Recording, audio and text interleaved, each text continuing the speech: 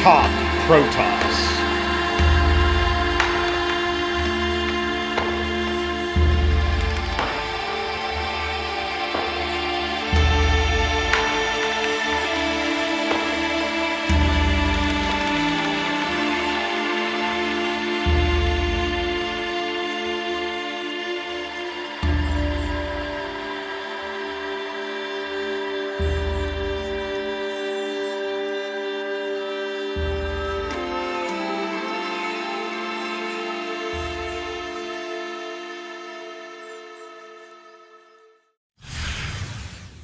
Ladies and gentlemen, the Throneroom Stage has come to its inexorable conclusion.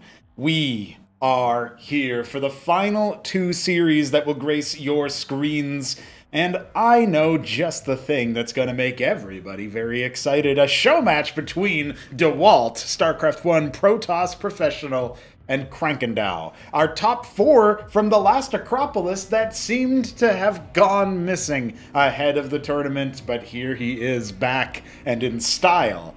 A time when we've talked about Protoss versus Zerg being so damn difficult in Cosmonarchy. Maybe Dewalt can show us the way, or maybe Crank will demoralize the Protoss one more time before it's time to wrap things up. And you know what that means? It means we have to introduce our players a little bit more definitively. We have in the left-hand side of it the favorite in theory, on paper, in mechanics, but maybe not in game knowledge. We still have to find that out. It's Dewalt, who is coming in for his second Cosmonarchy show match. Previously, he had played against Boneth in a Protoss mirror that definitely had some interesting ideas in it, including, Nexus first and Proxy Lattice for Golem start. And, some ideas were better than others, but here we are facing off against Krankendau, a different matchup indeed, a different man indeed. But of course, we do have Sir Crank on the other side. He has returned to our fold, the fourth place player in the Throneroom Stage of Acropolis 3. And he comes in here with the only matches under his belt, going to be practice partners for everybody, and his show match against Dewalt now. So I'm very excited to see. He's already been playing, Ascozi and Protoss and Terran, but let's put him back on his main. Let's have him on his Zerg, his beloved Zerg, and we'll see what he comes up with here. Guys, I'm very excited about the possibility, the prospect of non-stop chaos in this show match, so I think it's probably a good idea to bring in the Crank himself. Let's ask him if he's ready for Crank interview. It looks like he is because he unmuted, so I'll go ahead and assume that that is indeed the truth. Let's go. Crank, it is time to talk with you for a little bit here, my friend. It's been some time since I've heard you. You obviously joined us for some of the casts, but this is a bit of a different story, isn't it? You're fighting against Dewalt. Tell me how you're feeling ahead of the show match. Well, I'm excited. Yeah. We haven't had a lot of practice, to be honest. Versus Protoss, I played maybe just now a couple of games with Eud, so thanks to him. But yeah, I mainly just watched replays this month and played some Ascozi. That's what I did. Right. And also it's worth pointing out that while you have been practicing with all these other players ahead of it, it wasn't a lot of time spent, playing your main, right? I mentioned that a little bit. You played Ascozi, you played, even before that, I saw some Protoss and Terran games, some pretty interesting matches where even you were helping hit 'em up practice and stuff. But ultimately, ZVP, your only practice apparently Aoud. Hey, Aoud needs it. He's looking for that help. So I'm excited to see what might be in the cards here. Dewalt says that he is ready to rock and roll with the first map being Watchpoint, a port of Matchpoint. So talk to me. I know you have some thoughts about the map. So what's going on there? Well, you sent me the list, and it's half of the maps I never even seen. Right, all of them ported from StarCraft 1 or StarCraft 2. Obviously, in theory, if Dewalt liked one of the Cosmonarchy maps, he could pick that as well. But, he's much more familiar with some of the other options. And so with that lobby up on Watchpoint, knowing the options available, you have some, you remember some. I remember, obviously, Brainstorm, a map that you played a number of times in Acropolis 3 back when, that was the Blue Storm option.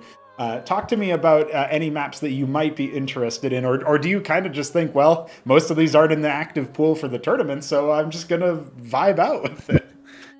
Well, just now, an hour ago, I checked out some of the maps to see what they are, and there are some pretty good maps, I think, and some crazy maps with, with fastest map ideas, like one stacked mineral, so Yep. that's interesting.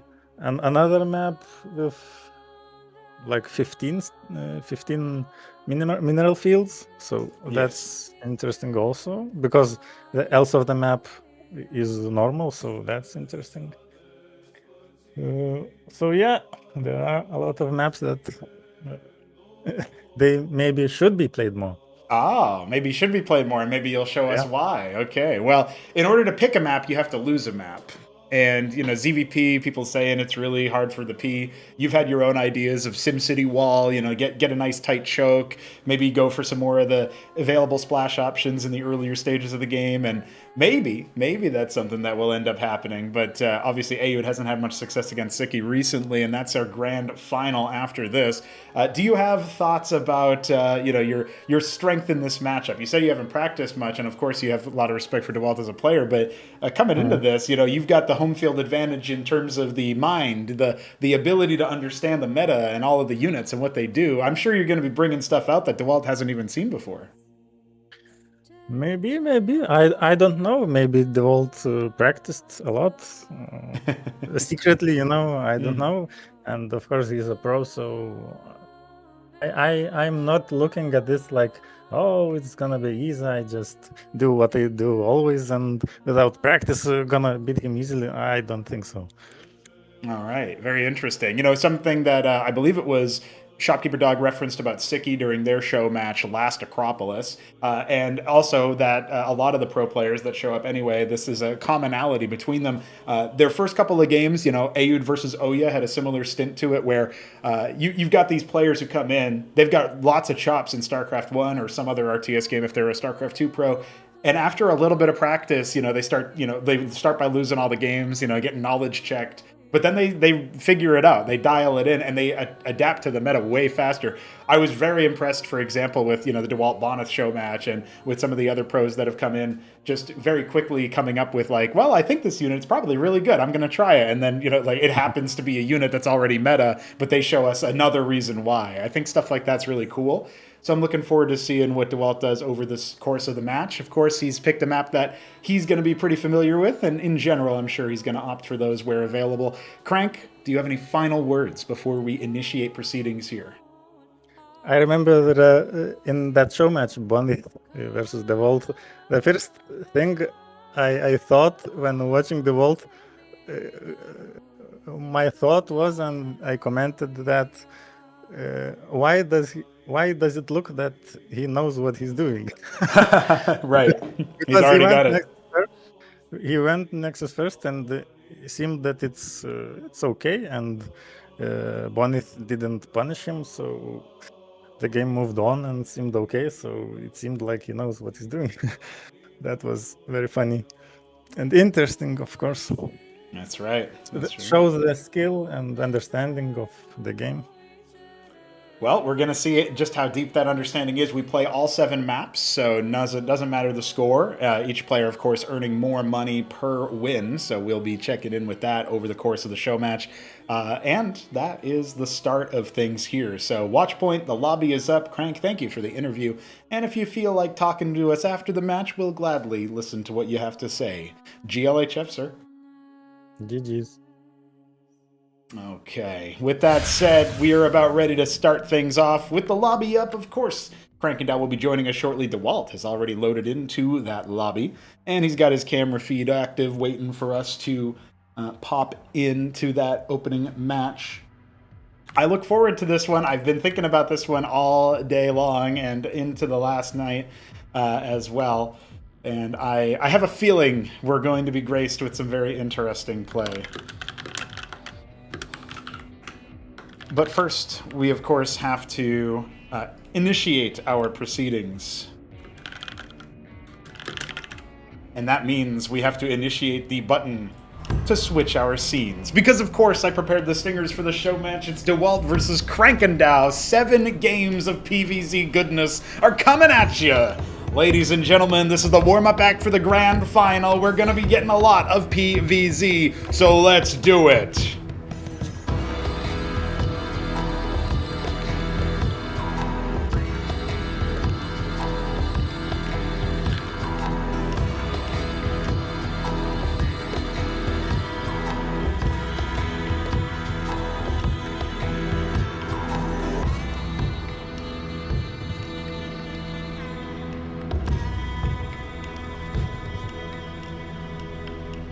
Krankendau, the Zerg challenger, the top 4 from Acropolis 3, returns to our fold for a show match against Dewalt. He is in the bottom left of Watchpoint, our port of Matchpoint. And honestly, I don't even know this color. I'm going to say Dark Sapphire. There it is, Dark Sapphire Zerg. In the top right, it is Dewalt, going for a gateway as his opener, not bothering with any early Vespine mining. This Protoss has already played Cosmonarchy, but it was against another Protoss in Bonneth. In theory, they were equally advantaged or equally confused by the tech trees available to them, yet they still put on quite the show for us. And up here, the vivid red, vermilion Protoss is actually going to open a second gateway. Is he going to go 3-gate start like Oya did versus those pool Zergs in the past? I do have to wonder that. But it appears that Krankendau, on the other side of things, opting for pool into Larvosk, so a little bit more on the early aggressive front. Watchpoint, obviously a notorious map where you do have the early aggression options and not a lot of bases, in fact. And there it is, the third gateway coming out with a Legionnaire start for Dewalt. He wants to get in Crank's face and see what he can't come up with. I am excited, ladies and gentlemen, with that pool. The Larvosk into what will be a second Larvosk. This looks like it'll be a fairly middle-of-the-road build order. That Legionnaire already leaving the base camp, and the Protoss will be marching across. There's something about seeing Dewalt play Cosmonarchy, the name in the top, and of course I have access to it, but you guys don't. You click on one of his units and it says his name. The camera feed blocks it out currently, but just seeing that, man, that's hype as hell.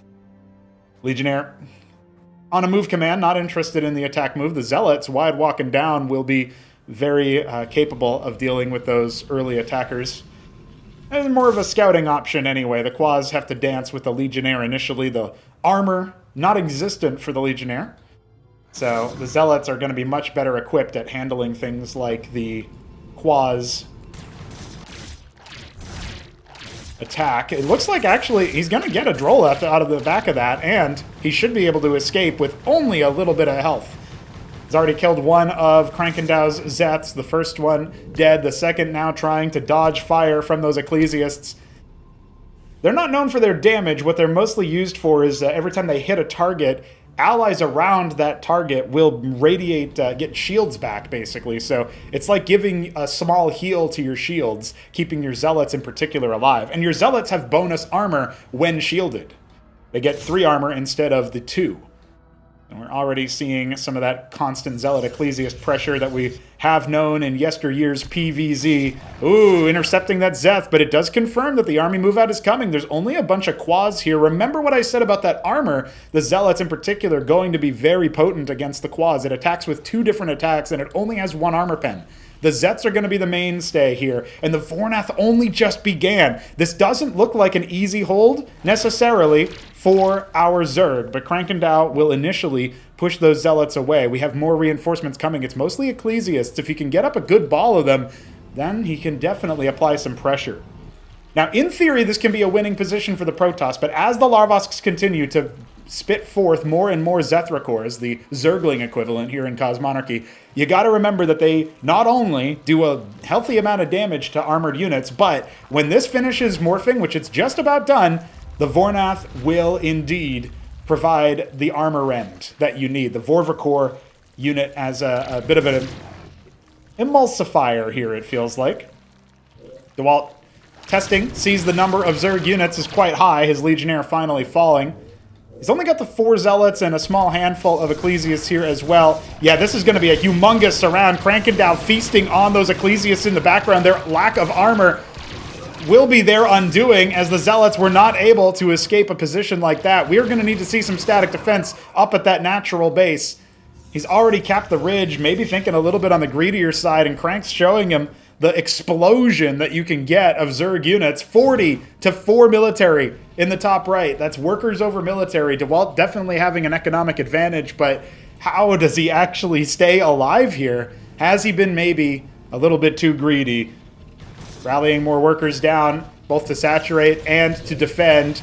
A pylon is a bit of a bait. The Nexus provides a power field. The Zets and the Vorv's going to engage on to what forces are available for Dewalt. The Matrix might not actually finish. The Bulwark is providing shields steadily. The pylon was indeed destroyed, but it felt like it was surplus to requirements. This flood is over. GG. And we go to our first match being won by the Zerg.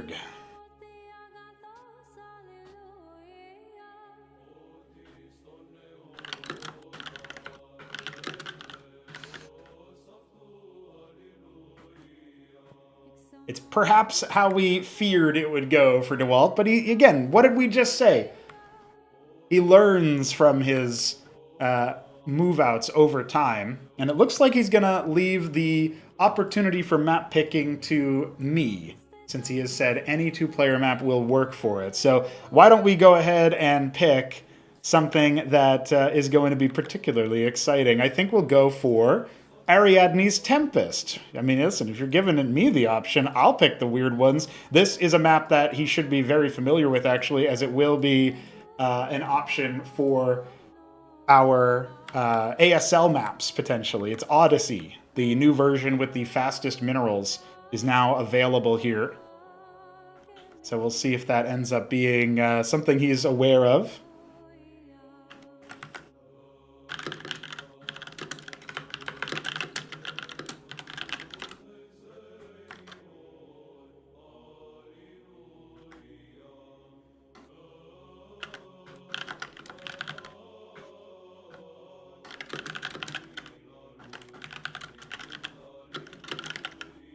All right, we are ready to get into things, ladies and gentlemen. Our players are all squared away for game 2. We go all 7 in this set. The first one was fast. Let's see if the same is true on map 2.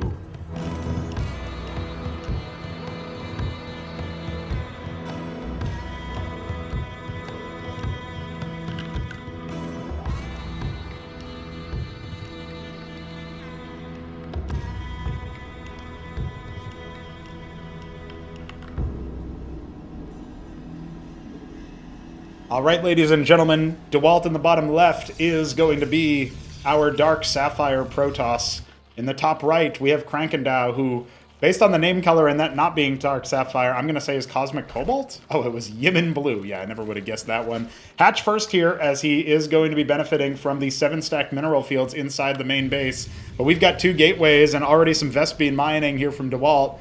As soon as you hit 7 mineral workers, you basically are at saturation. So it's a little bit different than in Starcraft 1. Your income is going to spike up with your first 7 workers, and then you can immediately pivot to harvesting the gas. So that information is available to the players. It was made available, I should say, to the players.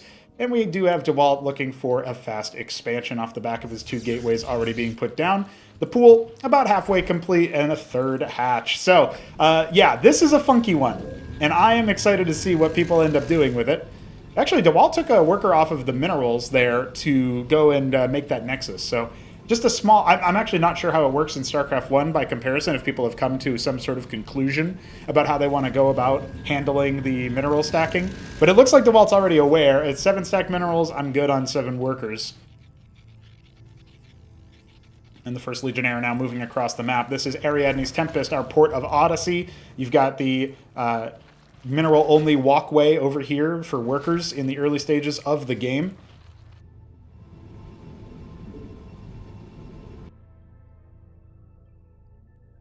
Oh, and there are some lodestones in the middle of the map as well that you can garrison, which is always fun. Dewalt just confirming that indeed the Xel'Naga Temple is all set there to block that back base. And now the Legionnaire will move up the ramp to see what's going on. A pair of quads are here, another pair hatching soon. Ardent Authority pretty quickly here for Dewalt, clearly opting for splash damage. Positron could be a good option. A Cantor, the Reaver equivalent, is more common. Got some more units starting up here. Maybe some worker harassment can be done. Starts to drill them off. Just taking some workers off of the resources for a little bit is definitely worthwhile here for the Zerg. Starting to add a few more mineral harvesters, just in case. Ooh. A little bit more heckling. He's actually, like, expecting a reaction, but Dewalt was pretty stoic about that and just said, "You're going to blink before me."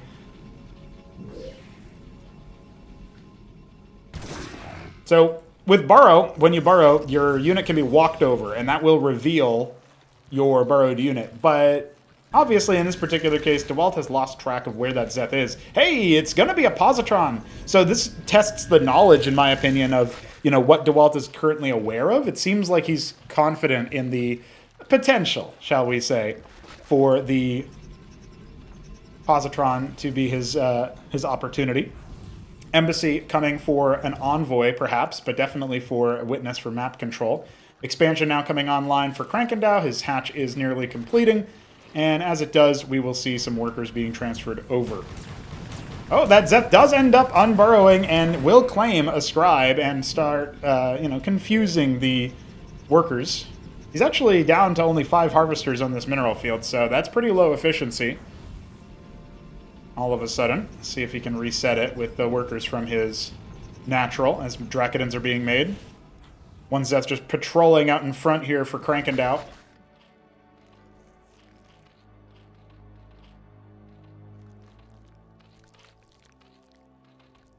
Pretty good worker count right now for Crank, but of course, Dewalt does have a superior count right now.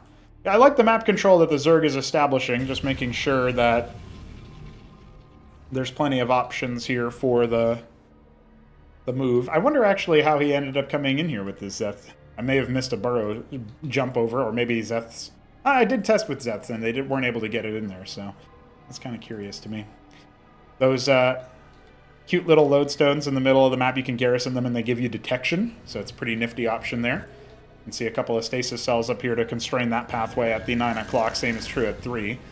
Bulwark, double matrix. He's just going to go ahead and set up double gateway and a prostration stage as his positron count continues to rise. In fact, where are his positrons right now? Oh, look at that! Now, do we have a reaction here from Crank? He's already gone for the Shroud. He will have the Lake Is. I don't know if we're going to have a witness in time with this defensive force, but immediately the positrons go after those stacked workers. Now, tragically, they don't end up taking the cake, but they have denied the workers and the harvesting there. So he's going to scoot those positrons back into the envoy and skedaddle. Those projectiles detonate a second time, well, an additional time every time they travel 1 weapon range worth of distance, right? So 1 tile. And so those extra projectiles as part of the trail, those are all dealing splash damage. So even though the individual damage of positron attacks isn't that much, you're almost guaranteeing multiple hits on even just a small target, as long as they're bigger than 1 tile's worth. Of course, the splash does have fall off, so all of that is considered. Let's draw trying to go for base number 4 for Krankendau right now. Dewalt wasn't quite on the game there, so he doesn't end up denying it, but he'll unload it and start heckling it, maybe provoke further action from the Zerg. During this time, a witness is halfway complete. We will be seeing the detection available, as well as, of course, the bulwark present there. Lattice on the way. Prostration stage is done, but are we getting any units out of it? Looks like currently no. Already starting to get to, not quite depletion levels, but 500 minerals inside that main base for the mineral fields that I can see. Nathrakor has been dispatched to deal with that envoy, but still it scoops up everything that it can. The Matrix is helping out as well. Remember, the Lake is present here. He's thinking about where to unload those positrons to get that splash damage. Much needed right now, because the Ecclesias count is pretty low. He's only got 3 of them, so those Zealots are getting mulched, but these Lakes are getting cleared easily by Dewalt. His army stands tall after all of that heckling. and harassment. Krankendau might have the worker lead, but the shoe is on the other foot from game 1. He's referencing a bunch of Droleth over there, but he's waypointed them in the wrong direction. Oh, no. Looks like both players so far foregoing any interest in garrisoning those lodestones in the middle. We've got units kind of flooding in from all over, but the envoy is dispatched to clear out some workers in the main base. Meanwhile, the rest of the army pushing forward. Well, he actually doesn't have the positrons in there. It's a bit of a bait because they're with the army right now. What else is he producing behind this? A Mind Tyrant. Memories of past attempts with it. The Nathakors will finally find the envoy. This base should be denied, but we do need to see that witness. It's maybe out of position.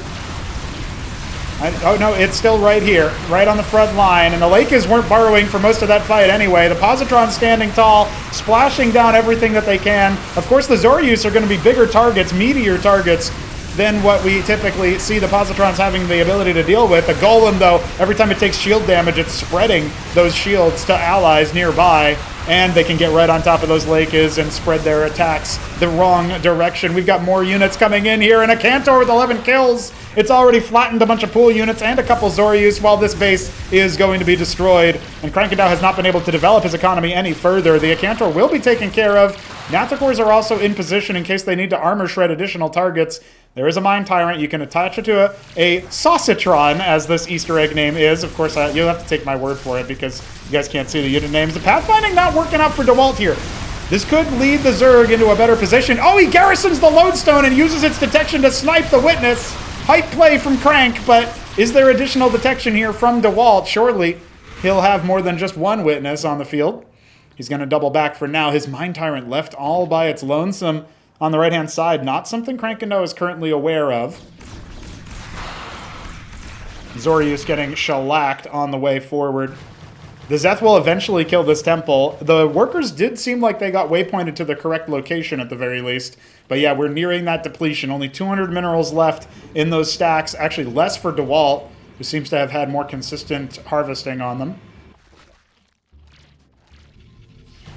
He's setting up a third base. It is starting to get scouted out and under attack, but it's only by one single Zeth. Now, the rest of the army coming up here to clear the temple. Is that just going to allow Dewalt to walk into another base is the question. Down the Zeth will go. I still don't quite see another Witness. The embassy is making artisans as we speak. Only one Zeth on the map right now for Crank. He will finish off that temple and allow himself better pathfinding out of his sector of the map. We're entering that 10-minute mark. A Pariah is the Malefactor, so the energy of the Mind Tyrant will be used as an extra overshield for the Pariah. And while the energy is still intact, the Mind Tyrant will provide mind control whenever the Pariah kills something or damages something and then that unit dies. So pretty potent use of the ability. It strengthens the front line ever further. The Witness is here. The Lakers will not burrow for free. Doubles back, however, cycling away. Mind Tyrant looking a little bit worse for wear on the energy front, but he does end up charging forward. He seizes control of Alakas for that splash damage. Could definitely be impactful. But it will go down. Mind-controlled units take double or a 1.5x damage, so pretty hard to keep them in for a long-term battle. And the Ardent Authority number 2 being put down. We have the Zealot heckling the hatch at the 3 o'clock location. Krankendau going to have to deal with that somehow. As once again, Dewalt sizing himself up a nice snack here. He tosses a Maelstrom out, but it only ends up hitting a few of those units. He's actually controlled an Ultracore egg. That's pretty funny. Now the Pariah is about close to death. That is the Malefactor, so without him, well, the Mind Tyrant is also a pretty key ingredient in this puzzle, and he's got no life left, so that will be a wrap on the mind control shenanigans, but the splash damage is still pretty damn good. And even though we've got Ultra Cores, you got to remember the Draconin count's pretty high. We still have a Cantor here for that single target damage. He's going to need to make a few more things than just that. Oh, his units are getting clobbered up here by this door. It does not lower.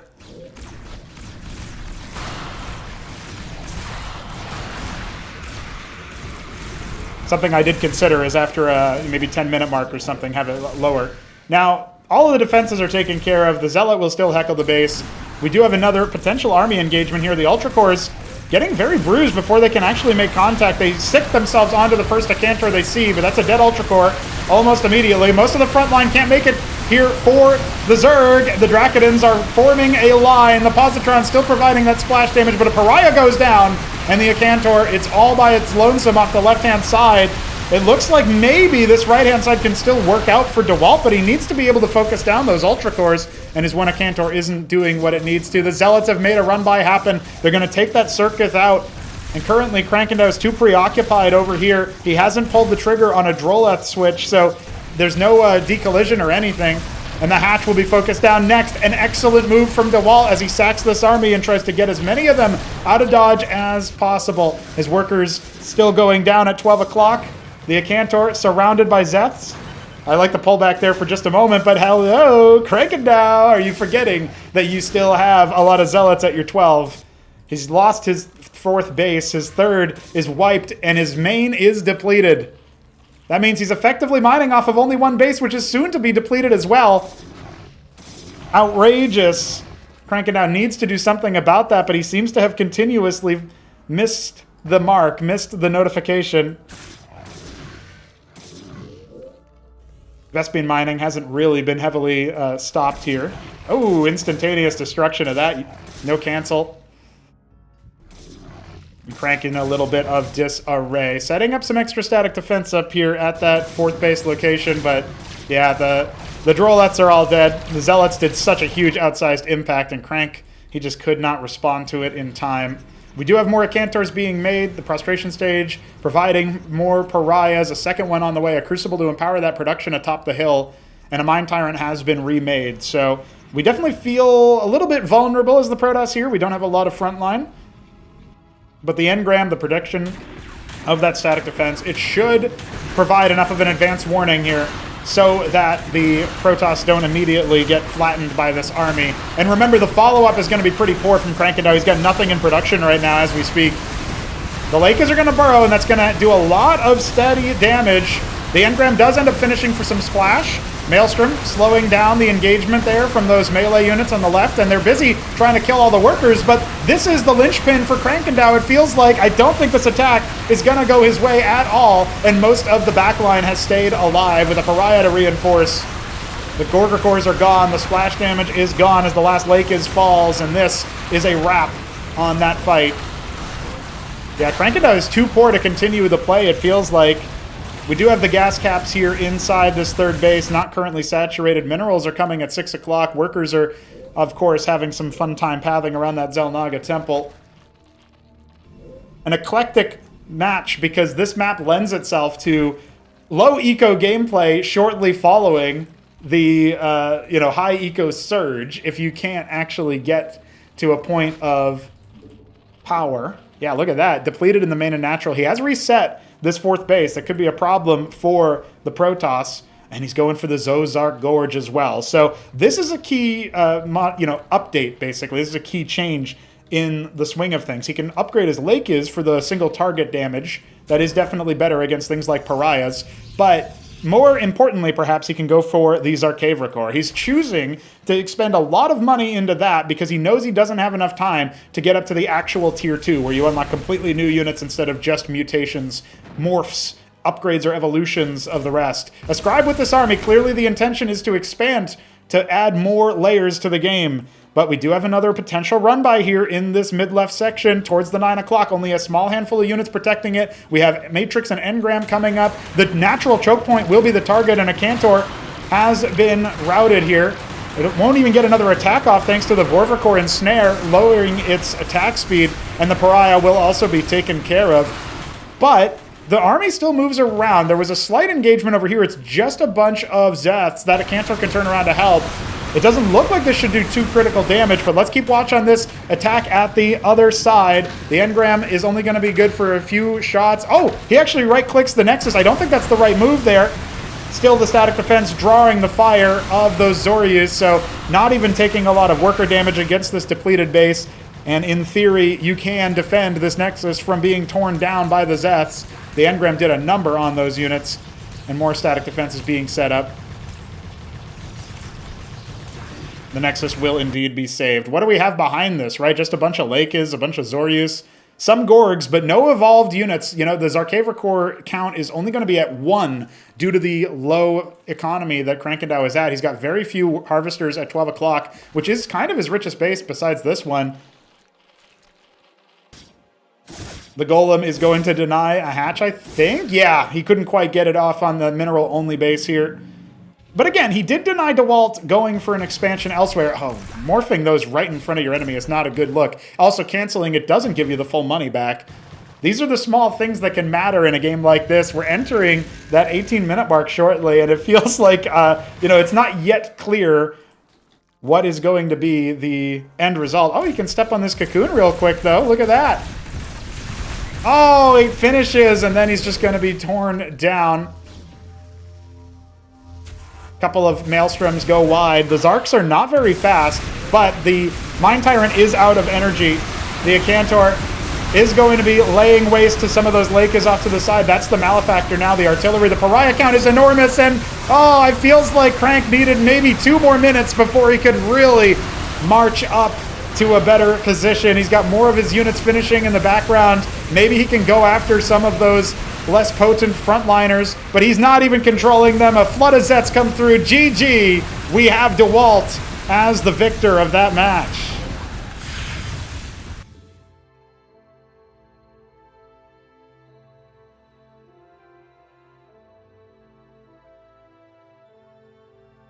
All right. Krankendau will pick map 3. We have a tie opening set. $10 per map win, as a reminder. They're both up to, I can't remember if I told Dewalt it was a $10 appearance fee or a $20 appearance fee, so let me just double check that real quick. $20. So they're up to $30 each right now. And we will go to Saberhand, which is a much more familiar map. This is a map port of Blade Runner. And I'm not sure Dewalt will be as familiar with it. It hasn't been something he's been, you know, playing very recently in Starcraft 1.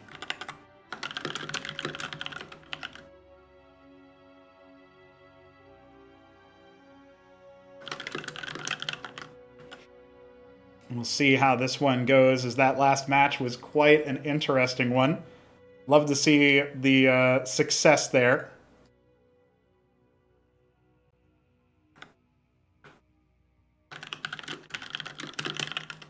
So let's do it. We're going back in with Dewalt up 1-1 now against Krankendau. We get to see a little bit more depth here.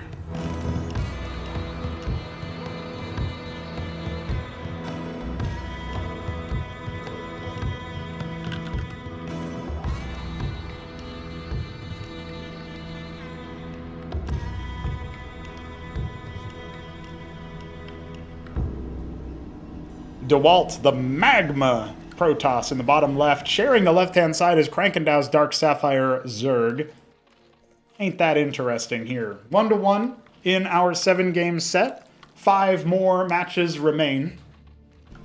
I allocated about 3 hours here for our opening series. We're already 40 minutes through the first hour. So pretty exciting stuff to get to the point where we're talking about, you know, cool backs and forths.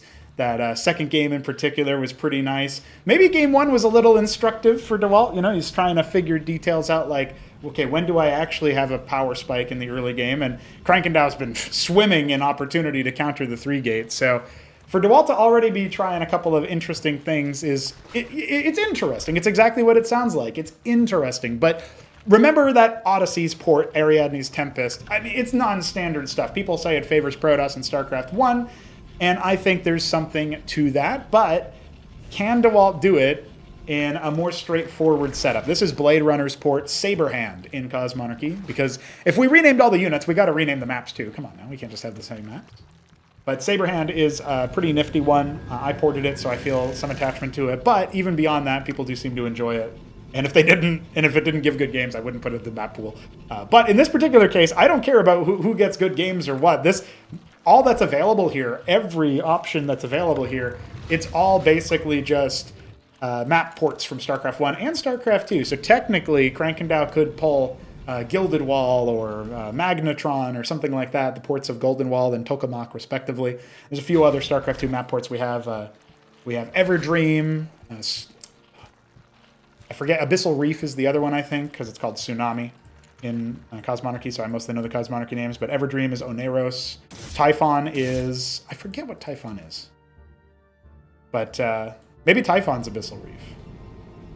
In that case, I don't remember what Tsunami is. Oceanborn is Tsunami, so there you go. We have a couple of maps like that, but if you're not a StarCraft 2 guy, then you don't know what I'm talking about, and I'm not a StarCraft 2 guy. I don't even know what I'm talking about. Dewalt is using a Legionnaire once again. He does end up scouting his opponent first. The Zets do go aside, and the Legionnaire will clean this one up inside Dewalt's main base. Krankendau, a little bit asleep at the wheel on the control there. For those wondering about the RTS pedigree of our Zerg player, Krankendau has been playing Cosmonarchy for some years. However, he is definitely more of a... I guess he'd probably be like an A ranker in a remastered. Maybe higher than that if he was giving it all of the attention that he gives Cosmonarchy, but he just prefers Cosmonarchy. What can I say? I can't control what the players do. I just tell you that I just make the game and people tell me it's good. So overall, I would say the matches that we've seen between these two, the knowledge is going to be the main case, right? Krankendau is going to be having his fun in that context. Dewalt, he's here to play for the dubs. He's here to play for some fun, but also for some cash. And he's setting up for another Zealot Ecclesiast attack. That third Larvosk finishes up the Vornat starting. The pool count seems even more favorable right now. The unit count a bit more favorable even than it was before. But Dewalt wants to stand tall on this little high ground piece. He's going to have his Ecclesiast and the set of Zealot Legionnaire. He's going to see about reinforcing with more Legionnaires than that. And he's going to basically say, can you break out? And he's going to test that theory. Well, the Ecclesiast getting shot by the Quas, though. That was maybe not something he accounted for in the unit strengths. He's got two more Zealots wide walking across, and he will be putting down a Matrix inside his mineral line. A key detail that's different from before, rather than the expansion behind 3-gate, he went 2-gate Ardent Embassy. He wants to do the Positron drop again. This time, maybe a little bit more feeling to it, but before he can do that, he needs to consider using the Positron for a defensive measure. It looks like maybe he's going to think about going with only one Positron, which can still do damage to workers, but it's not as good as you might imagine. Zealot Ecclesiast returning home, more Zealots on the way, and we do have a Bulwark being warped in behind this. The second Positron should finish in time to hold back this horde, in theory, right? And if Krankendau is too busy controlling his units, what is his response to the workers, right? He's sort of sussing out where the weak point might be here, but the Positron is already attacking his worker line. And he's already got a couple of kills and a whole bunch of softened up. The second Positron does finish. The Ardent Authority is the main target. The Zealots and the Ecclesiast trying to scramble some kind of defense. He goes after the Positron. He does not stay on the Ardent. Meanwhile, there's every worker killed or burrowed inside Krankendau's main base. And I think his attack force has already run dry. Dewalt, he had the confidence to know that he could go for this attack. And that Positron staying alive, the Ardent staying alive. There is nothing left here for Crank. GG. And Dewalt, he can be a little happy about that one.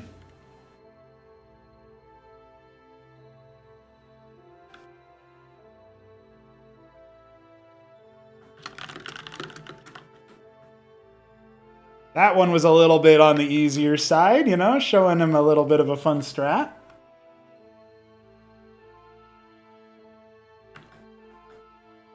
Let's see what Krankendau's next map pick is, because his Saber Hand pick has already been burned through. You can't pick the same map twice.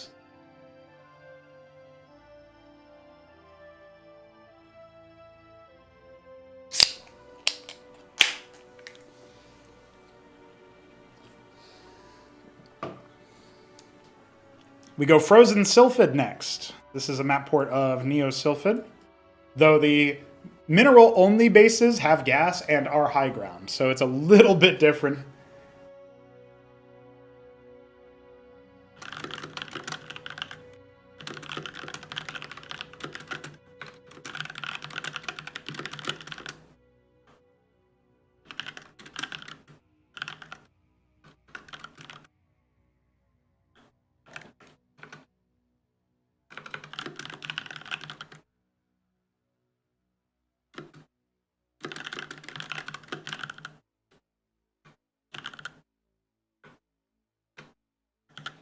I am having to type out a quick explainer for the changes from as best I can summarize them for Frozen Sylphid. Lucy says, the Blood Summon concept art is sick. People should donate to see what I'm talking about. I agree, honestly. I agree with that statement.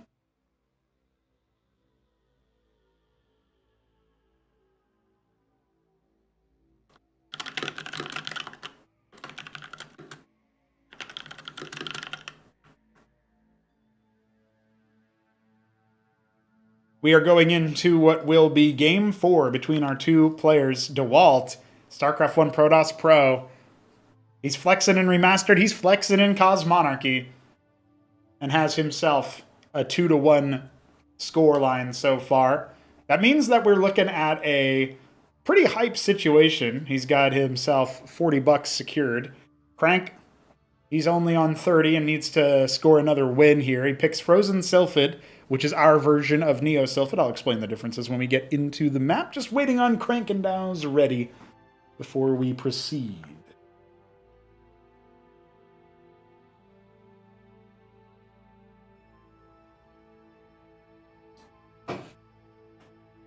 Let's do it. Krankendau and Dewalt have confirmed they're ready. We are getting into Game 4 on Frozen Sylphid. Have at ya!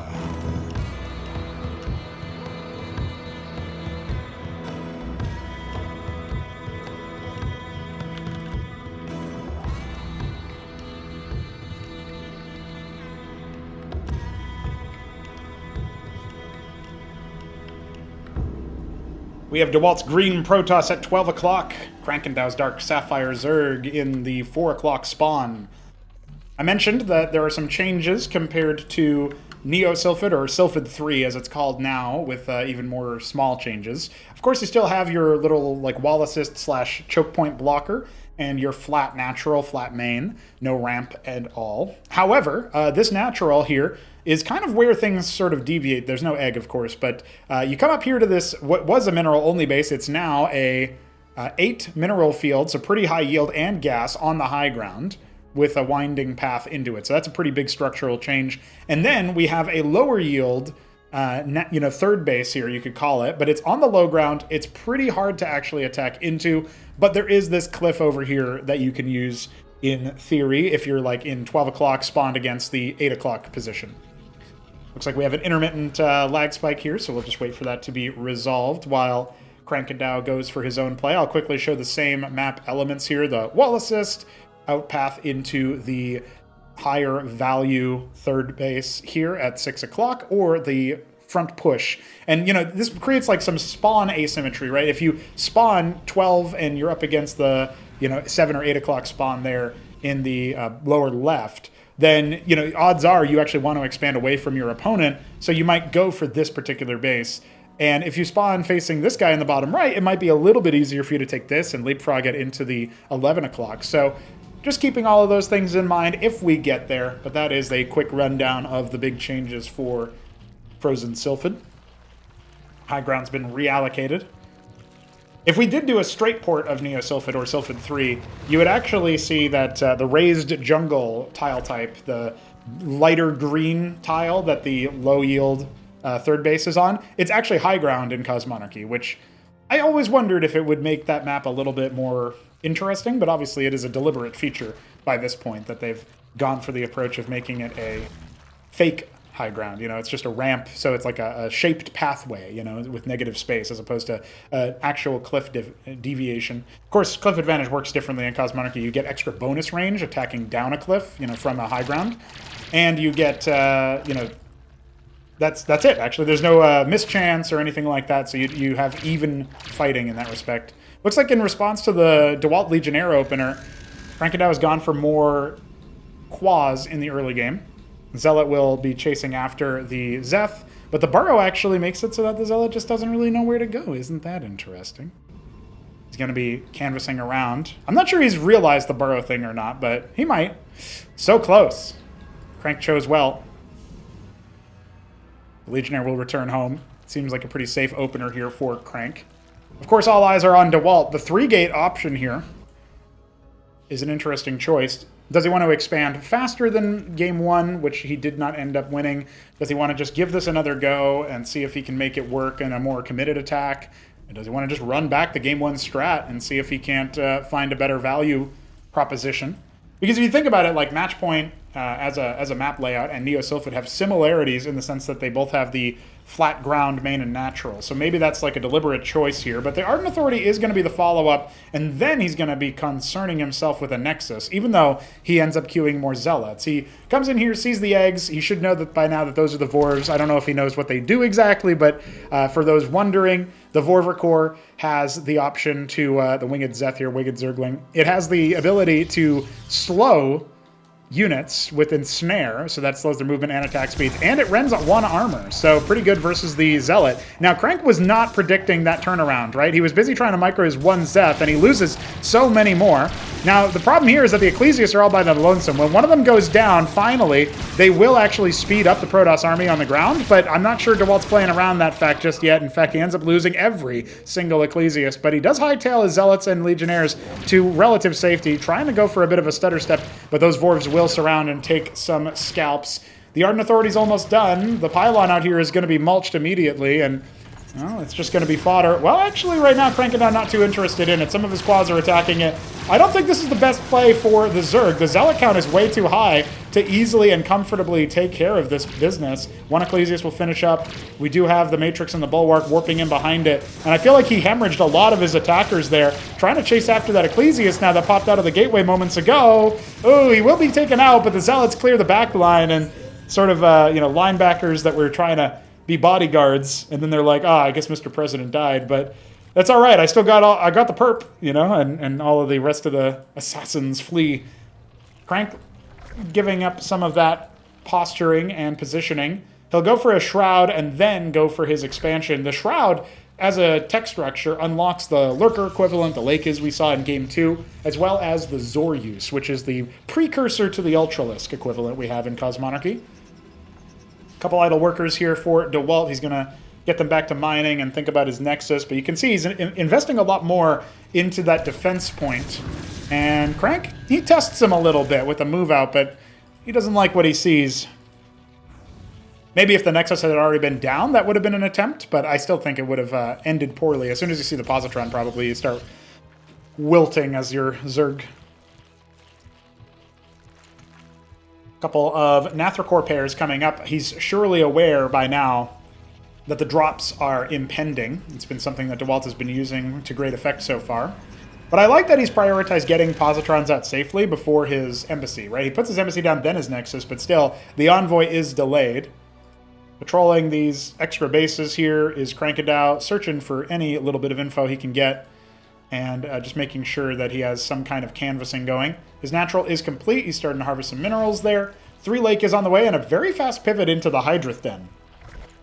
I actually don't know what he's planning on doing with that. His Nathracors aren't quite patrolling yet, but they are in prime position to nuke the transport as it comes out.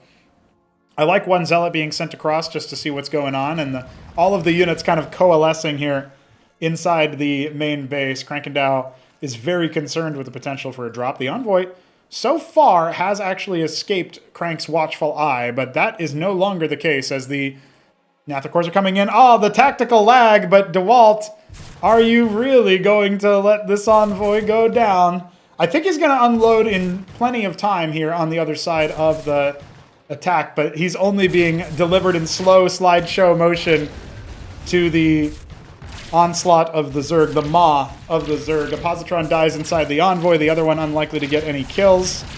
And then we get to see full motion again. We just had a tactical zoom in, some RTS games, or I guess some esports games have that tactical snap zoom for the, the audience's sake. I guess I decided to program that in real quick. You know me, guys, I just can't rest. Zealot will wide walk in to reveal the presence of the Lake is. He's actually going to get all the way in. I wasn't expecting that. Going for a deep scout. He sees the Hydrith Den, and it's got a weird wireframe instead, so I'm not sure he'll immediately connect that to Bactals, but Krankendau now pivoting to another bit of tech that he has not yet shown Dewalt.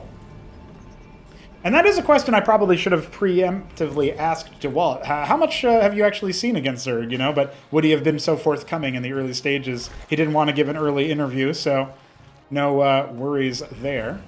We'll see if he wants to stick around to talk with us after the fact. I know his English is pretty good, so maybe he'll be so inclined. Right now, he's in his element. Crucible to empower nothing right now, but I'm sure he'll be putting some high-tech stuff down around it.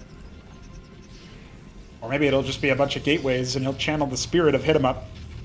Positron drops have definitely been attempted versus Zerg. In particular, Sausage is known for it. That's why the Positron is sometimes called a Sausatron.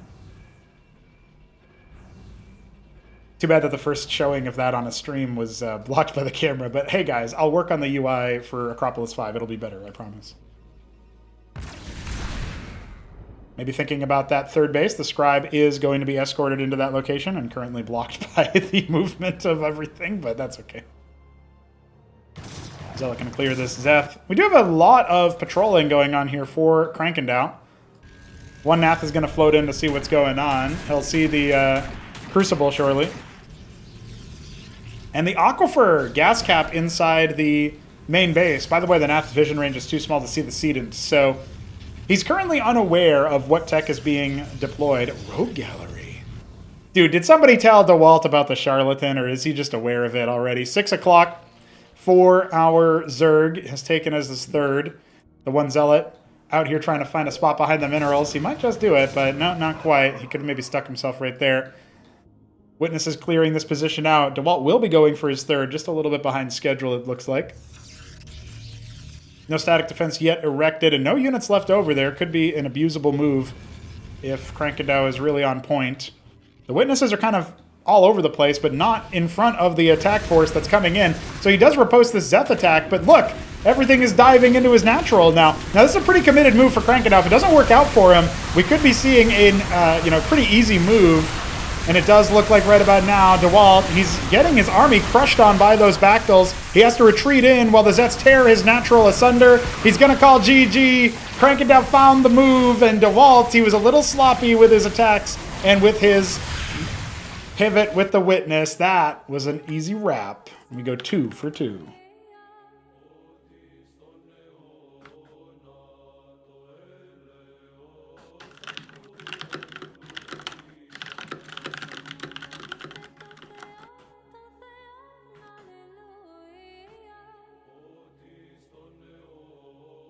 Okay, this is an interesting one. Dewalt has chosen Static Gray, a port of colorless fate. I mean, come on, guys, that's pretty cool. We don't get to see we have never seen a cast on this map. I don't think I think I casted maybe one game on Ariadne's Tempest, but I can't remember.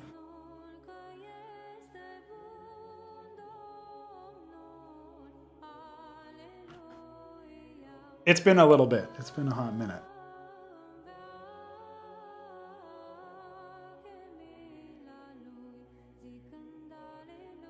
All right, let's get these players ready to go.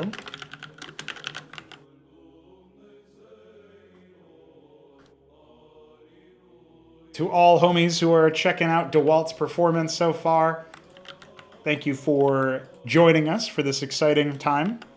We will be getting back into Game 5 now. It is going to continue on Dewalt versus Krankendau, and we're going to a new ASL map, Colorless Fate, ported to Cosmonarchy.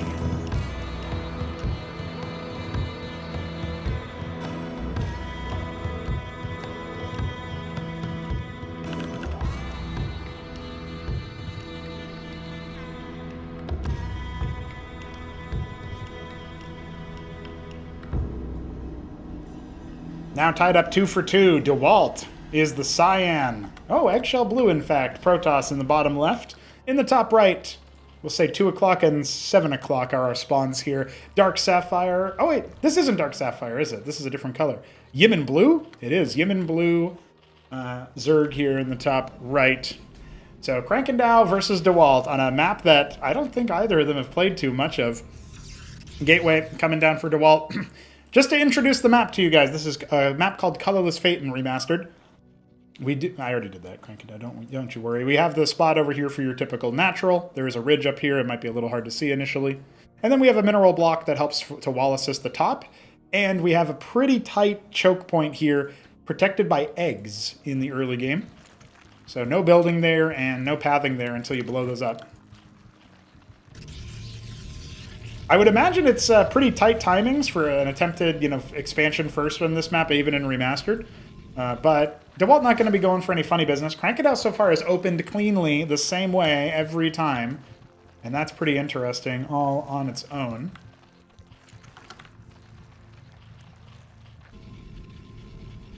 Gateway finishing up, a second one in production already.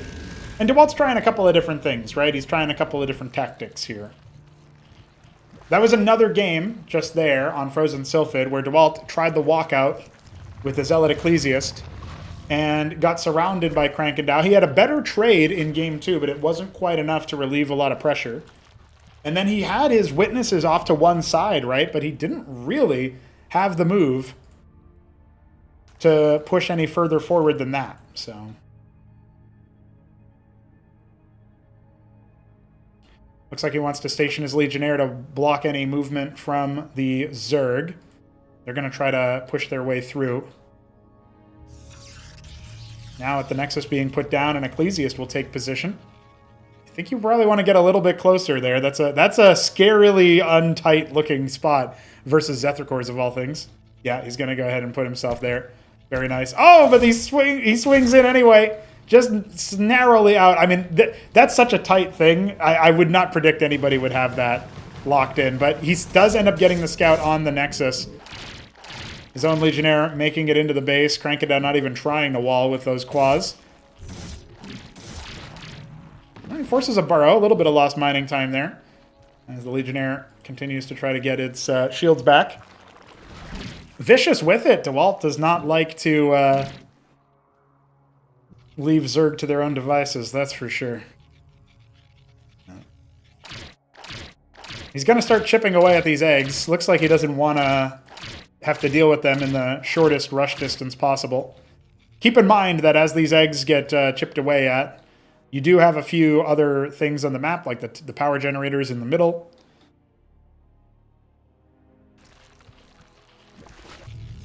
Legionnaire just scouting around the rest of the map features right now for Dewalt, even though the map is revealed just like it is for us. It's revealed for the players.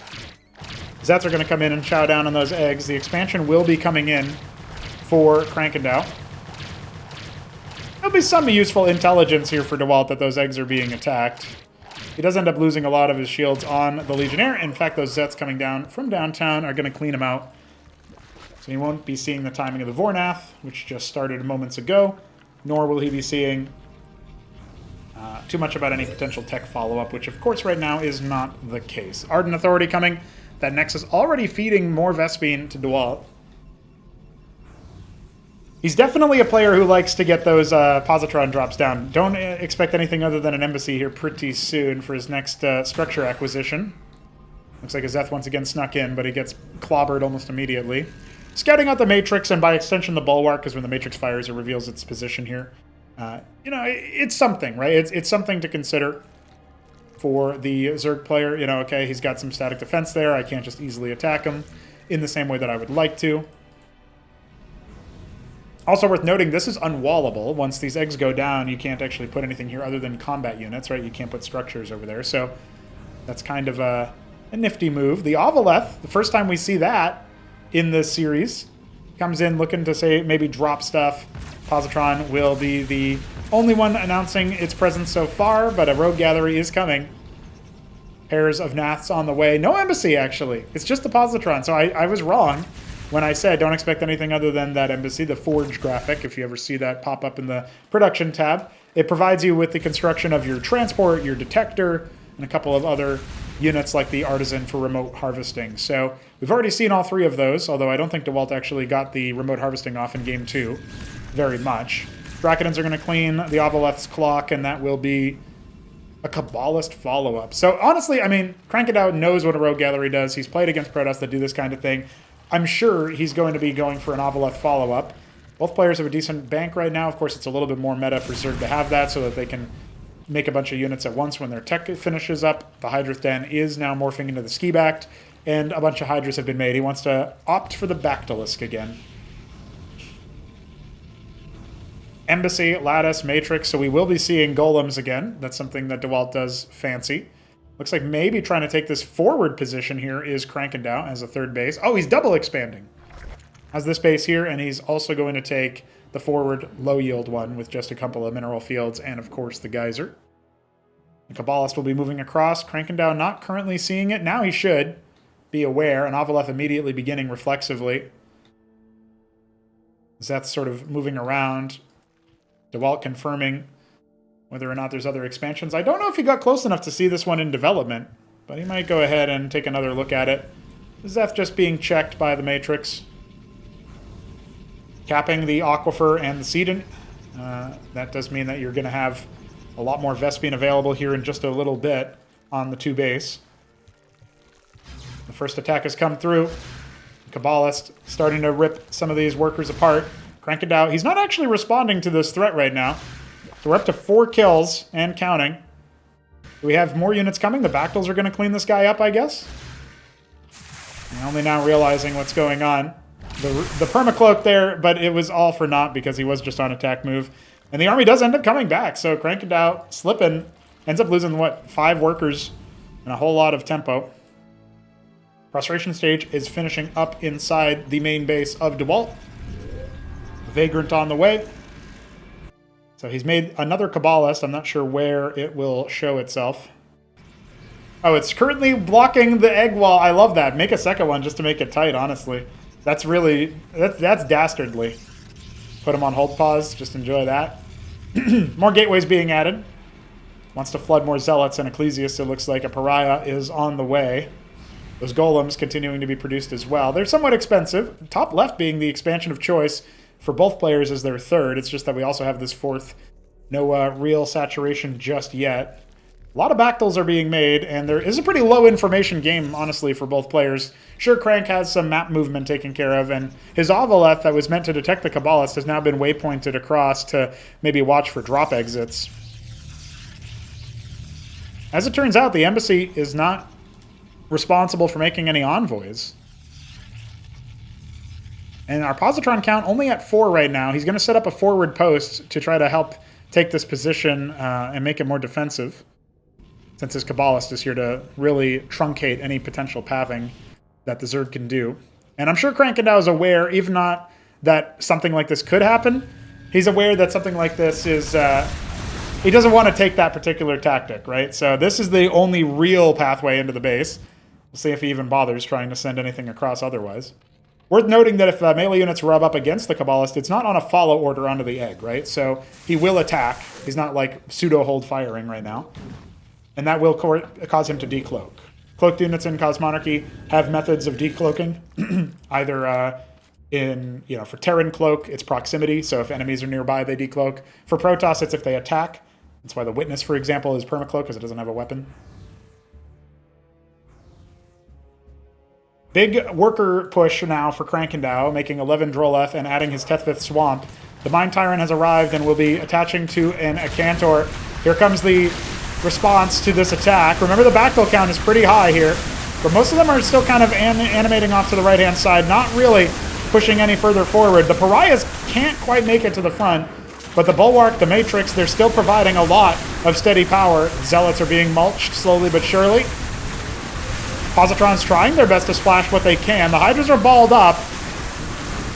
The Mind Tyrant is going to be focused down. The Engram continuing to shellac so many of these Hydras. The Pariah finally getting on top of those Bactyls, and they struggle versus armor. They struggle versus things in their face. You can see the right clicking here from Krankendau, the target selection to try to burn through those Positrons where possible. It was a commendable effort, but it does end up getting wiped, and there's still a pretty healthy backline here for the Protoss army. He mostly needs to concern himself with rebuilding additional frontline.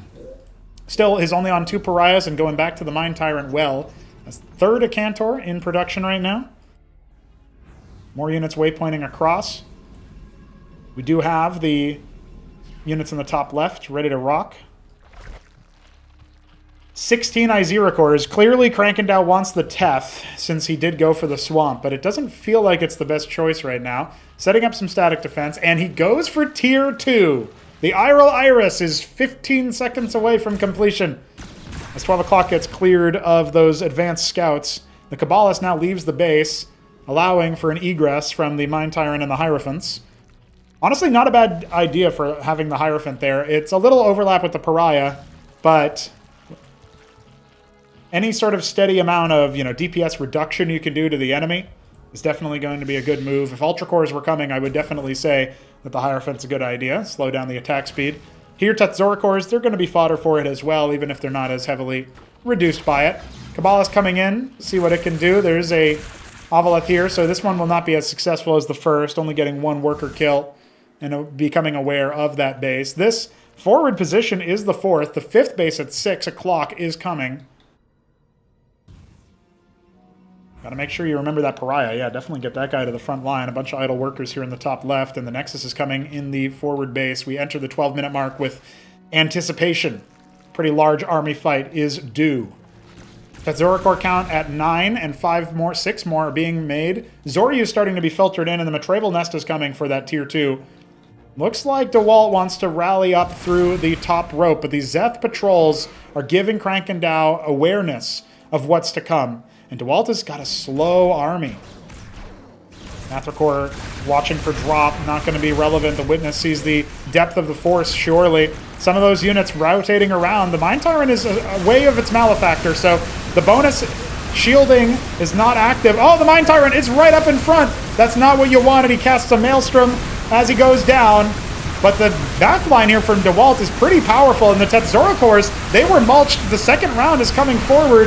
The Acantors are going to be godly against those. The Hierophants providing additional attack speed increases for Dewalt's army, even after the Pariahs go down. And the Positrons continue to mulch everything. Only now do we finally have the Tier 2 units deployed, but there's nothing for them to support. The Convolusks can only make so many Rillarok cores. The Vilgora core can only shield so much.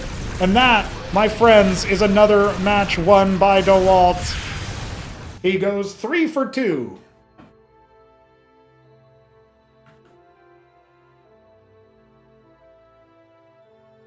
Can you believe we've already been 5 games deep in this show match? Only 2 more remaining. And it's still hotly contested. If we get a PVZ like this in the grand finals, well, stick around for even more epic Cosmonarchy action. We got Sziky, StarCraft 1 Pro Zerg, playing up in our grand final, who made it through our whole tournament, through the upper bracket. And it's a rematch of the upper final with Aud64 as a Protoss challenging him. So, we got Pro Protoss versus Homegrown Zerg, and in the final, we've got Pro Zerg against Homegrown Protoss. I think that's going to be a pretty exciting one for sure.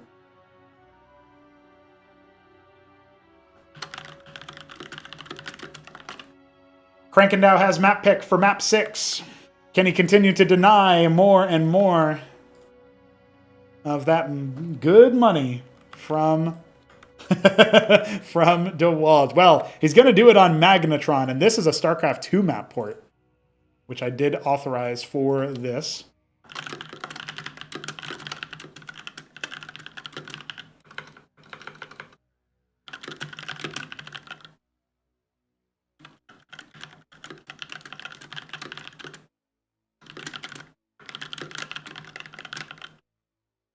Giving Dewalt a quick rundown of what to expect in the map. Let's see what he can do, but he's already won on Static Gray. He's won on Odyssey's port as well, Ariadne's Tempest. And of course, he is having a good time on even Saberhand. An easy drop victory there. Waiting on Krankendau. He needs a minute before proceeding. Dewalt is ready to go. Drops the GGGL. That's, I think, the first time he said that to Crank.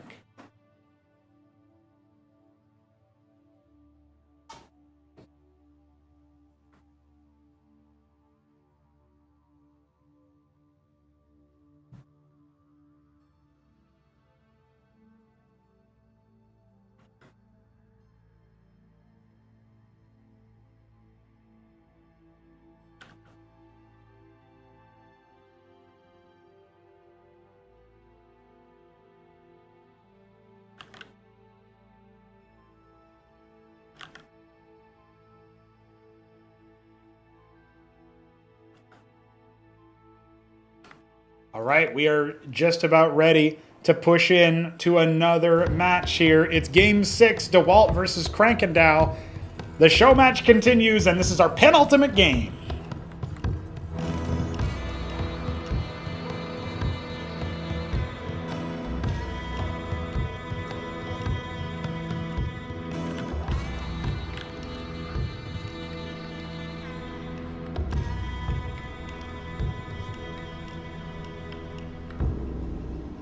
Dewalt's dark green Protoss in the top right of Tokamak's Magnetron, a Starcraft 2 map, because Krankendau needs every advantage he can get. He's not from Starcraft 2, but you know, this isn't a map that Dewalt has a lot of exhaustive knowledge on, right? In the bottom left, we have the... Ooh, I actually don't... Is this turquoise? Aquamarine. I never would have guessed that color. I forgot that was a color. Aquamarine Zerg. Krankendau is going to be going for his patented 8-pool into Larvosk. The gateway on the way for Sir Dewalt. So we know he's not going to be pivoting into lattice opens. It's interesting to see him use the Zealots a bit more tactically so far. Of course, it's exactly what you would hope for and expect with a pro-toss. A pro-toss. A pro-no-go. Wait, what? No, that's me.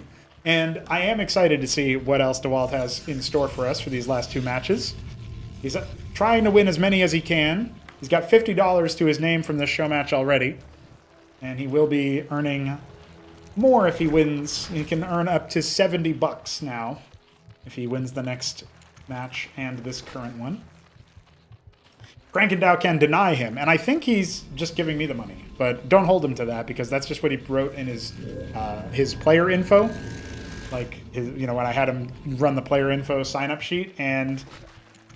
he was trolling for that. He said, like, I think he left a bunch of stuff blank, and he was just a goofball. He said his favorite unit is the larva. I mean, maybe that's not a troll, That's a pretty impactful unit for the Zerg.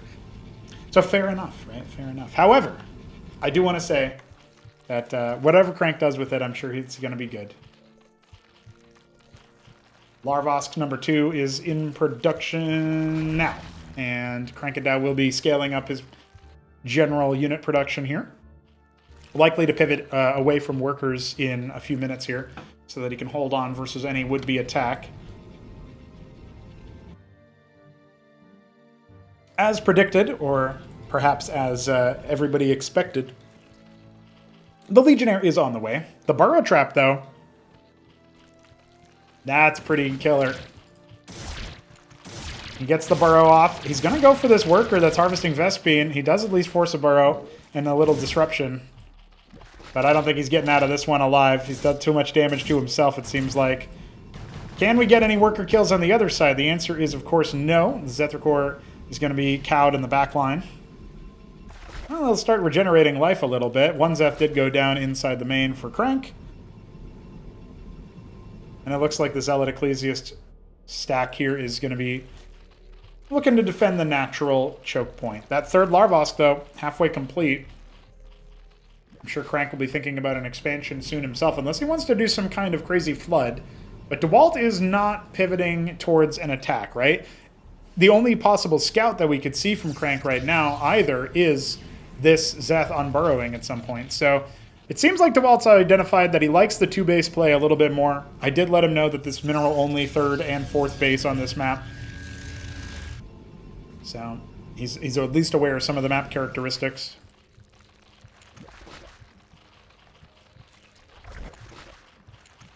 And by the way, I think it's appropriate to let the players who don't know Life Cosmonarchy, like some of us other homies do, details about the maps before we jump in, because if there are changes from a StarCraft 1 or a StarCraft 2 map that they might be familiar with, I think it's good manner to let them know. I think so. Maybe that's controversial, but we want good games. We don't want, Dewalt being like, I thought this map had this, and then he loses or whatever. So just a little bit of mental prep there.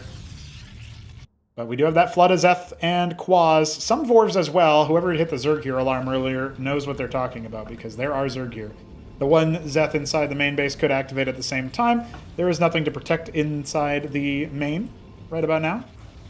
See if that factors in. Last time, Crank ended up losing a lot of his units on the push-out on Frozen Sylphid because he was busy microing the 1 Zeth in the main base. So we're going to have to see if that same thing occurs here. Bulwark is done. Matrix on the way and shortly will finish. Trying to attack before it finishes, but again, the pylon could be a bait. At the very least, it could be some soaking up of the damage. 4 Ecclesiasts only. The Scribes get pulled to fight very early on. The Matrix finally falls, and so too do the Ecclesiasts. It looks like this bust is good. Looking good so far. The Zealot staying alive for some time. The Bulwark obviously providing some heals. The Ardent Authority is going to finish. There's no further units being produced right now that can immediately move across the map, but the Bulwark does not get defended by the 1 Zealot, and that 1 Zeth to the main base, it was surplus to requirements, it looks like. I think Krankendau has found the push. He's found the motivation to move forward, but the Hierophants just mulched through a few of those Zeths. And our worker count afterwards is favoring the Zerg. There's no real tech development that's going to help him with a flood of Lakes that are coming now. 5 of them, no, 6 in total, with 2 in production, 4 on the field.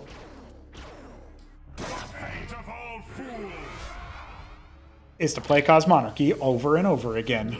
Wink. The Zet's actually coming back over, but Krankendau, you know, having the opportunity to maybe go for a run-by, that would have been pretty crippling. There's no static defense set up over here. Dewalt needs a little bit more minerals as opposed to the gas. He's already got his sedent. That might have been an expression of his eagerness. And this 1 Zeth joining with the one in the mineral line. Oh, that's going to be a dead worker. He can't quite micro away in time. And the second one comes in to kill the gas harvesters. Damn Zerg in my base. This one's still burrowed, still waiting to rock, given the opportunity. All right. Our positron count is 2. They can mulch through the Zeths pretty easily. It's the Lakes that I'm concerned about. Does he know he can stand on top of those burrowed units? Seems like maybe he's tangentially aware of it because of the way that he navigated on Frozen Sylphid, but right now he's just taking the fights and he's mulching those pull units. If the Lakes don't have anything to fight back against, it's really hard for them to continuously push forward. It's only Hierophants for the attack speed. There is no sustain with this composition. The last Zealot very low. And unfortunately, one of the positrons does end up going down. He doesn't have another one coming. He needs to focus this where he can. This might be his final stand. The positron getting blocked by the Scribe. Oh, on the rally, it's awful for Dewalt in the end. He's going to have to concede this one. GG. And the Zerg is victorious yet again. Which means Dewalt has map pick for the final map of our show match. It's all tied up. Most either player can win is $60. The others, or $70 rather. The others go home with 60. Isn't that right? Because we got 5 victories for $10 each is 30, and then they were at $20 to show up. So that makes currently 50. But yeah, 60 is the max that they can win right now. We will be going to the back rooms for this final match. I have not seen this map very much at all being used. So let's do it.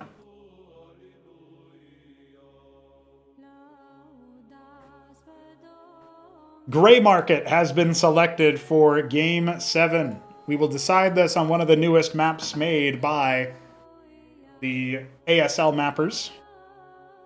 Ported to Cosmonarchy. Thanks, hit 'em up.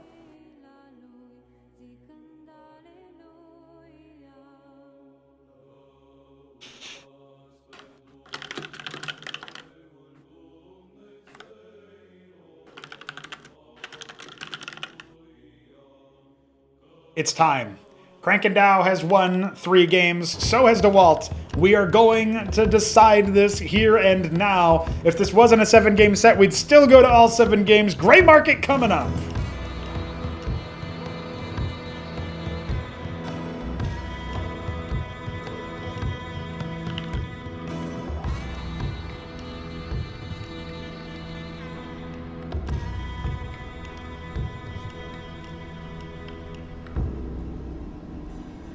Now look at that. It's Dewalt in the bottom left of Gray Market. He is the red, vivid red in fact, Protoss. Krankendau the Dark Sapphire Zerg. No, it was Yimin Blue. Classic. In the bottom right, I've gotten all the color guesses wrong, so you know this is going to be a wacky map. Wacky match of Cosmonarchy. Your ramp up here, kind of far from your natural spawn point. You ramp to your natural there. And then you've got the divot. The divot works exactly like the trench works in StarCraft 1. Obviously, our cliff advantage rules are different, as I previously noted, but the whole map is just a series of divots. Big difference here, we've got anchors that you can garrison around each main, and a Tensender in the middle that you can garrison just like on Magnetron. Dewalt had this map selected. We'll see if he's got more cooking to do. 2-gate start, and then a very long mosey away from the main base. He's thinking about maybe going for a scout, but decides against it. Remembers he just has Legionnaires he can make. He's going to get that gas saturated. Pool into Larvosk here again for Krankendau. So now all 7 games have gone the same sort of way with his direct opener. Dewalt, we've seen some 3-gate, some 2-gate. No 1-gate tech, though. Not like AU did against Shopkeeper Dogs Ascosi yesterday. Maybe that particular idea is still yet to be determined, yet to be thrown up.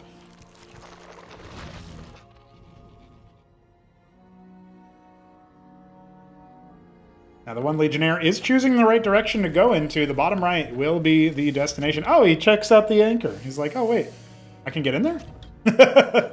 So now he knows. The Zeth's now pillowing out. Dewalt will be happy about this move. Immediately reacts by an attack. Oh, that's a brutal pinch. If he had orb walked after the Zeth pulled away, he would have actually been in a really nice position to just sort of chase him down. The second Legionnaire on attack move, though. Ooh, unfortunately, again, no orb walking. Pulls away from that set of quas. Second Legionnaire is a development, right? It's not something that you would typically see. But it looks like he wants to go for a 3-gate push. And look at that, the Zeth at most only scouted the 2. Hamstrung by the Ecclesiasts thanks to that damage dealt to it by the other Legionnaire push. It does look like the second Zeth will be coming in for a rescout. So this information here is going to be available. It's a bunch of zealots being made right now. Dewalt wants to try his hand at this same kind of idea from Matchpoint. And I wonder what the thought process is there. He once again denies the scout. That Zeth definitely didn't see anything. Ardent Authority coming. He's just applying pressure. This looks very similar to the Frozen Sylphid opener, where he went for 3-gate into Ardent, but he went for an expansion after it, right? He cut military production, went to expand, and then had to defend versus a more aggressive Krankendau opener. 5 Zeths, 8 Quas. Zealot Ecclesiast can handle those numbers. Reinforcements, though, might cause a bit of a struggle. And it looks like Dewalt just wants to cancel the aggression now. Just wants to put the idea into Krankendau's mind.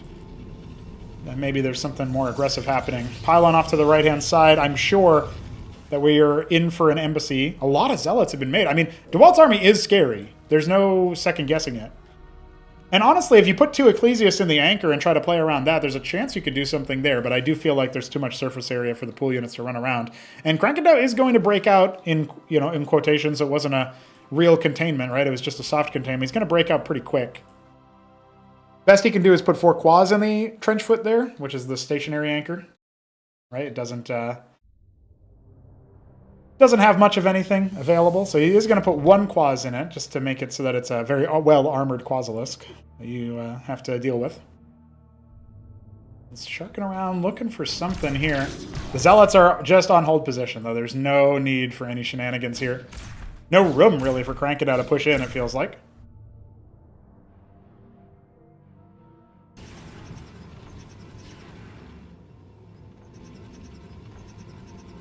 The one Legionnaire is going to come in and see that the expansion hasn't yet been put down. Oh, he's actually going to stop this Droleth from being able to do it. At the very least, he's going to slow it down. 3 pairs of Naths are coming. Dewalt's reputation precedes him in this game. These 2 players understand each other quite well. Just doing a little bit of heckling here. Doesn't spot that the Nathricors are hatching, though, so he might not be at all aware that there's a potentiality for his positrons to once again go down, just like they did on Frozen Sylphid. You guys remember the slow-mo movement? The moment there. Now, this trenchfoot is going to be destroyed, right? Dewalt didn't garrison it earlier. Protoss units are more valuable individually anyway, so it's no surprise that that ended up happening that way. So he's going to have to deal with that. And he's probably just going to be like, huh? But yeah, well, the Envoy actually escapes the Nathakor's sight. So Dewalt should be aware that this is a possibility. He's just going to rally some Draconins out to deal with that almost assuredly. Nathakor's patrolling on the left-hand side. Only one on the top right. The Envoy is with the army. He's actually just using it as maybe a little bit of a bait here because it doesn't actually have anything in it. And so the army's going to scramble to try to defend while they're taking a lot of shots from the natural. It's a beautiful bait, and the Nathakors will munch on it as we have Krankendau desperately hoping to hold at his natural, but he has tried to spread himself what feels like too thin.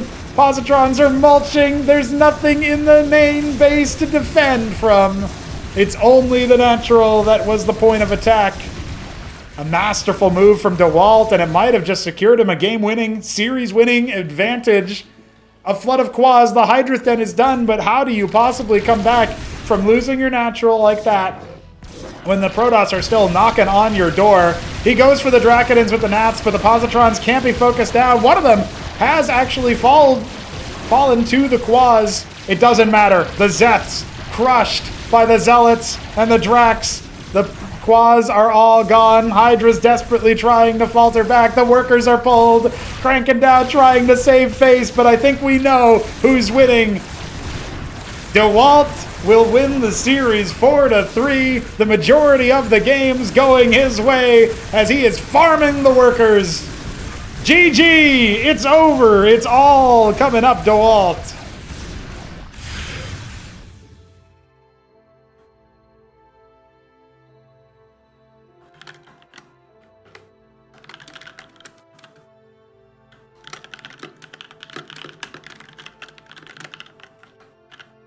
I'll ask if Dewalt would like to interview with us. He has won the majority of games against a Zerg player. And he says, okay, all right. So it looks like we will be seeing and hearing from Dewalt soon. I love Cosmonarchy, guys. It's so cool. Let me just go ahead and get everything in order to handle for Dewalt here.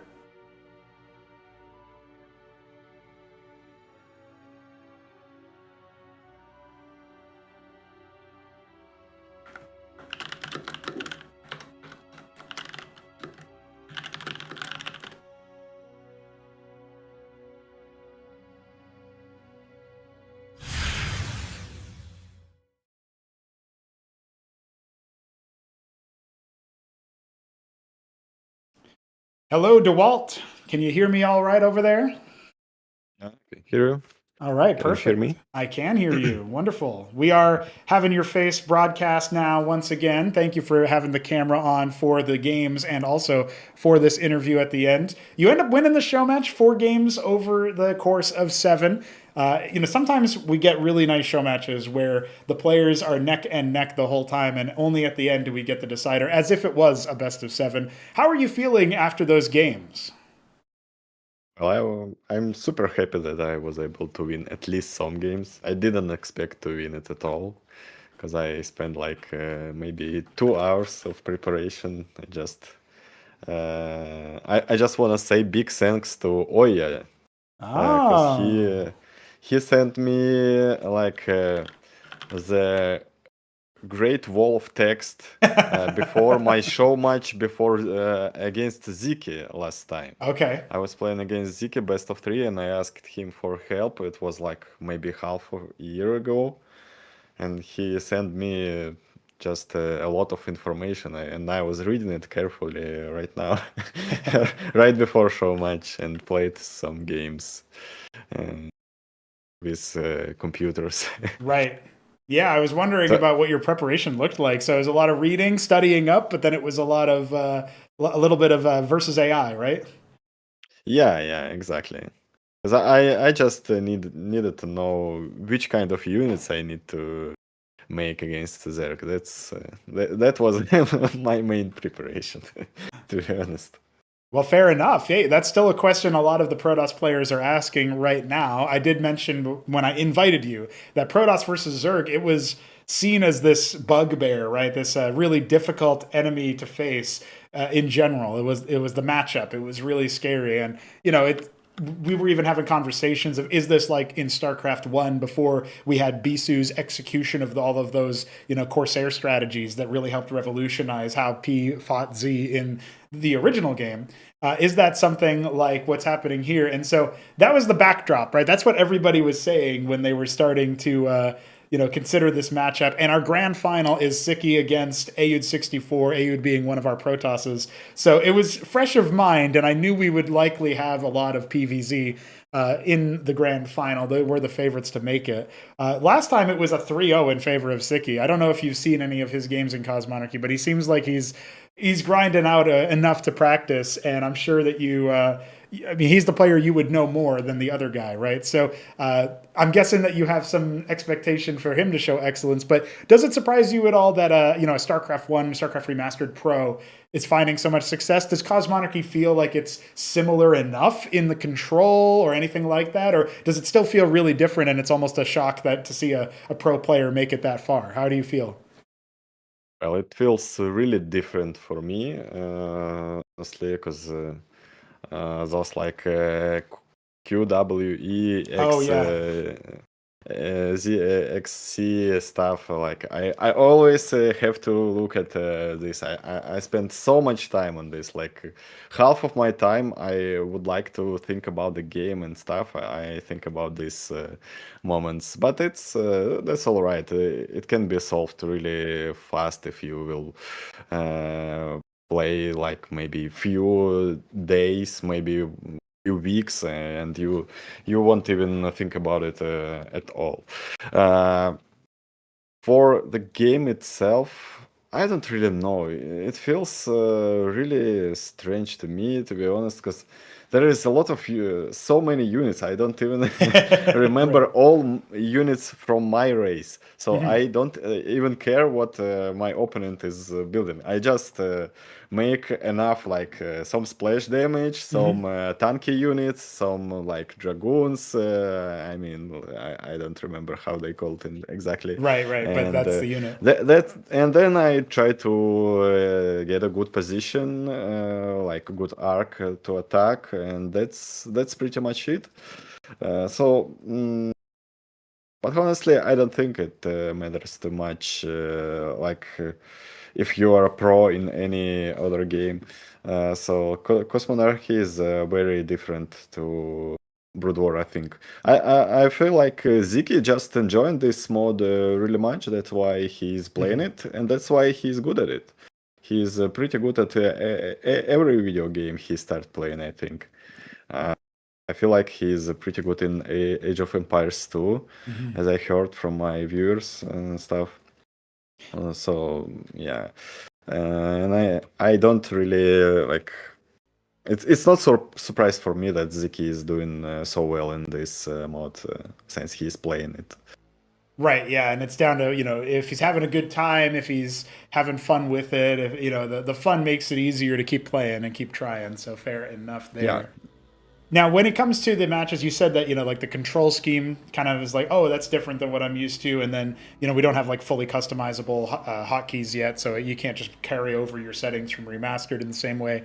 But then you think about the units, and there's so many of them. It was funny to hear you say that, you play for a couple days, maybe a week or two, you get the control scheme down. But it seems like something where a lot of players need to play way more than just a few weeks to learn all the units. There's so many of them. Yeah.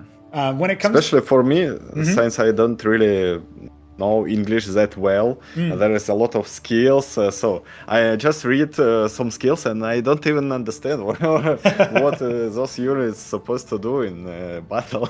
So I just skip them, or just at the end I try to make whatever units I got the money for, and then just use everything in one battle.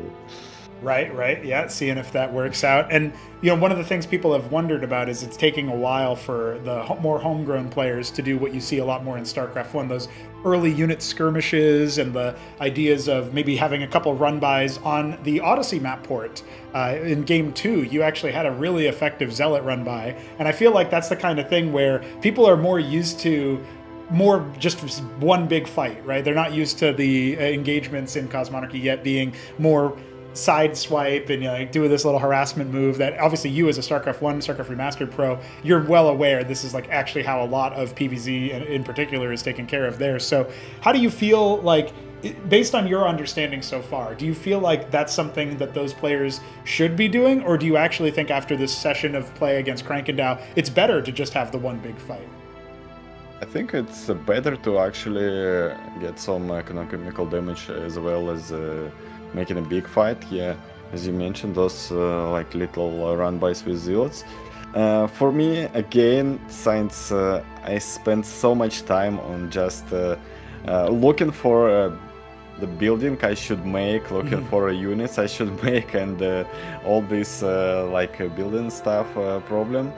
So I just can't spend enough time of thinking like, oh, I should make a run by or stuff like this. I don't even like sometimes I don't even know how many bases my opponent has. So that's why for me it's easier to make this kind of death ball and just try to get a one big fight. And I think for most of people who only start playing this mode, it's maybe easier.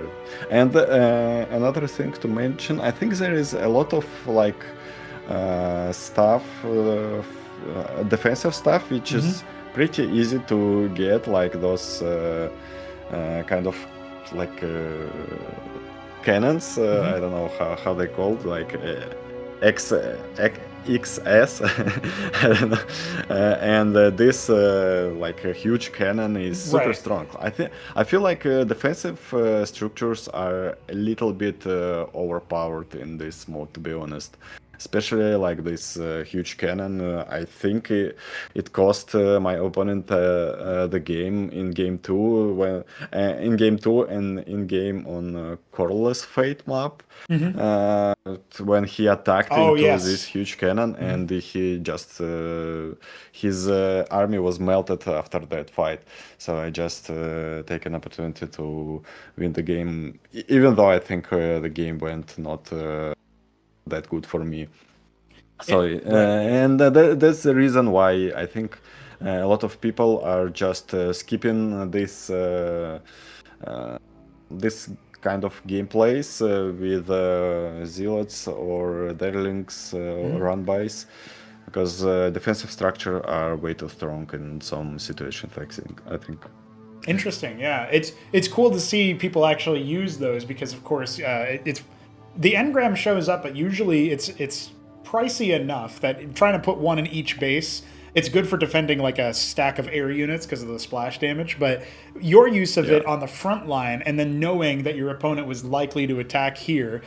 Game 2 obviously had a bunch of the Zergling equivalent die to it, and then game I think it was 5, it was on the Static Ray, the colorless fate map, where he attacks in, and I don't know, maybe it's because people don't use that very much. If Crank wants to talk after, I'll ask him this question actually, because the engram, the structure you're talking about, the powerful cannon, it was dealing a lot of damage to even his Hydras. It was splashing those guys. So you know, that's also something that a little sleeper hit, but the red overlay that appears when you get attack speed increase from the Pariah, the big melee guy, or the Hierophant, the more thin, like Dragoon looking guy, when your red overlay appears on your units, it increases your attack speed. And that was happening also to the tower. That also happens to structures. So your engram was shooting faster than normal in that fight on Colorless Fate, and that made it so that I think he was, I didn't check the damage stats, but what you can do, you can click on a unit and hold Alt, and it'll show you how much damage it dealt.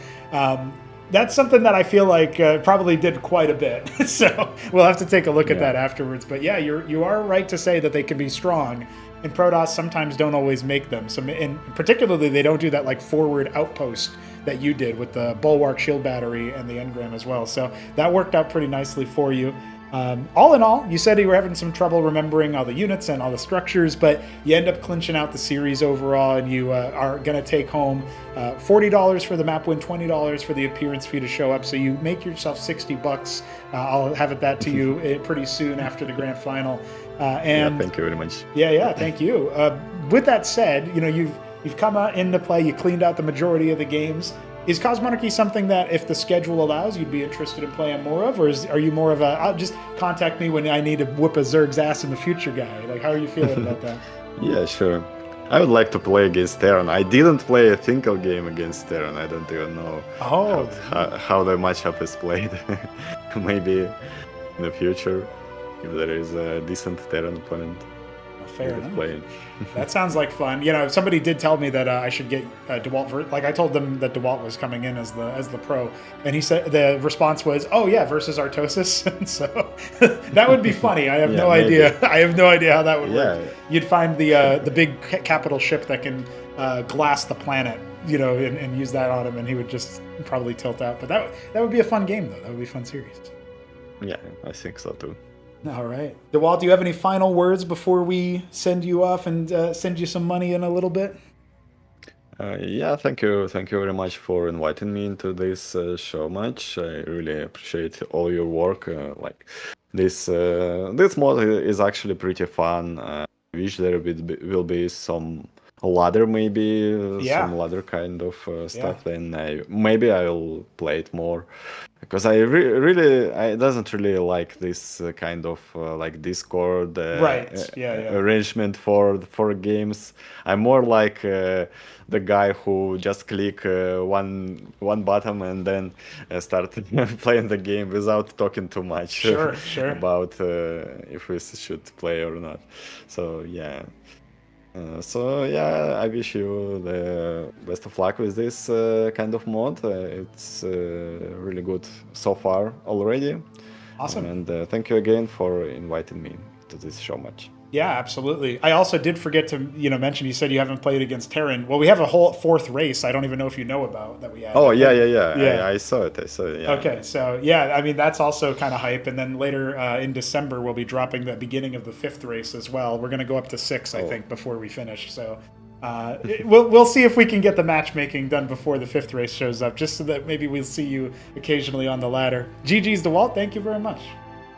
Thank you. And with that said, it is all wrapped up. I will invite Krankendau on for an interview if he would like to speak to us. But we see the score on the screen. The show match has concluded with Dewalt edging out the victory there. And honestly, just in time for a nice-sized break as well. We do have the start of the grand final happening in 1 hour and 10 minutes. And hey, look at that. There's a new user in this Discord here. I wonder what could possibly have occurred. Oh, wait. That's because it's Krankendau, welcome to the broadcast again. You have been gotten the better of by a pro Protoss, but you won 3 games, and that's pretty cool. How are you feeling after those matches? I'm glad that I didn't get 0-4. I'm glad that I lost, but not as hard, as bad. Yeah. As I said in chat, his engagements are really good. Zealots in front, always. Most Protosses just A moves with one group, and it's kind of easy to select Quas, to kill Ecclesiasts, surround, but on the last map, he played perfectly, I think. His Zealots were in perfect line when in my natural stroke, and all other units behind them. So I thought, oh my god, that's not good. That's not looking good. And when the envoy flew into my base, I had Nathrakors and some units, so it was calm about that, but maybe it was empty at all. I don't remember. The envoy, yeah, it was a bait. He had nothing in it, so that was the big move there in the last game. Oh yeah, but yeah, I probably would have lost anyways. I messed up my build. Started then started expansion and canceled that. It was a mess. Well, last game was kind of messy but interesting, yeah. There's a lot of back and forth there, a lot of across the whole series. I thought game 2 in particular was really hype, but of course that's the one with the stacked minerals, and then it depleted at like almost the same time as the natural. So neither of you really had a lot of money to go with, but then he shut down with the Zealot run by at 12. He sniped 3 o'clock. You were down to 1 mining base that was almost depleted in your nat. So I'm sure there must have been feeling like, for a couple of those games, it's like, damn, everything is on fire here. How do I even respond to all of this? Were there any games in particular, you already mentioned the Decider there, but any games in particular stand out to you as like really exciting, back and forth interesting, or just notable for any particular reason? Well, yeah, second game was kind of fun. Something with the mineral income was bad in that game, and I just could not balance that at any point, so it felt kind of strange, but I went too hard on Zephyr course, I think, in many games. I'm interested. I needed more Bactelis, more Zorius, but somehow that didn't happen. Yeah, it's probably, this. I always felt like a double-edged sword is that larva production, because obviously you can make a lot of units with a float, but if you don't take care to make only the exact number of a unit you need, you might gobble up all the resources you have, making like 9 Zorius, and then you have no money for the Lakes or no money for the Hydras or whatever, so it can be a problem there. When it comes to the colorless fate map, Static Gray, there was a particular moment that Dewalt called out in the interview saying that the static defense structures are overpowered in his estimation. He says that the engram in particular was very, very powerful, and the game hadn't really been going his way, but that was kind of a comeback point for him. He also mentioned game 2 at the 9 o'clock base, the engram that cleared a bunch of your Zethra cores on the run-by attempt. How do you feel about static defense since it was brought up? Is that something you feel like played into the game a lot, or do you feel like it's, basically, what's your opinion on his opinion of it being an overpowered element of the Protoss arsenal? Well, I understand why he thinks that, but if I played a little bit better, I think it would not seem like that. So I wasn't perfect in my form, my mechanics, and did some logical foundational mistakes. So, but I have to say that his placement of buildings is like a lot better than most Protosses. Oh, okay. Most players of ours. Yeah, it's obvious. Placement was very good, and of course his run-bys and trying to fly in my base. Very good place, and engagements and his composition. In probably second or third game, I started to think someone's feeding him information. He can't play like that. He can't know these things. So I thought that someone's in his ear, and telling him, not real time, but before map, right, what composition to make, what's better, when to attack, when not to attack. I thought someone's in his ear, but maybe that's OS ideas, as he told. Maybe. Yeah, could have been. I was wondering that too, because it did feel like he was aware of a lot of stuff that I wouldn't necessarily bet him to be aware of. So that was pretty interesting to see as a set of options there. I am excited about what might show up later then, because if Dewalt does come back and he plays against a Terran player, is there going to be the same level of pre-existing information? Oya and Sziky were grinding, but the closest we got to a StarCraft 1 Pro Terran player grinding was Ultra, and then he didn't stick with the project to the same degree. Now we have Han Mono at least, but is he to the same degree? Is he gunning for the same relevancy in that? I feel like it's a different story when you're looking at these guys. So I don't know. There's definitely something about that feels exciting and enticing to me. But I agree with what you're saying. Like there's a lot of cool stuff that is available for these pros. But normally they have to take a little bit more time to find it. So it's definitely a surprise that he ended up with that information already. And I guess it was because of a past conversation he had with Oya. So that's pretty interesting. But I mean that's good. Mhm. He didn't have the knowledge gap, Right. compared to me, so I don't mind. It's okay. His composition was very good. It could even be improved with more heralds, grand library, a bit more like one. He could add one grand library, and his compositions would instantly become even more stronger. Right. So there are ways to improve, but positrons were always good. Always told people to make them, so he did that and even rushed that. Yeah, in what I don't remember which game that was, but when he flew in my main when I attacked him at the first push, and I instantly had to GG out. That was funny a bit for a moment, but the speed at which he arrived, I was surprised about that.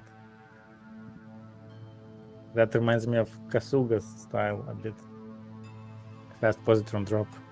Oh, right, yeah, because of the way that he went for the positrons immediately. That was the first thing that was a little bit of a clue for me, because I was thinking to myself, like, okay, he's actually got an opportunity for, like, to go a Cantor, and that would almost be the trap, because it's slow moving, it's not necessarily going to clear things as reliably. You get them for a different reason. You don't get them because of a pool flood as much, although they can still work. It just requires a bit more skill then. But that's really neat that he immediately went for that, and also on top of it, he immediately went for the drop, and so I was surprised by that choice in game 2. It definitely felt like it was serving up in a Cantor drop, and instead it was the positrons. So that was a critical unit for his victory here.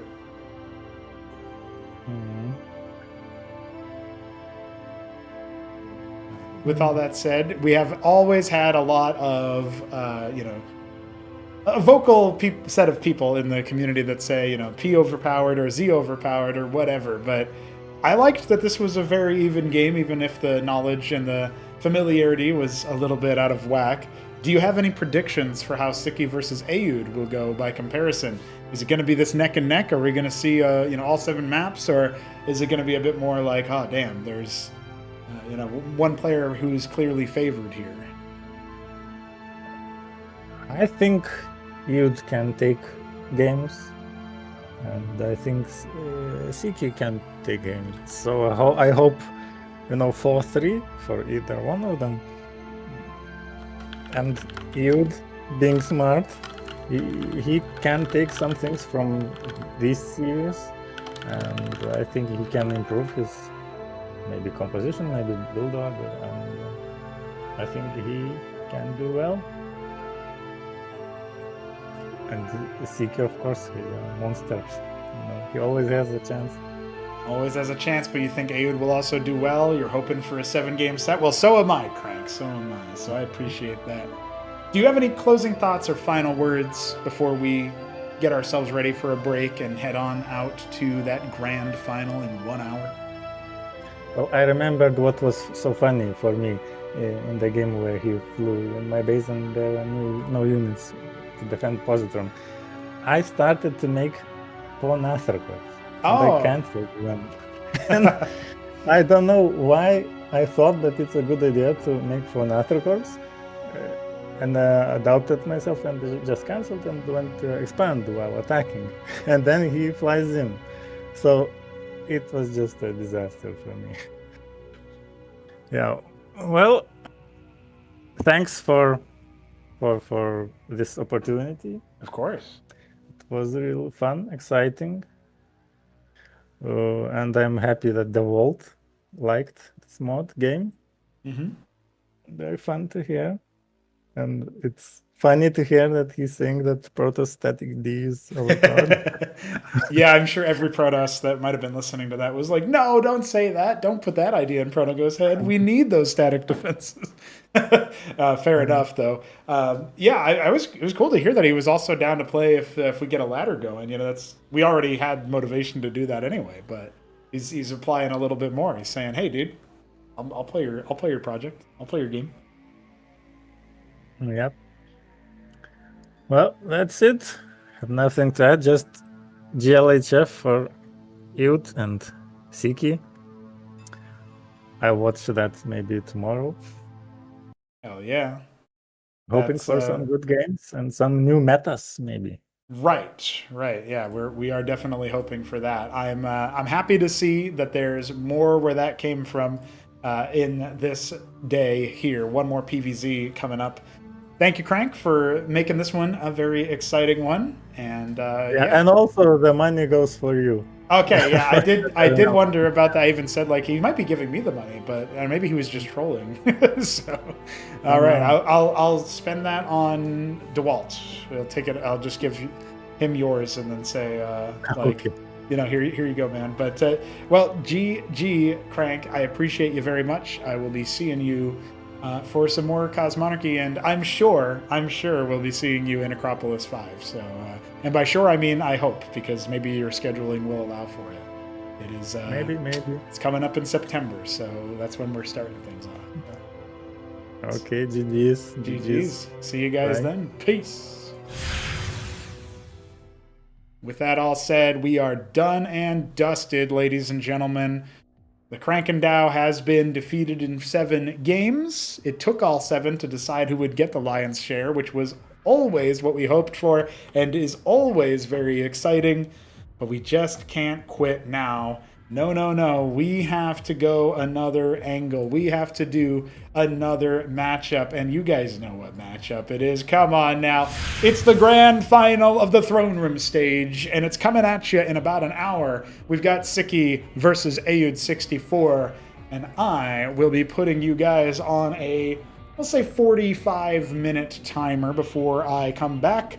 We'll show off the intro and get into our interviews and player introductions.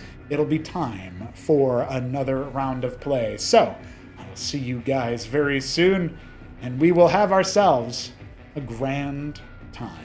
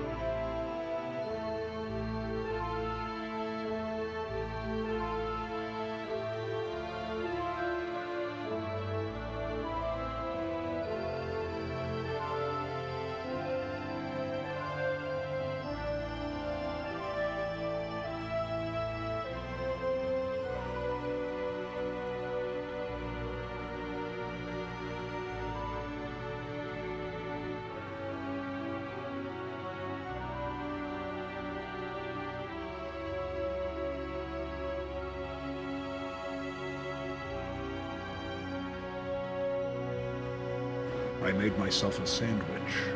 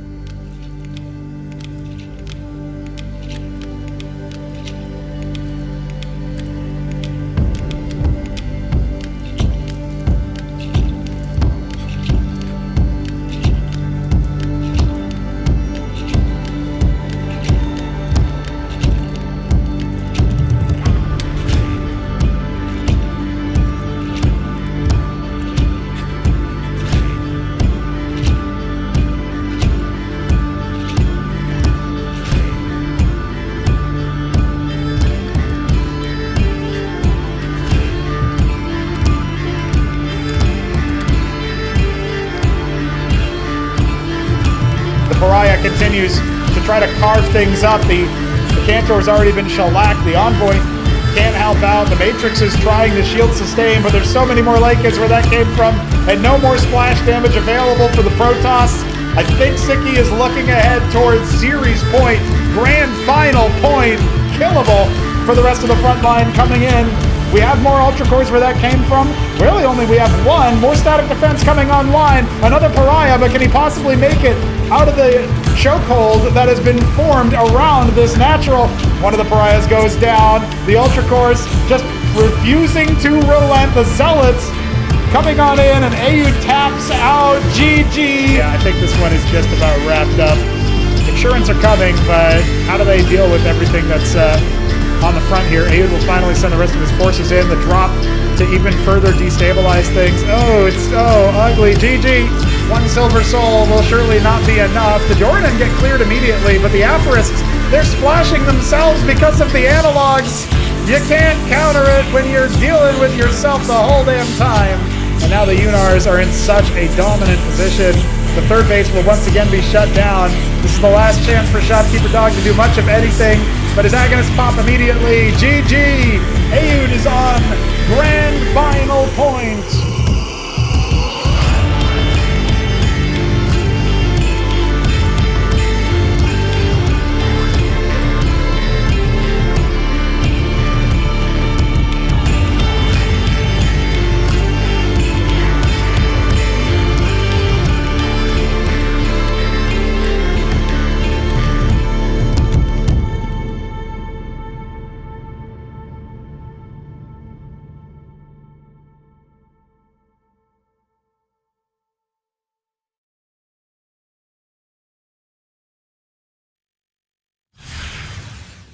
Ladies and gentlemen, the Throneroom Stage will conclude in one more series, a best of 7, the first and the last of the Throneroom Stage.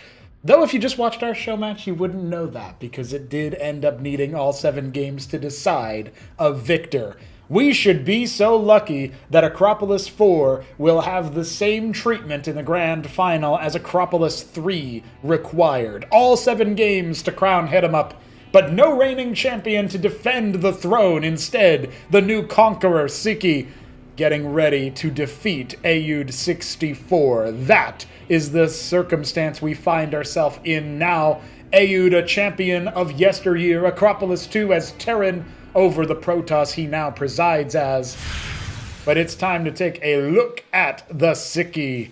He is a player of few words, as most of the time we end up seeing him participating with the endgame interview. Well, both players have chosen that this time around. The grand final will have only my own words to introduce us. But we can see exactly what has happened. Sziky on track for a Royal Road opening tournament in the Cosmonarchy space.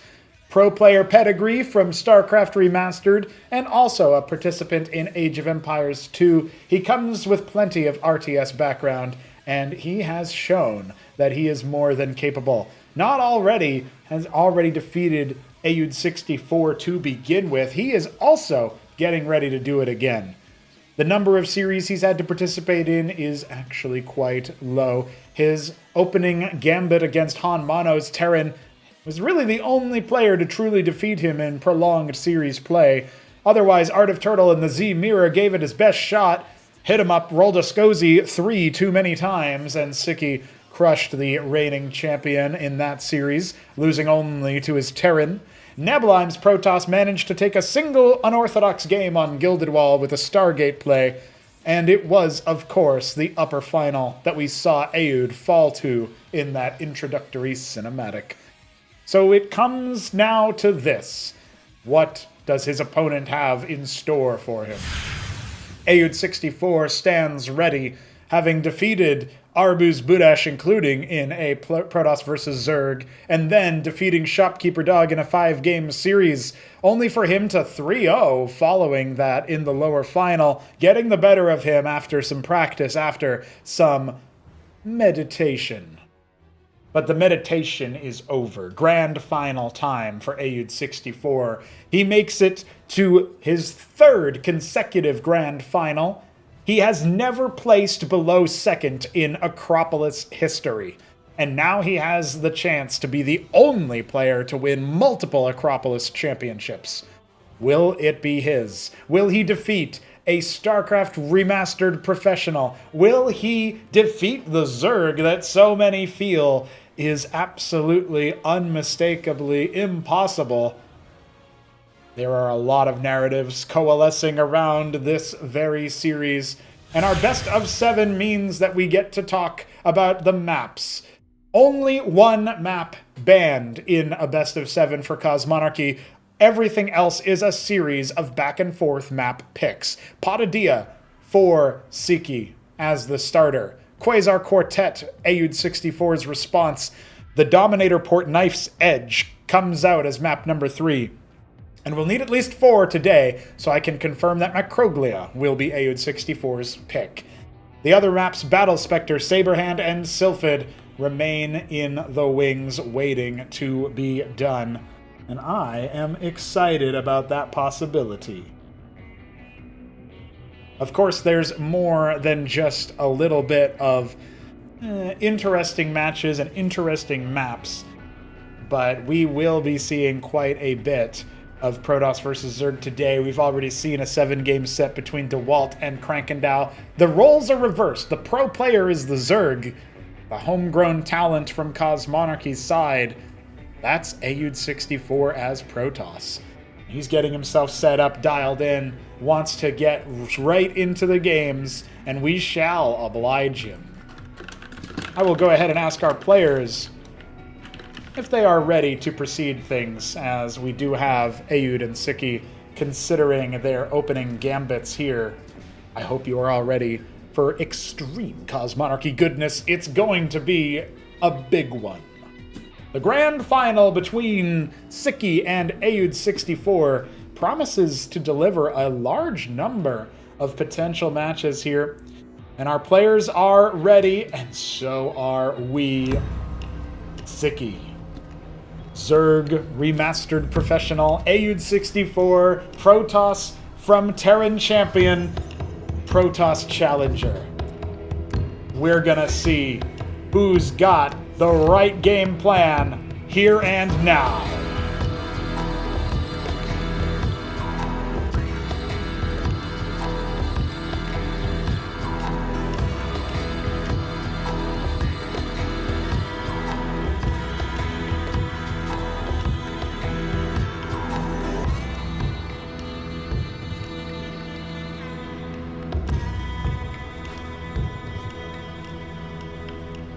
Sziky in the bottom right, the Midnight Green Zerg, Ayud64, the Blood Protoss in the top left.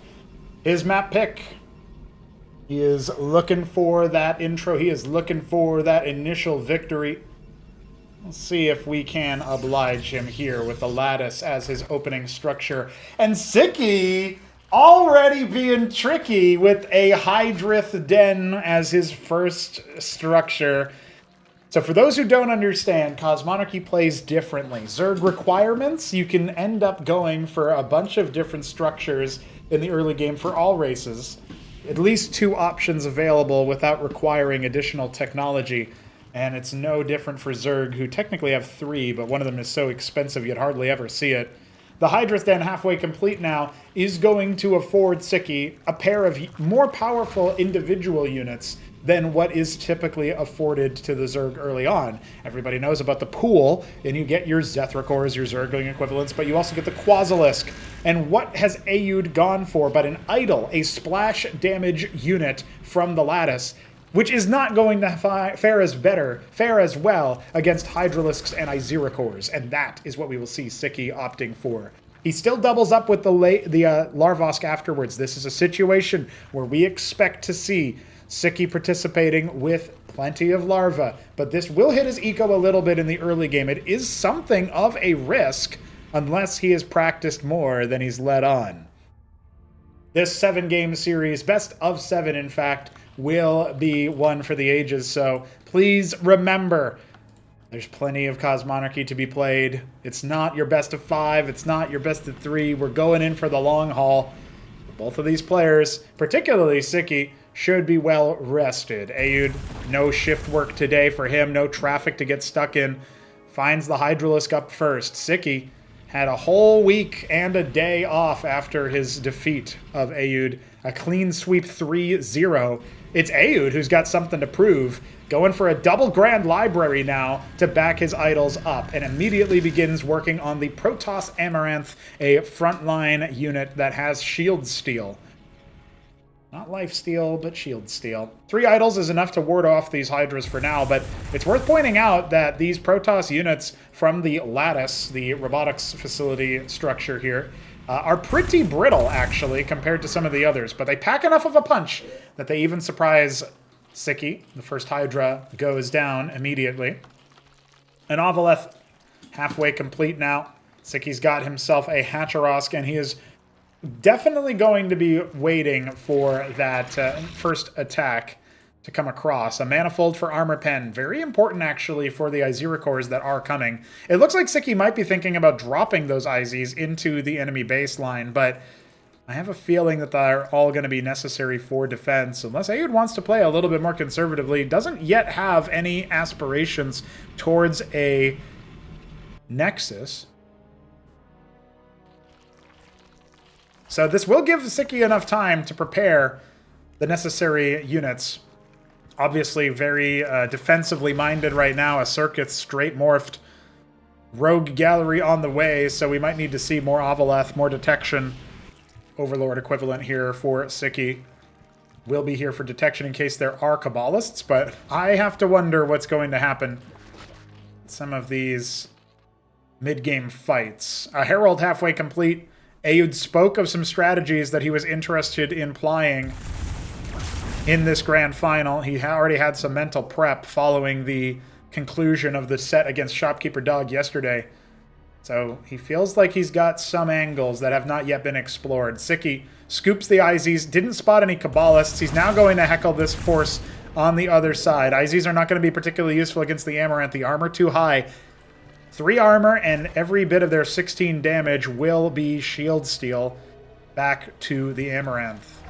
So a lot more static defense being erected here for Sziky. He is down some workers, but he aims to try to retaliate with a drop. And the Warden sounds scary, but it's not too difficult for the IZs to ignore. What is going to be difficult here is the timing of this attack, and Aoud might just consider a run by. The IZs are now loose inside his worker line. He's got 25 workers right now and not producing any more. We'll keep tabs on how many fall as Sziky. He's trying his best to start forcing some losses on the side of the Protoss, but only a few of the Amaranths going down. Admittedly, the Manifold down means that there's no armor on the other side of things. Workers were pulled, but that was a steep loss for the Protoss. And there's so many Hydras. These idols, they are backed into a corner. I don't think Aoud can get himself out of this situation. He hasn't started his Nexus. He's got to float. And all those Hydras, oh man, they're going to absolutely mulch these poor Protoss automaton. One Kabbalist is going to start slowing any potential counterattack by just adding more pressure, but a big drill there forces a cloak. We don't have that detection anywhere nearby as the Avaleth is still at large in Aoud's side of the map. Another Avaleth begins rather than bring that other one all the way home. It confirms the Nexus has begun back here for Aoud 64.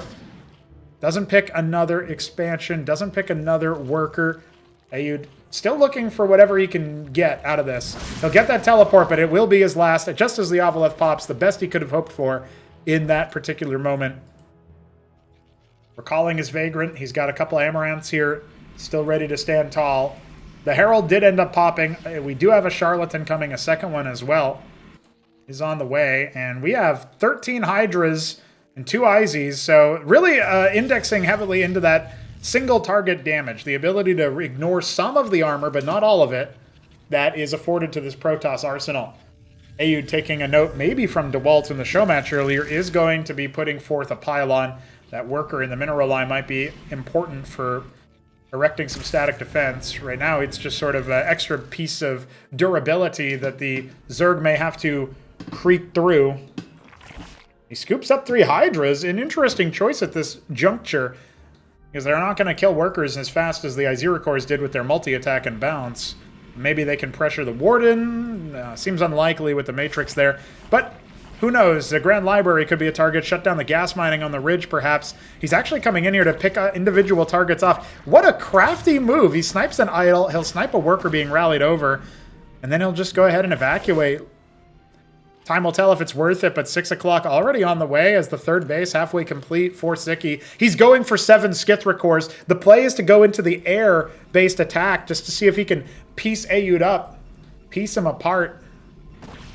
Now he's heckling the Grand Library, some units being dispatched, workers pulling away from the ridge, sabotaging that Vespene income for Ayud, taxing his multitasking. So those Skiths will complete. He's actually going to have 11 Skithra cores. It's no slouch of a number. Continuing to add more as well. Sedent inside the main base for Ayud. He's going to garrison that to automatically harvest from it, but those workers are idle, and it does feel like each individual bit of resources you can get at this point could make a difference. No further tech development. Steady on the 2 Grand Library, the Rogue Gallery, and the Lattice. And the Ovalet's still spotting everything. Sziky is crafty. He's looking for exactly what Ayud might be up to. And now the Skiths are going to be seeing how much pain they can activate. Remember, we don't really have a lot of static defense. None in the natural. A Warden is 30 seconds out from completion. We have this Matrix Warden combo, but versus this many of the Skithra cores, it's not going to be quite enough. He even saves that low HP Hydra. Being very efficient here. Sziky looking like another level afforded to him. And now his 10 Skiths are going to float over. 34 workers as of the time of the raid, and we're already losing quite a bit. The Warden under duress. The Hydras drop at the same time. Ayud is split between 2 different positions, but he doesn't evacuate. Something like 8 workers go down across this whole ordeal. And again, the Hydras at the choke point could still work. Could still make stuff happen. Only 1 Skith going down. The Warden being rebuilt. At least the Sedent is complete. He can start thinking about some extra gas expenditure. Effectively on 3 gas right now is the Protoss. But you can say the same already about Sziky, and he's just got his extra base. No need to shut down his gas expenditure. No ridge constructs for him. Going for the Tethvith Swamp. We're going to see the Teth Zorikor come back. It looks like another Scribe going down. And more lost mining time. The Sedent is very vulnerable here, and it's not the cheapest structure for the Protoss to be making. So it's good for Ayud that he ends up keeping that alive. You can see the amount of splash damage dealt there by the Charlatans. Every one of those 12 Skiths is red. So Sziky will retaliate at a later point. Still keeping those Skiths swarming. Another dozen workers being sent back to garrison the otherwise empty main, devoid of miners. Ayud feels some pressure to move out. His army has grown to quite a good number. The Herald being focused down shows Sziky's understanding of what this composition has in strength. But there's 5 Heralds with this comp. And the Charlatans are loose, so there is no crowd control, no splash damage available. They're going to chase after an Amaranth, and their armor is going to help a little bit there. The Skith is obviously not going to be as powerful versus that. There's a potential here that Sziky could be in danger, but falling back to his defenses should help him out just fine. Charlatan providing a lot of those projectiles. You saw that just there. Looked like a little trick shot, but some room gained for now. Ayud still down in workers, putting an Ardent Authority up for his troubles here inside the natural base. Sometime before that gives him Positrons or a Cantor's, the Reaver equivalent. He's going to pressure this 6 o'clock. It's basically the best he can do. Try to take a fight away from the natural. But here come the Skith flank coming in from the north. And some of those units are loose in the mineral line. Might be good for Ayud in the long run. But the Charlatans need to deal with those air units. And right now they're busy trying to help the front line stay alive. The Bactyls are slowly but surely grinding through the Heralds and the Amaranths. And it does feel like, oh, maybe the Charlatans with the idols alive. Wow, look at that! The Manifold Armor Pen as well, helping out in spades, but it does look like the front line has collapsed. Those 2 Amaranths clean up a lot at 6 o'clock. Ayud needs to fall back, but he's cleared the skies. And a whole lot of Izzy Bactyl is still alive, still at large. 1 Amaranth will escape. And the forward third being taken. Can Ayud salvage this game? A second Ardent. Clearly, he understands how powerful his army can be. But does he have the timing? He cancels out the Nexus, doesn't even try to defend it, knows he can't. Not against the pace that Sziky is pushing. Even with the Izzy's out of sync with the Bactyls, It wouldn't really be a lot of damage dealt to the Nexus. But it still would be an unwinnable fight if Aoud tried to take that engagement now. Of course, taking 12 o'clock would have been available. Some Hydras rotating around to see if they can catch anything quite like that. Workers were sent a little bit on a goose chase. A third Ardent. I think Aoud is certainly considering a Cantor Man. See if he can't just use the Reaver here. Reaver equivalent for Cosmonarchy. Izzy's get pinched off to one side. The Bactyls need so much effort to deal with those armored Amaranths. The Shield Steel keeping them alive where possible, but only one Charlatan remains, and only one Acantor is available. He desperately needs to keep the Acantor out. Oh no! He wasn't facing the right target when the next projectile came. And there's 2 more Acantors starting, but they are so far from completing. It looks like Sziky is just narrowly going to clinch this first game out in favor of the Zerg. The workers are massacred by the bounce attacks. That Ardent Authority is going to need to be canceled, and so it is for a little bit of extra income, but Aoud is not mining from his Nat. His main may soon be depleted. Forced to queue up some units at this point. It's not going to work out for him. Positron now starting up. He's got to force this Zerg attack back with double Acantor outside of these Ardents, and he's not finding the value he needs.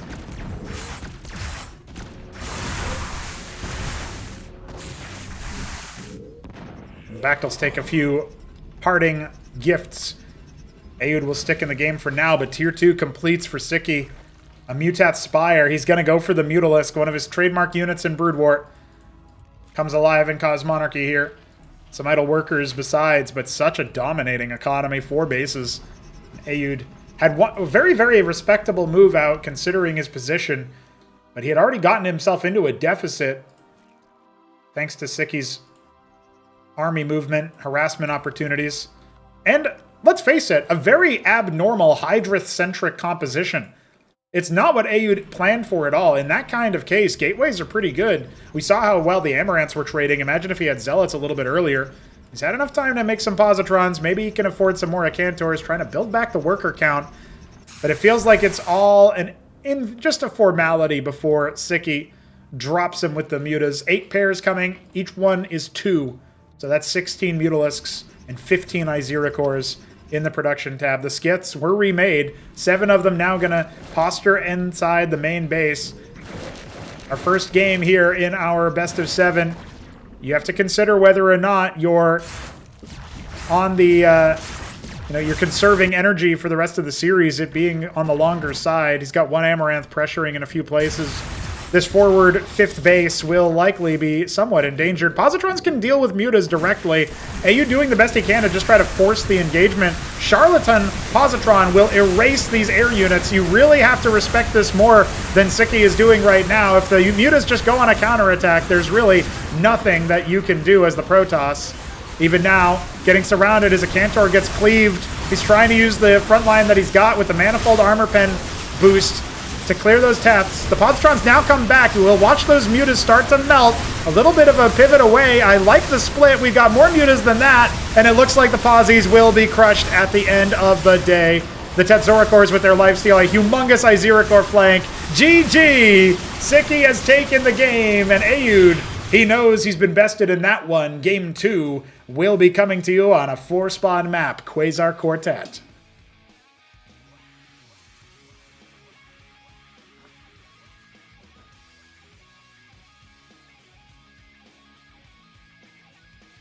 First game not going the way that Aoud wanted.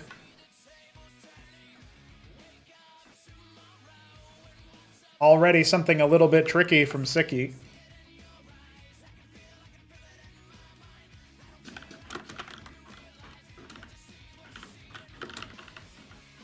Very interesting game 1, though. The fact that the Hydrith Den is now on the table. Is that what Sziky wants to do going forward?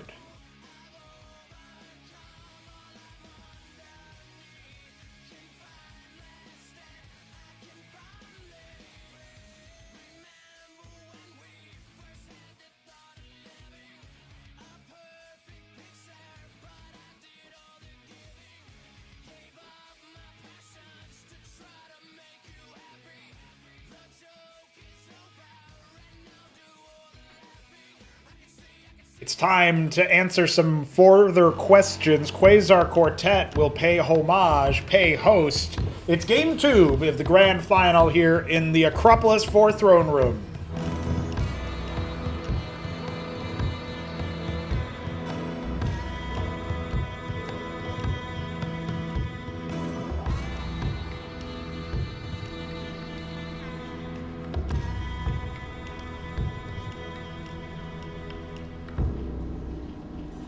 Sziky in the top left is our pumpkin. Oh, vivid orange Zerg, in fact. And Ayud 64, our blood Protoss in the top right. Our players are sharing the upper part of the map in our best of 7 game 2. Let's see what Ayud wants to do. It looks like he's going to open Lattice again, and Sziky looks to be going for an 8 pool. At least compared to what he was doing before. No gas, so it will not be Den. I like his game plan. Mind games. See what he can do against Ayud here. But overall, that Lattice is still going to be what Ayud is going to stick to. Stick to the plan, the prep. He surmises it will not be a trivial play.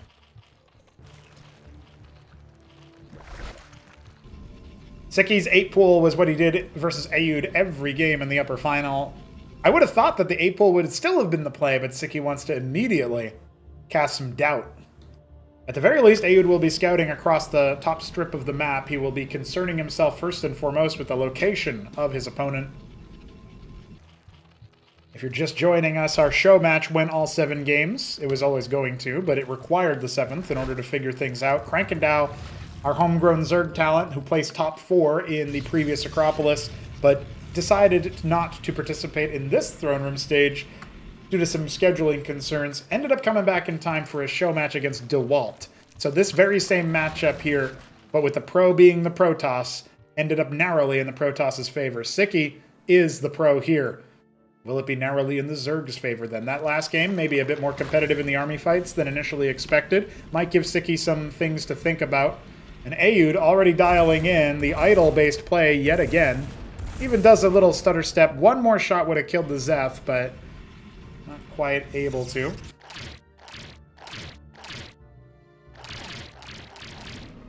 Scribe will be hunted down in the natural. Quas are going to take care of that, no problem. 2 more Zeths now rotating around. The idol out of position, but there's another one that just finishes. So unlikely to get much damage dealt here. Maybe a little bit of hull damage. But yeah, at this point, all the Zeths going down. He scouts the Lattice. I'm not sure he clicked on the gateway. I'm not sure he was close enough exactly to scout the Grand Library either, so whether Sziky will be aware of what's coming his way remains to be seen. Very fast Vornath. And looking like he might be interested in another gas purchase here sometime soon, but it won't be a Larvosk, right? He's only harvesting with 1 Droleth on Vespene.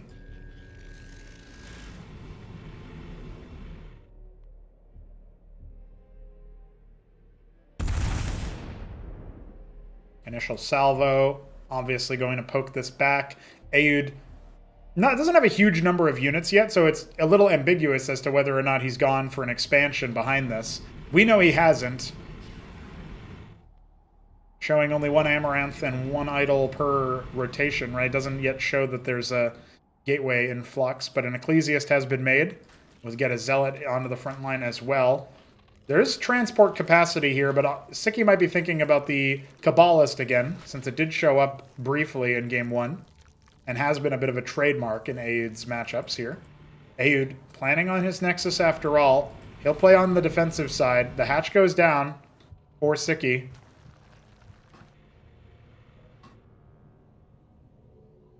Manifold coming for that much-needed armor pen. Every time it attacks, it's basically setting up and then refreshing, and a single armor pen increase, 1 per manifold. Makes the idol a lot better against things like Vorvicors, against things like the Iziricor that we saw earlier. So we will get a 6 Quas drop. We don't have any static defense, nor do we have any drop defense here for Ayud. He's going to need to have a very quick reaction, and he can't abandon the front either. Well, he can certainly threaten a push on the other side. If he just decides to push across the map, Sziky's in the middle of a worker cycle. He's only got some Zets coming, and his Shroud isn't complete. Halfway done. 1 idol finishes. We've got a Herald coming as well. I don't think this is going to be enough for Sziky to actually do lasting damage. Another Zealot coming out as well. Unloads on top of it, but look at what we have for defense. Nothing on the low ground. This natural could be forfeit, but if it gets ignored, it might be even better for Aoud. The idols are here for the splash. He's got 5 of them, and they are shredding through that front line for the Zerg. He's got on the timer. That circuit is halfway complete, still a few seconds away, but the Zets, they're all getting crushed.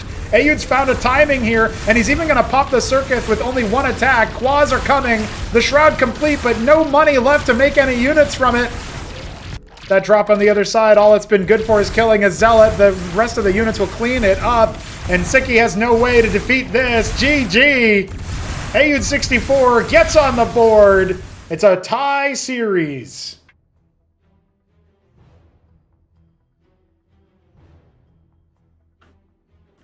He wins his own map pick. We keep it up like this, we will have all 7 games played.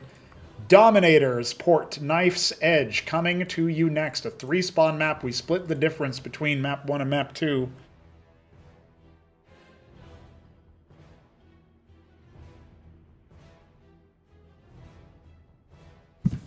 I do feel like right about now, Aoud has to be a little bit more confident in himself, right?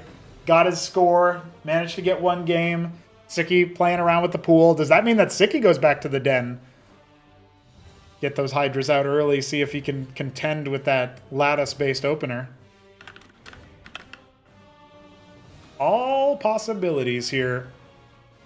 Repping the Golden Armada music from Starcraft 2. Aoud definitely wants to channel the Protosses of every game that have come before Cosmonarchy. And he plays a little bit like a combination of the other Protoss players. Nableim, hit-em-ups Protoss as well, with the mass gates that we sometimes see. Nableim's with the different tech units and such. Maybe a little bit of Oya. He was hoping for Oya to participate in this tournament to show us the way. And honestly, I feel like he could have won the whole tournament had he showed up. But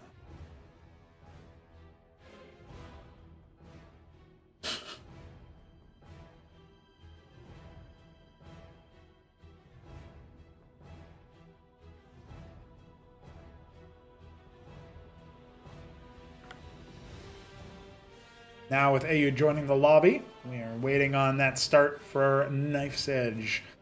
As a reminder, we go for all 4 maps no matter what, because it is a best of 7, but now we need 5, a full 5 set.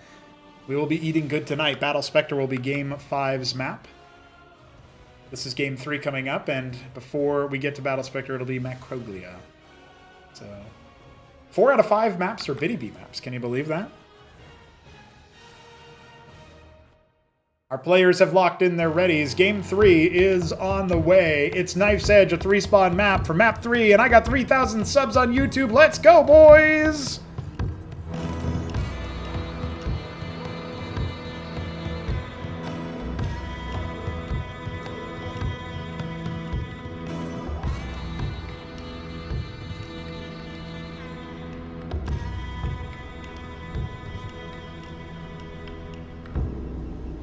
For map 3, we have Aoud 64 at 12 o'clock? No, top left-ish area. 11 o'clock, he is the Blood Protoss. No gas mine for Sziky means this Teal Zerg at the 3 o'clock will be going for a pool opener. This is a map that he picked. He decided the map with the low ground main, high ground ramp to Nat.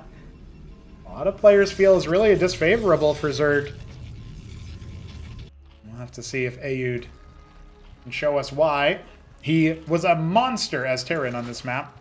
So for Aoud to now be playing as Protoss, reach the final, take a game, get on the board, and maybe more. That just goes to show you his level of play in the match.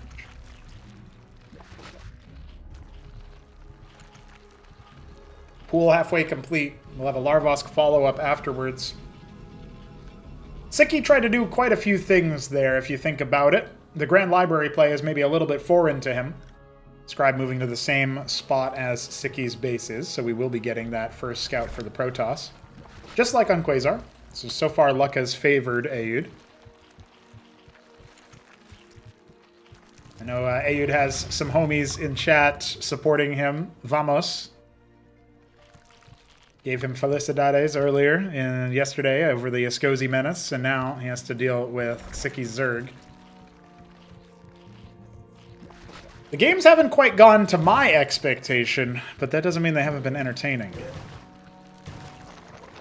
The Zets were thinking about taking care of business on that scribe, and then Sziky decided he needed to scout more than he needed to stop the enemy from scouting him. Idle now moving across the map. A little bit boisterous, but one pair of Zets is not going to kill it.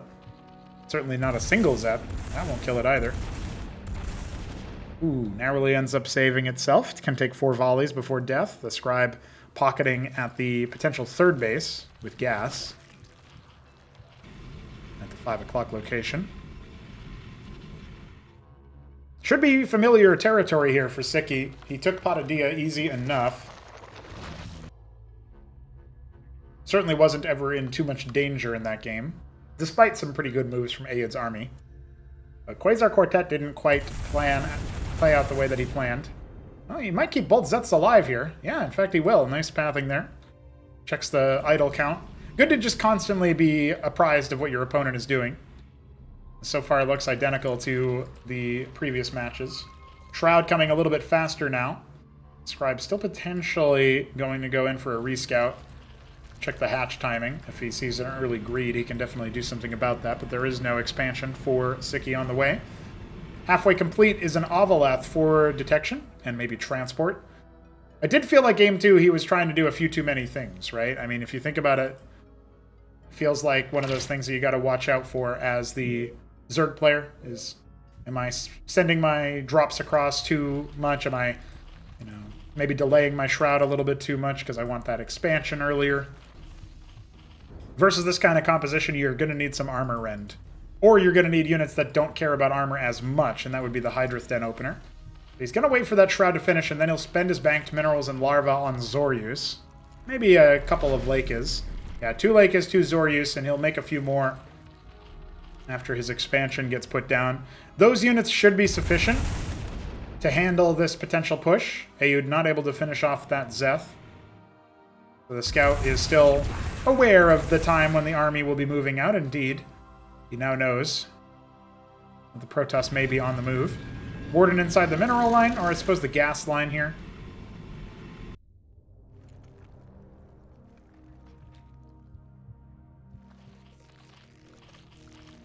Hacharosk about a halfway complete. So we will get to that multi-base gameplay for the Zerg. Ayud can't pressure the same kind of play because the tech units are already in here for the Zerg, so Sziky's going to go ahead and take care of business here shortly. As far as setting up a defensive perimeter on the spoke out here. The Saber, if you will. Ayud pushing in. You want to try to defend this, particularly with your Lakes, but looks like Sziky just wants to play for a more informed defense. I would actually love for him to borrow the Zoryus too, but it's a little too late for that. The jig is already up. The Lakes fire their shots. So he's just kind of trying to hold position as a vanguard beforehand. Does Ayud really want to try to chance this? A Circuit will be made for that defense, the sunken equivalent here. Those little Broodling units get spawned every time the Zoryus takes a hit. It's this big guy up here. And when that happens, they incubate for a moment before releasing one. And when the Broodling equivalent dies, it actually debuffs the enemy units around it to reduce their attack speed and armor, like the Devourer in StarCraft 1. Zeth's trying to escape to go for some kind of scouting play. Would have been easier to use the Ovaleth, but doesn't want to migrate it away just in case we end up with a Cabalist run by. There is no such thing coming because it's an Ardent Authority and an Embassy coming next. Sedent on the way inside the main base.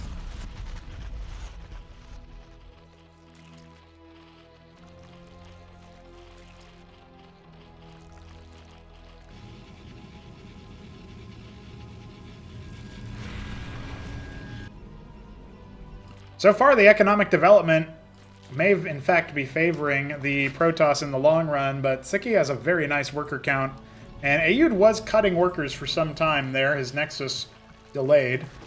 A fast Algorg. Okay, We're going to get the Ultra Core, the Ultralisk equivalent, out pretty quickly, and he's actually going to be going for a Lakis drop earmarked for the natural. We're going to get to see if Sziky is aware of a little micro trick you can do in Cosmonarchy. You can shift queue the burrow order, and then when the Ovaleth scoops up the Lakis and then unloads it, the Lakis will burrow as soon as it unloads from the Ovaleth. So it's like a nifty micro trick you can definitely do. You can only fit one in the Ovaleth, so he's not going to have the best of times dealing with that. But Ayud's out here trying to expand to a third pretty quickly to maybe make up some of the deficit. And he's going to have to deal with potential Lakis drops in multiple bases. We now see Sziky moving across without his Lakis, right? His other defensive units off to the side. He's got a Khaz'trith. Scouts out the mineral only.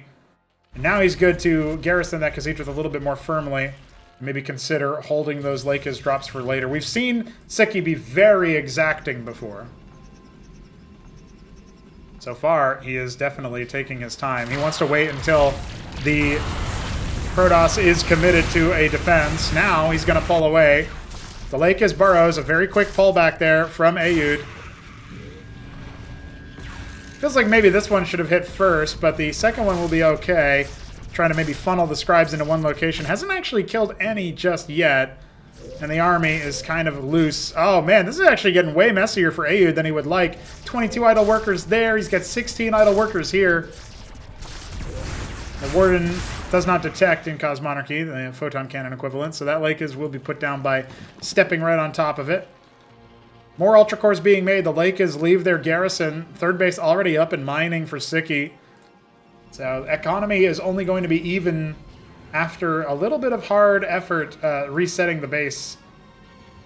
Ardent Authority here at the natural. It's going to be the second one. Acantors have already hit the field. Ayud keeping on watch. His Witness off to the side to help detect the Lakis.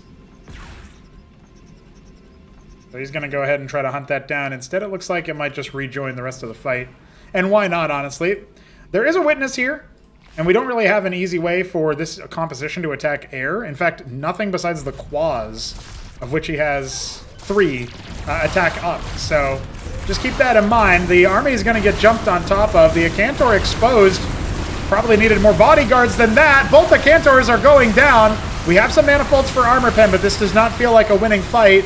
Zoryu's coming in from the right-hand side. Ayud is out of sorts, out of position, and will have to sack this third base, while also leaving behind so many of his fallen tech units. He lost multiple Acantors, a good host of other units as well. He's going to need a lot more than that. And now, Sziky's economy is looking ever better. 13 Lakis Lurker equivalents being made right now, but I don't think they're going to be necessary. Those Ultra Cores were not focused down, not respected. The Acantors were not protected. This is Zerg dominance, and all of a sudden, it's not what Ayud was planning on. It's not what he thought was going to happen, but his natural has been collapsed upon. His third has already fallen. GG! Sziky posts another match win and takes the lead in the series, 2-1.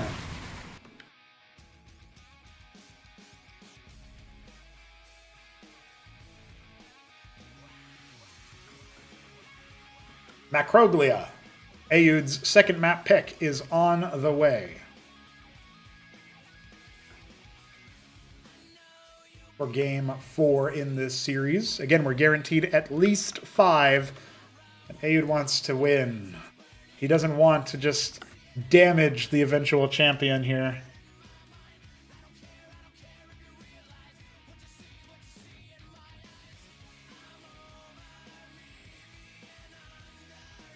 One thing I keep noticing about Sziky's play is he'll set up the harassment opportunities, but if he's not pressured, he doesn't need those units. He'll just sit there for some time.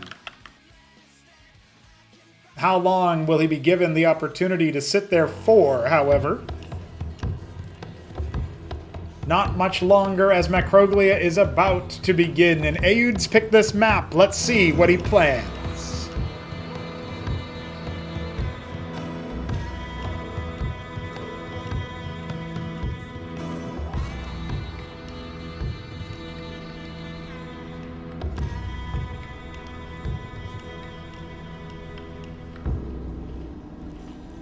Sziky is the Zinwaldite Brown Zerg in the top right of Macroglia. Aud 64, it's his map pick, the Blood Protoss.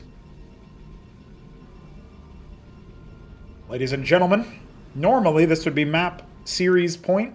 It's not a best of 5 though, it's a best of 7. And it will be an earlier pool than usual for Sziky by 1 worker. That's kind of curious. But it will be a pool indeed. Lattice on the way for Aud, opting for that extra oomph. The idols early on. He hasn't pulled out the faded tech switch that he said he was going to, unless all he meant was that he likes to index into more Grand Libraries, more Ardent Authorities. But that was only in Patadia and, to a lesser extent, Knife's Edge. And it wasn't really what we saw in Game 2. Game 2 was an opportunistic timing from a slightly greedy, over-ambitious Zerg. Sziky has maybe flubbed his Larvos timing just ever so slightly, but he'll get it started very shortly here. We'll see if that plays a part in the early game or not, as Aud's builds have been rather tight early on as well.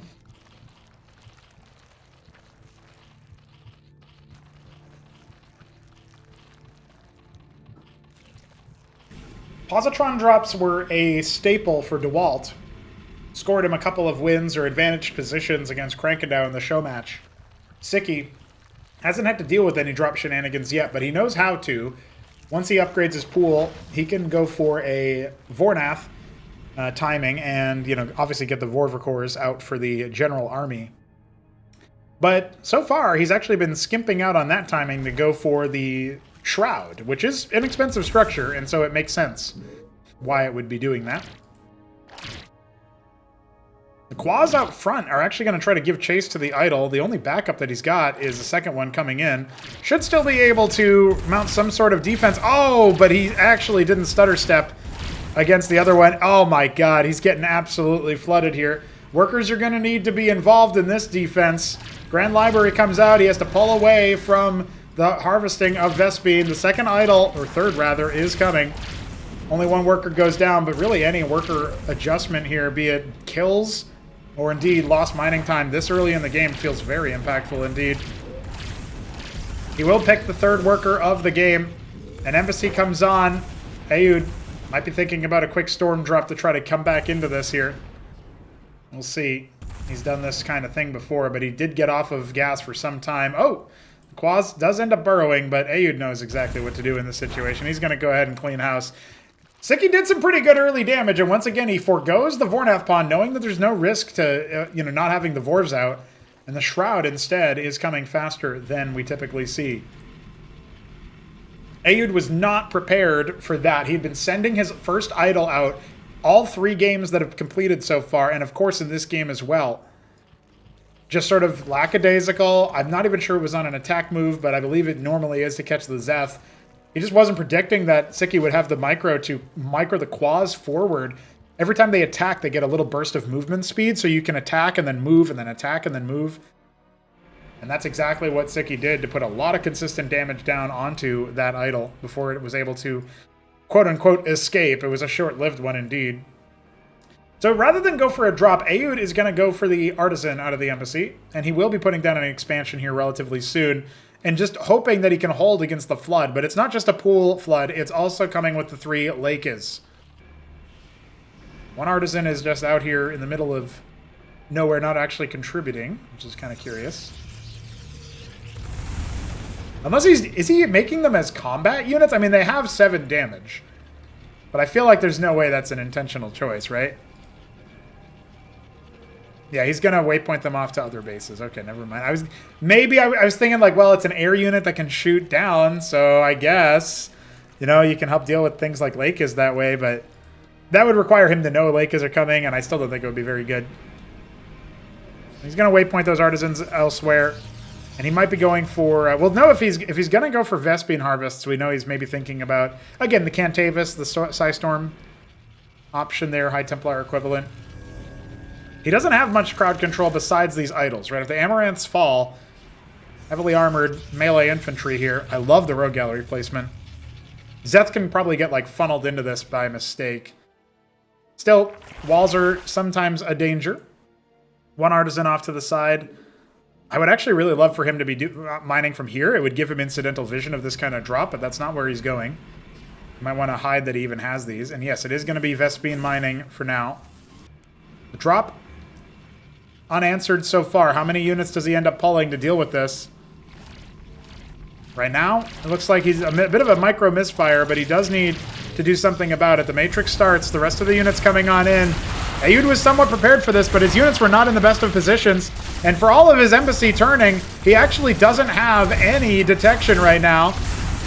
Oh, he is just going to stand on top of those units with the Amaranth, however, and it looks like the drop was cleaned up easy as you like. All 3 Lake is going down. Idle Amaranth. Is this the composition that wins? 5 quads still inside that Avaleth. Sziky didn't end up unloading it anytime soon. He's going to try now, but the Amaranth is still in position to try to deal with it. Workers can't be defended so easily. The Matrix finishes up. 1 worker dies. And that static defense structure should help deal with that. Zorius are coming. That armor shred from them can help out, but the Lakes have to be rebuilt. And Ayud is coming in with some presence here. If he ignores this defense and he just tries to make it up the ramp, that could be a different story. Now he's going to focus down those defenses. One of the circuits should falter. He hasn't been able to do much else, though, and this feels like an overextension in a big way for him.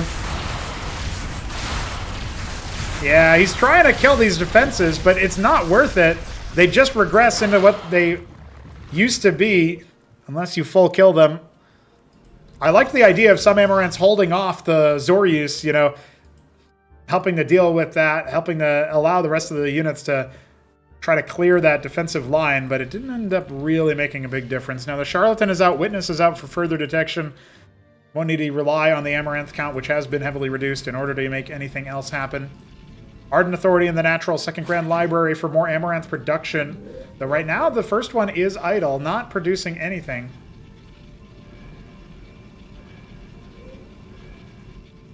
All right, attack number 2 on the Natural. We don't have any static detection, just the Witness. Lake is going for the Workers, which do evacuate towards the gas nodes and back into the main base. Alakis walks in. That feels like a mistake from Sziky, but maybe he'll be able to get some kills with it. No, it ends up going down to the static defense. Only a few Workers have gone down so far. All of the units except for the Lakis and the Zorius have basically been reduced to nothing. The Nexus could end up going down if you're not careful here, but the Warden, the Charlatan, the Idols, they're all doing so much work here. And finally, the front line collapses for Sziky. He doesn't have much ray pointing back in. Still, the splash damage is out of control. Will the Nexus go down? The answer is yes. Ayud did not have the front line left to deal with that. He has to rebuild the Nexus on the spot. And he's lost one of his Charlatans as well. Another gas-intensive expenditure here. Let's keep tabs on his artisans. They're still harvesting from extra Vespene gas. Once this 4th artisan gets somewhere, you can basically treat him like a 4 gas Protoss, right? Mining, well, 3, I guess, because he did lose his natural. And he has not ridge capped down here in the main base. So this is not looking too good. Sziky has his 3rd base up. Soon we'll be garrisoning that Vespene. He has 3 Ultra Cores.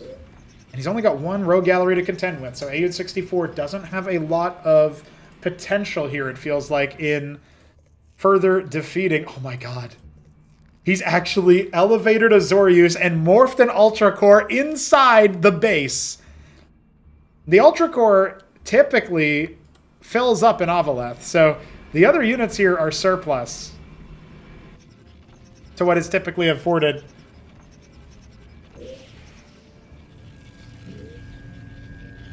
Cantors, they're doing their best to be a menace in the early game.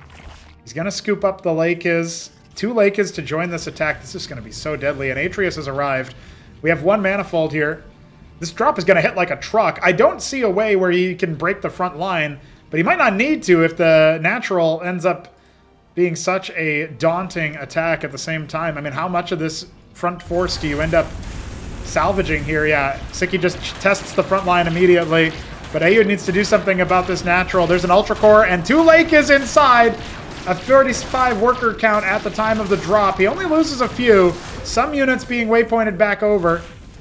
And now Sziky chooses to strike at the Natural, but he's just testing him. He's just doing his absolute best to figure out what he can do.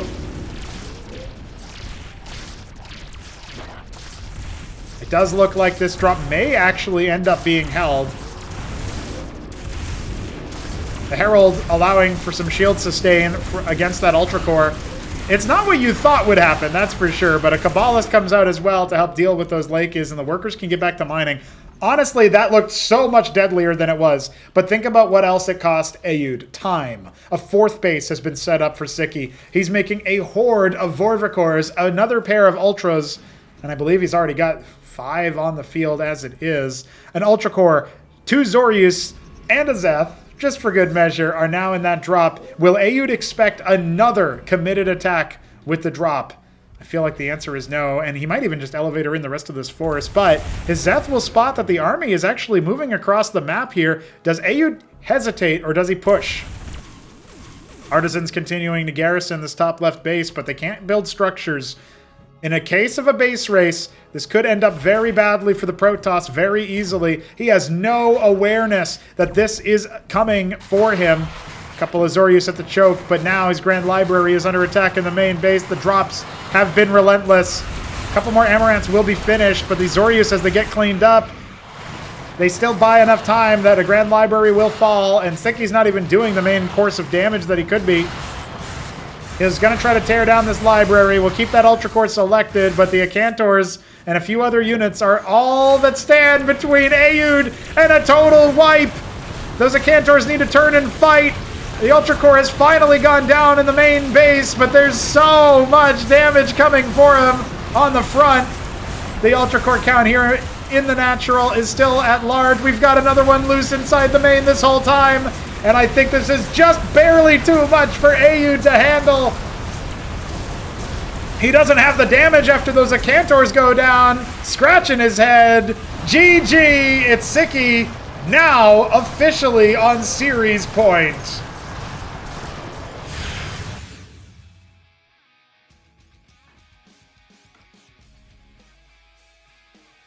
Aoud once told me that Battle Spectre is a map he's practiced more than most others in the pool. We're going to need to know that is true from the gameplay now, as Aoud's back is against the wall. Championship point for Sziky. He has 3 opportunities to close this as our champion over Aoud, despite the Protoss. Despite the will of those special aliens.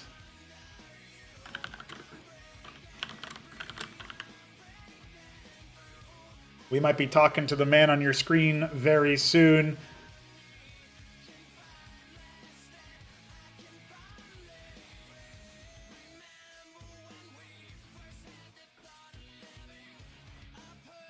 But all I know is that we're entering into Game 5 of our grand final. It could all end here, or Aoud could grace us with another Protoss victory to extend the series.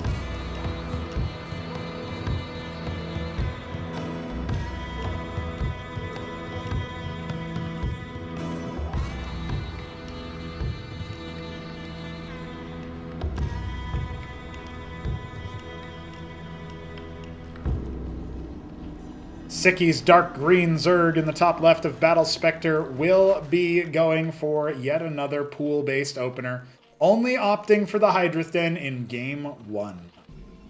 Unless, of course, Aoud's Blood Protoss in the bottom right is able to force another game, maybe then we'll see a little bit more depth. The pool goes down. Sziky picks Battle Spectre even though the Kagra needs time to be placed there due to the triggered nature of the setup, because this is a cross-spawn only map, so even though there's 4 spawn configurations, there's no guarantee that you're actually going to see bottom left and top right. In fact, there's a guarantee otherwise, that if you spawn in the top left, your opponent is in the bottom right. These players know exactly where they are. Aoud 64, preparing his move back against the wall. First player to 4 wins will take Acropolis number 4's first place prize of $500. which you could increase if you donate at streamlabs.com/pronogo. $1,000 prize pool for this bad boy. You'll love to see it. Grand Library on the way for that Lattice follow-up. Idle Amaranth has been very, very effective in the early game. Charlatan has a great follow-up as well. Certainly showing that it can punch above its weight against Pool and maybe even against some of the early late Zoryu's shenanigans. But Ultra Cores, those Ultras are so damn good. Sziky already adapting again.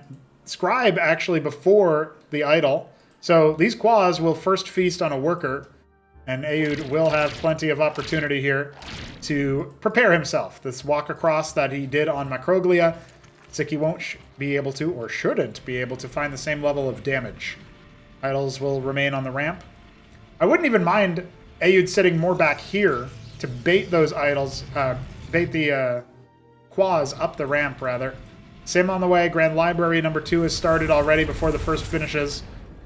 And the Quas are going to be cowed from their attempt. Zeth just looking around to see what it can flush out. I like that Sziky is standing somewhat stoically over here on the other side. He burrows the Zeth inside the natural. Embassy. Is this the drop time, or are we going to see artisans again? It takes some time before the workers that you make actually start paying for themselves, particularly when they cost Vespene. They can really slow your development before they start to accelerate it. Zethon burrows and gets in for a nice scout. He's going to see double Grand Library and the Embassy follow-up, while also heckling the workers and denying a little bit of ridge mining time, which could be a consistent factor here. Idol going to try to shoo away that Zeth. The Amaranth still chasing it around. And it looks like the rest of the forces are going to return home as well for the Protoss. Shroud halfway complete, so Sziky's sticking to the playbook as the Zeth gets cleaned up inside the main base. The Embassy is first going to give a witness.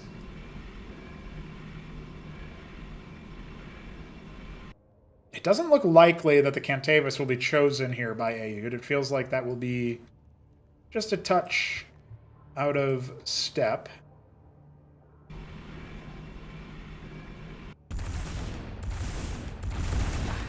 Nice little body block there. Probably had the kill no matter what, but good to confirm it. More Amaranth production, a Herald as well. A little bit of Vespene cost. The Embassy does provide that witness. So it looks like Aoud's now making a modified push the same way that he did on Quasar. The modification really here is slightly faster Herald, definitely a faster witness because he knows that Sziky is going to go for the Shroud timing. His pool count is pretty good though. He didn't hemorrhage as many units as he did in Game 2. Even still, the Idols can definitely help clean stuff up here. And you can see how badly the Amaranths bully this composition without the Vorvs. Some Lake is coming down. Remember, the Zoryus also make those Broodling equivalents. But the Witness is here to try to deal with this in a more measured way. And now Aoud can try to pressure this natural. He needs to pull that Idol to the side. Amaranths maybe getting in over their head here a little bit. Remember, the Witness is still available, but those Zoryus... Oh, he's going to charge right on top of the Lake is. He'll trade out one Amaranth for it. Another can come up to replace it. This is a very tight fight. It's not yet clear, but the Zoryus, they're so very low. It's not going to be long before Aoud has finally popped them, and only one Lake is remains. Is he going to just go for it? He clears both Zoryus almost immediately, and now there's very little that can help Sziky here.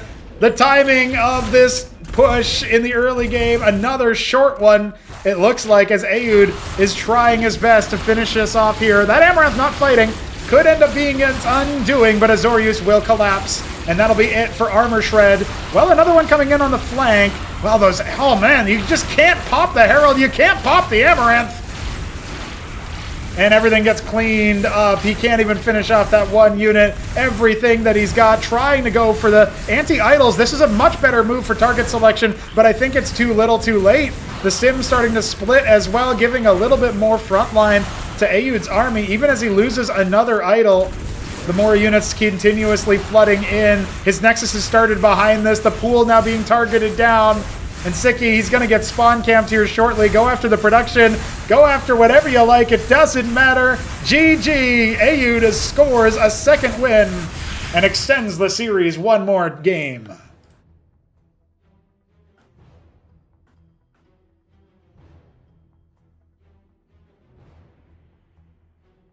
Saberhand will be game 6. And could we actually see game 7? Ayud might have found a little bit of a recipe. Both of his wins so far in the series being earlier. I think he's going to have to dig a little deeper, but he might be able to find an angle against Sziky. He might be able to try to close the gap.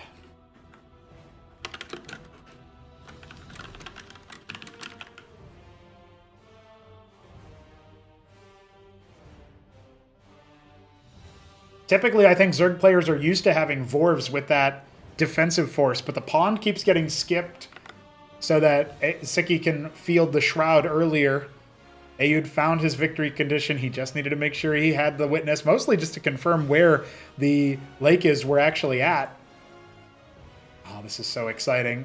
This could be our last game. It could also be just the warm-up act to the real decider, which would be on Frozen Sylphid to close us out. We're going to get our players ready to confirm what they are up to. And to me, this looks like Ayud versus Sziky will at least have a decider on Saberhand, if not on another icy map from Brood War. Our players are ready. Our finalists are ready. We crown a champion in 1 or 2 games. Does Ayud have another win in him?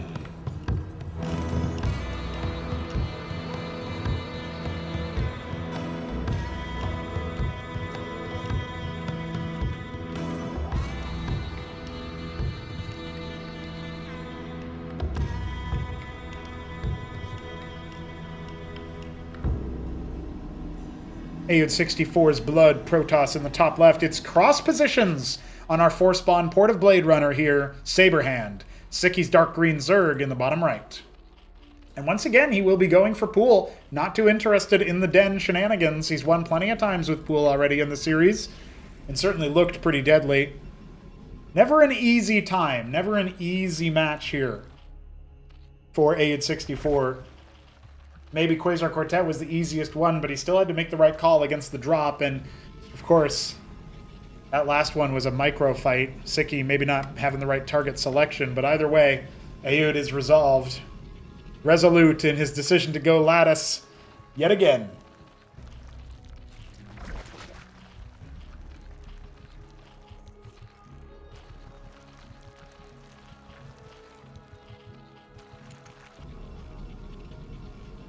I will also take a moment to announce, once again, that the 2 versus 2 tournament George is hosting will be played on the 1st of August. If you want to join our Discord or Fluxer server and put your hat in the ring to play some 2v2 in Cosmonarchy, because, you know, you got 50 units, but now have another set of players in the mix. Don't just do 1v1. Make it even bolder and better. Definitely think about that. Join up. Ping George. Tell him, I want to play. And he'll direct you to the right location. And if you're already in our server and you didn't know about that 2v2 match, then now you know. Sign up. It's pretty good. I'm playing. You might be my teammate. You have a raffle to join me as my teammate. So just think about that. You get to play with the dev. Pool into double Arvosk here for Sziky. It is Lattice into Grand Library for Ayud, so we're sticking to our guns for now. The question is, who blinks first? And if they do, what do they make?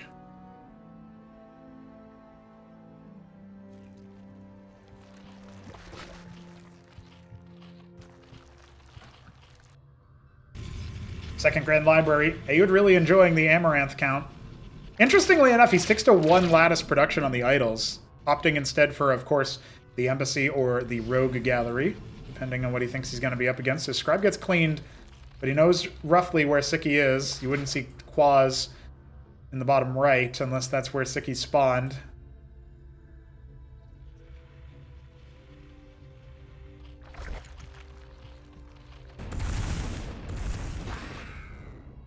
He will clean off 1 Zath. There's a second one still at large. Now he can maybe garrison this position by the Disruptors. Embassy is coming. He's going to rinse and repeat. And the Shroud is also coming. We might indeed have a very similar style. Sziky is going to need to test an adaptation here. There's a Scribe waypointing to 9 o'clock. What's going on here, Ayud?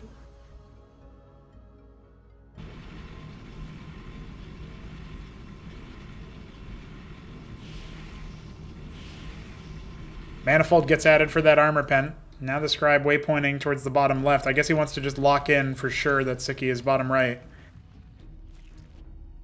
Now Avaleth is out already. Witness coming for the Protoss, so we'll have that detection that we need. Zeth doesn't quite get cleaned up. If you think about it, both losses Sziky has incurred so far have been based around taking that expansion maybe a little bit too early versus a composition designed to kill him early on. And it looks like his Droleth waiting in the wings may very well want to take that expo. The scribe confirms nothing bottom left, so that's job done. Quaz out here with an Avaleth, maybe canvassing for any witness or Kabbalist. Little does Sziky know it's the same exact play. Hasn't been able to get in to scout his opponent. Ditto for Aoud, but maybe he'll just scout by attacking and crushing the Zerg.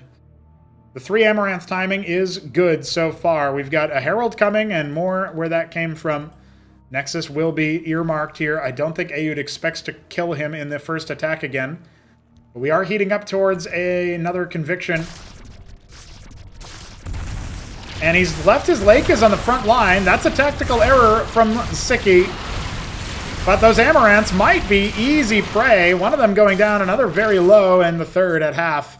Perhaps both players feeling the burn, feeling the pressure. And down the Witness goes, the Avaleth providing that necessary detection. So the Amaranths might be offered up at the end, but looks like it'll be just fine here for both players. Neither of them willing to blink. I like this Amaranth distraction here. He's just posturing as if he's going to go for a run around. Unfortunately, his idol will be killed, and he does need a good number of those to deal with all the Zeths. The Nexus is halfway done. Heralds are coming. Another Witness as well. That Amaranth might end up running past everything and seeing what it can do, but there are Zeths here on the defense, so Sziky's not bothered. Zeth count pretty good right now. It's definitely still a problem. The pylons are going to be the only SimCity to defend for Aoud. He wants to put down another structure when he can, and here come the Amaranths trying their best to just run past everything, cause some problems. He sees the Ulgorg. Oh, a Lake is walked in for free. Definitely not what Sziky wanted. Now he's got to cancel this push. Amaranth will go down.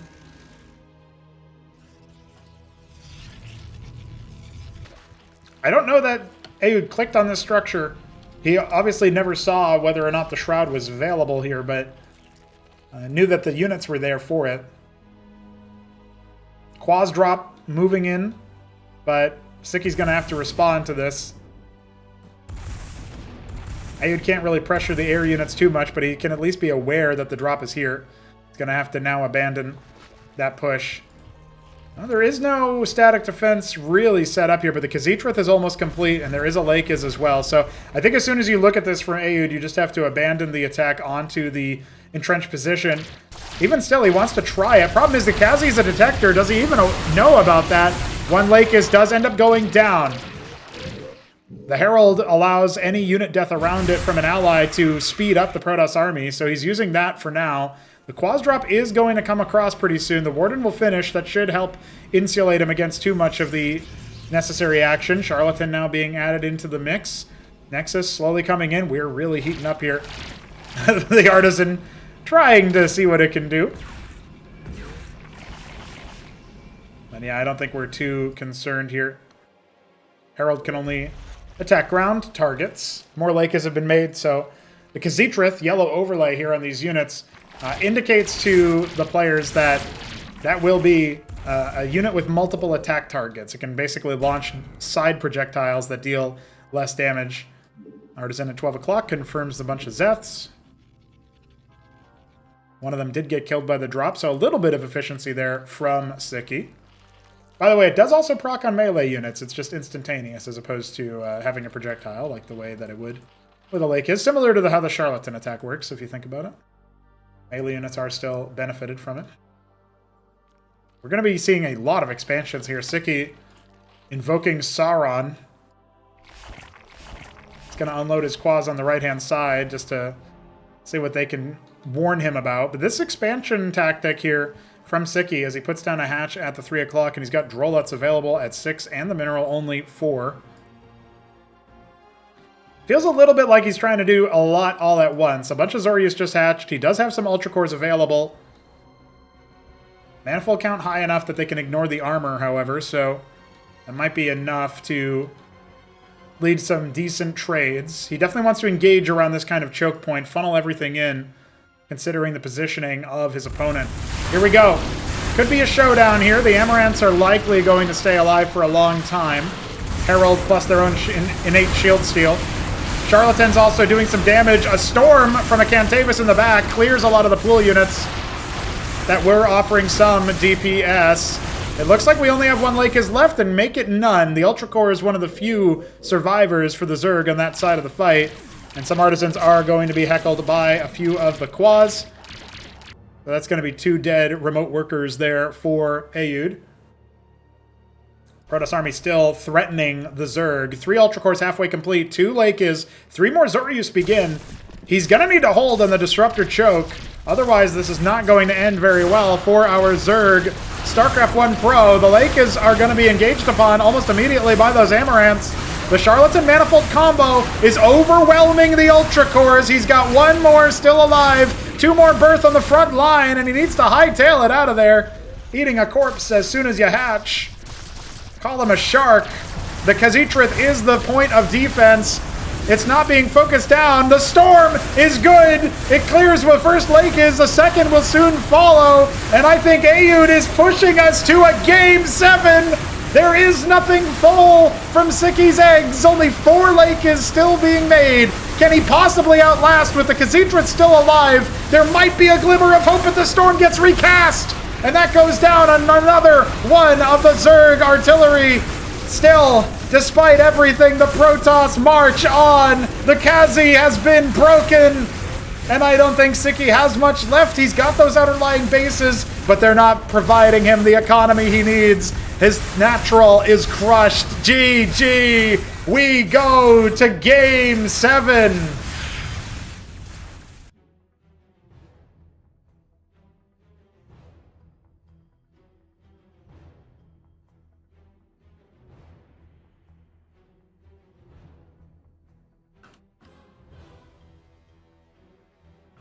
Could this really be how it ends?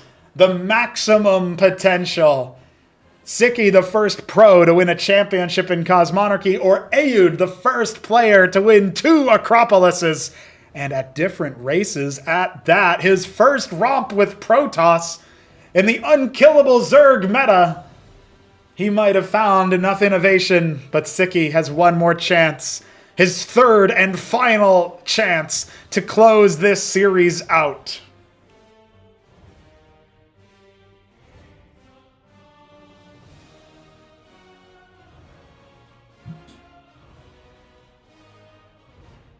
We talked about that Dominator game, Knife's Edge, 3-spawn map. We talked about how the Ultra Cores went straight for the Acantor, the Reaver equivalent there, not being protected. Aoud used that same exact strategy to engage upon those burrowed Lakers, the Lurkers equivalent. Sziky overextending with multiple expansions. He did a good job managing the artisan count, no doubt.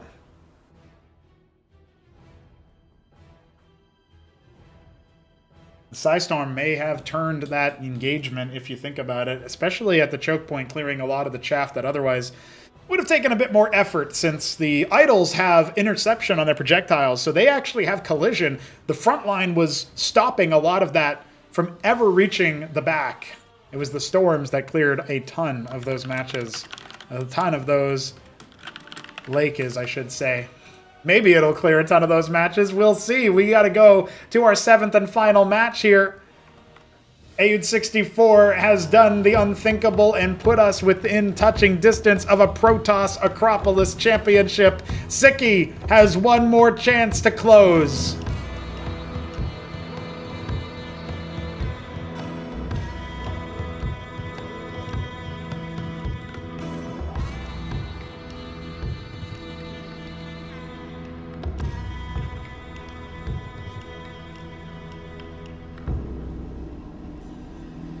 The Blood Protoss of Aeud 64 at 12 o'clock. We're dealing with different spawns than on Knife's Edge, that's for sure. Here on Frozen Sylphid, we decide things, and Sziky will be going for a 7 pool. He is the Beastra Brown, no, Light Olive, in fact, Zerg in the bottom left, and here we are, ladies and gentlemen. The showdown we've all been waiting for. One of these players is going to go home with 500 bucks to their name, the other only half of that. Perhaps more important than the money. The prestige of knowing that you are the greatest Cosmonarch of this season. The first place finish, the championship. Aeud's history has brought him to this point. He joined us for Acropolis 2 and defeated Nebelheim as Terran. It was a 5-game series, 4-1 in his favor. Made it look like there was a lot of distance between him and the second best. Then, to defend his crown, he had to make it through the lower bracket of Acropolis 3 to challenge Hit 'em Up, who did defeat him in the 7th game. Hit 'em Up, our first random champion in Acropolis 3. And here Aeud is again. Here he finds himself again. Not the favorite, comes in through the lower bracket, but forces Game 7. Will it end in tragedy for the Protoss? Sziky going for that early move out again with the 7-pool timing. The 4 quads moving across. It's Zeth reinforcements and another pair of quads being made behind this. We'll keep an eye on the production tab. Grand Library halfway complete now for Aeud 64. He's going to stick to his guns. He scouts the wrong place, perhaps the wrong time, but this could be big. If Sziky looks at this scribe, yes, he's abandoning the actual position, thinking that that's where his opponent is. He's going to be so disappointed when he reaches deep in and sees he's maybe given up the opportunity. He's maybe given up a little bit of early pressure. The scribe will be cleared by those quads almost assuredly, but it'll take a little bit more effort. No, he abandons it. He wants to go for a more aggressive tactic. He's got Zets coming. He is not making workers. Is this Zyky's all in to win? First Grand Library starts to make an Amaranth. That's your timer. You have 25 seconds to make it work without having a monster of a frontliner to try and deal with. A good healthy number of Zeths. What's he going to focus down initially? The Quaz, they are going to get pummeled, and the Grand Library could maybe go down here, but it seems unlikely now. Trying to go for the surround. The Idol's being focused, but the Sim will die first, and he retreats to the back line, retreats to the worker line. The workers aren't getting involved. The Idol does end up going down. The Scribe being a nuisance inside Zyky's main. He's got Zets off to the side, but they haven't been waypointed to the right location. No Avalef to scoop them up. We know it wasn't intentional, but rather the moment at hand, and the Scribe will be cleared by those Idol workers off the rally. Trying to go after this Idol, managing the splash options for Aeud. Oh, has both players gone for that overextension. No economic damage has been dealt. Sziky has drolled back up. Now he's going to go after some workers, or maybe he'll just sick onto that Idol as soon as it spawns from the lattice. Could he possibly end up saving it with 6 points of health? The answer is yes. 1 more Quaz attack, 2 more Zeth hits would have done it. The tightest of margins, the ultimate pressure cooker. This is the crucible in which we crown a champion. 2 Amaranths moving across a very wounded Idol and only Quaz to defend, but he's making Zeths behind it. The Shroud has begun.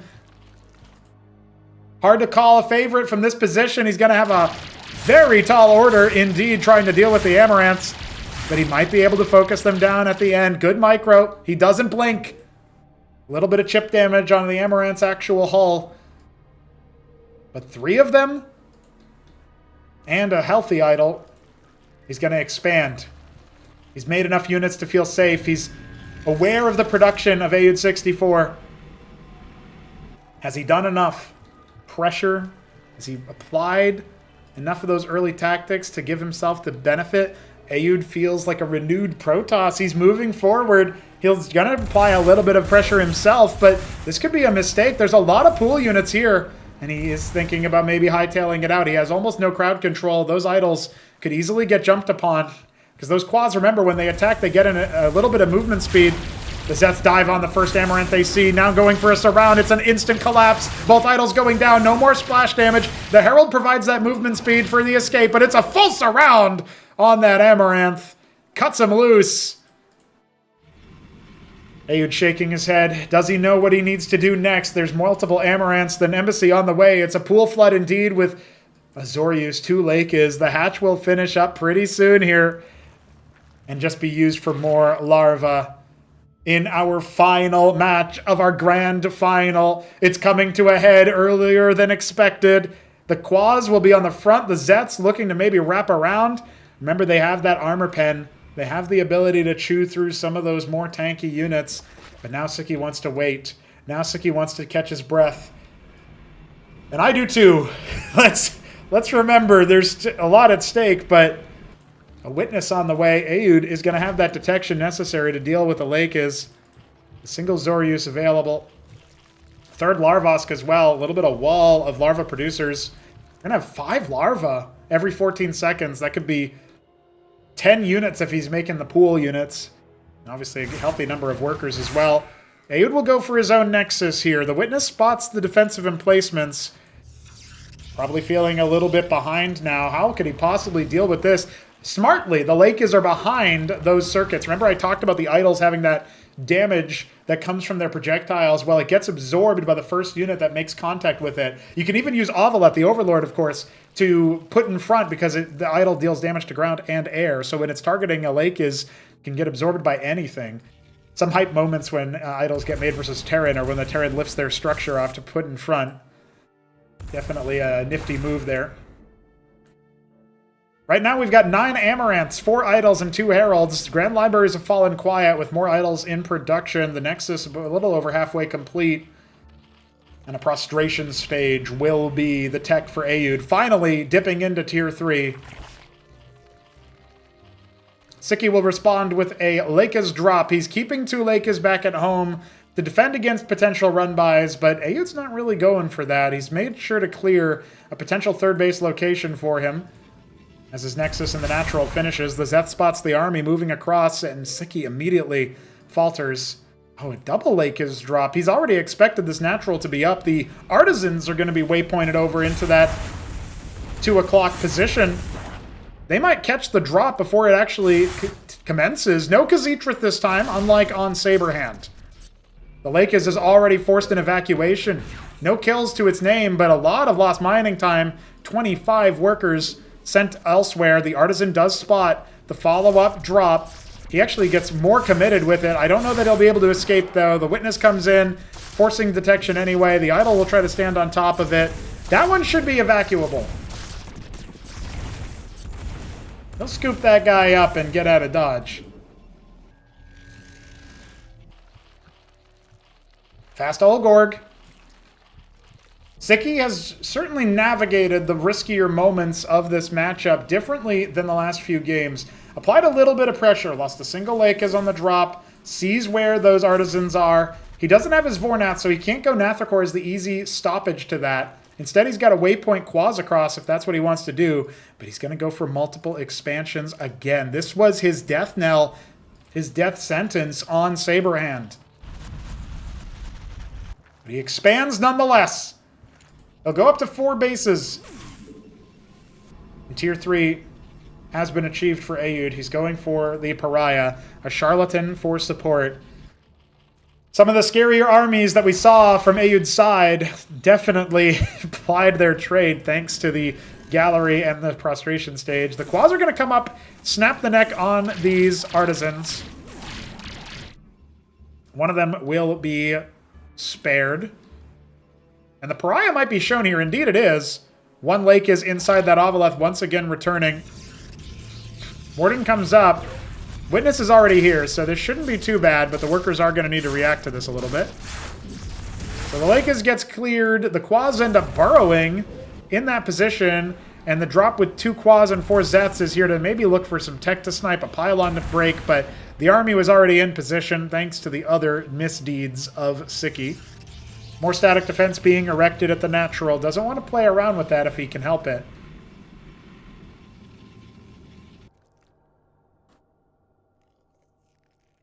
No extra base just yet for Sziky. He hasn't actually set up that other main. But he has Ultra Cores out. Zorius count rising. He's got a dozen other things. No, make it more. 14 Zorius. His Lake is a little bit out of nowhere, but vulnerability not immediately jumped upon by Ayud. And if he allows himself to be pushed back to a choke point, it could be disfavorable for him. Remember, he's got a lot of melee units. It's not quite the same position he would like to be in otherwise. One Amaranth spots out the Lake is going to force Ayud forward. He knows his victory condition is not to allow himself to be engaged upon initially. And the Zoryus count is enormous. 15 Zoryus here.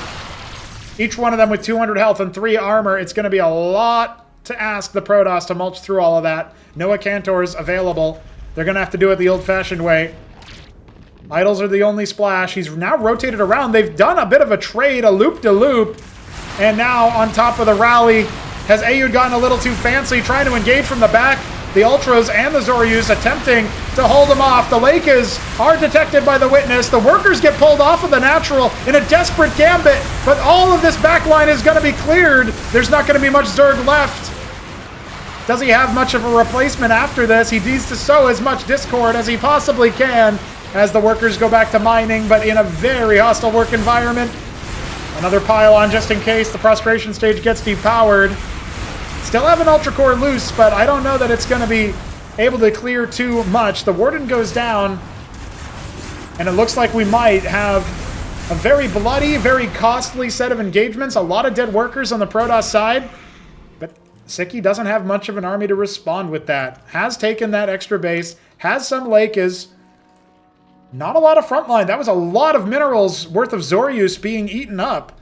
It's still an open case as to whether or not we're crowning a Protoss or Zerg champion.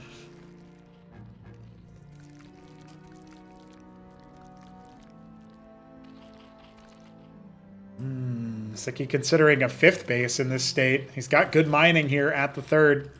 Make no mistake, he's ahead economically. If Ayud doesn't make a statement here. Oh, the 3 quas. No way. Sziky just continuing to make things ugly here for the Protoss, losing 3 workers and much needed time. The Zoryus count has been reconstituted. 9 Zoryus, make it 10, and 4 Ultras. A scary prospect to fight, forgetting entirely about the presence of Lakers. Units coming up from the south are convincing Ayud that there's something to be had down here. We enter the 13-minute mark, and the army is given chase. But he's got a very scary set of units to contend with. He's cleaving through all of those Zoryus and Ultra Cores going down in an instant. And Sziky, he has more units than this, but they're not in the fight. And he hasn't found a way to engage the backline that's dealing all the damage to him. 1 Pariah has gone down, but there's 2 more where that came from. A Witness finally going down, but it's too little, too late. A horde of quads to try to break through this impenetrable amount of armor. And I don't think Sziky has much of a follow-up. 6 Lake is on the way. Now he makes the decision to dive on those idols. That feels like it had to happen a long time ago, my friend. The Zoryus are going to be cleared. The drop is annihilated, and he has only a few more units. Remember his defensive force. He still hasn't lost any economy at the 3rd base. His 4th has been allowed to get set up. His 5th not yet started. Pariahs are not going to have the greatest surface area. Lake is hatching and immediately need to burrow. Get that splash damage dealt. I think we're on the precipice of the upset, of the impossible actually happening. But let's hold our applause for one more moment, because those Amaranths might get crushed. The Lake is coming up, and no! He stands atop the battlefield of blood and bone. Ayud, he is moments away from the most unlikely championship. Has he been spread too far, too thin? A Pariah with splash damage is inside the base of Sziky, who is desperately trying to hold on to any advantage he can still muster. He's burrowed right in his face. Now the Pariah going after the workers. The Ultra Core comes in to try to clean up. 1 more Lake and stays alive. Amassing at the front gates. We've got a Pariah, 2 Amaranths, and a Charlatan. I don't think that's going to be enough to break this position. Multiple workers have gone down. Finally, some economic deficit. But is it enough? Ayud still has no 3rd. He still has no economic development. It feels like he needed a win there. Right there. Now Sziky has a chance to rebuild. This base has been discovered. The workers preemptively rotating elsewhere. This is the opportunity for Sziky to go for a gut punch to the economy, or to overwhelm the few melee units here still present for Aoud. His pariah, caught in the middle of the map, sees this medium-sized Zerg arsenal moving across, more Ultra Cores being made. He spent a lot of time to kill that hatch. I don't know that he's actually got what he needs to defend. The Obelisk came in for a drop to send this set of scribes in disarray, and the lake is, they're gonna gut punch indeed. I don't think any of these scribes are making it out. The Warden blows up. The Nexus could be next. Instead, Aoud thinks about a counterattack, but the circuits have been remade. Is it checkmate? Aoud, moments away from victory, may have bungled it at the last moment.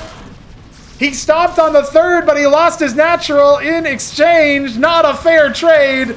All of his workers going up in smoke. When we started this match, it was daylight outside, but the sun has set on the Protoss Empire. He'll clean up the attack, sure, but he has very little to rebuild with.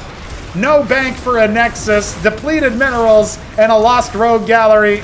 Every little thing he can possibly use feels seconds away from death. And the hatches have been rebuilt. 6 o'clock starts. 7 is in production as well.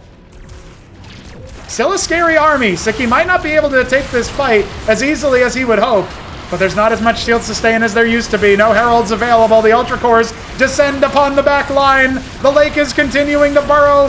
The pariah is focusing on them, but at the detriment of every other Protoss alive. It's a scrappy engagement here, and Aoud only has a Nexus in production. Every unit lost is a permanent death upon his psyche.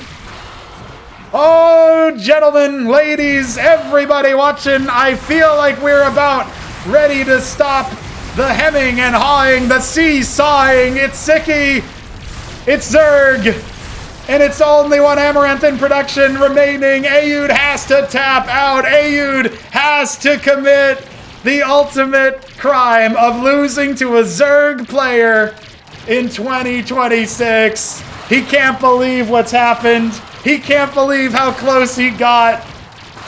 But Sziky will be your Acropolis number 4 champion.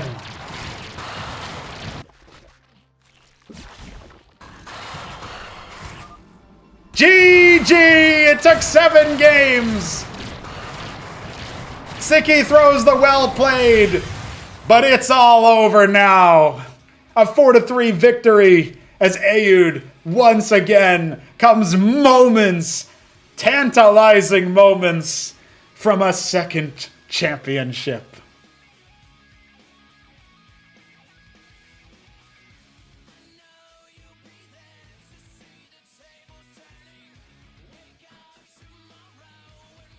We'll take a moment.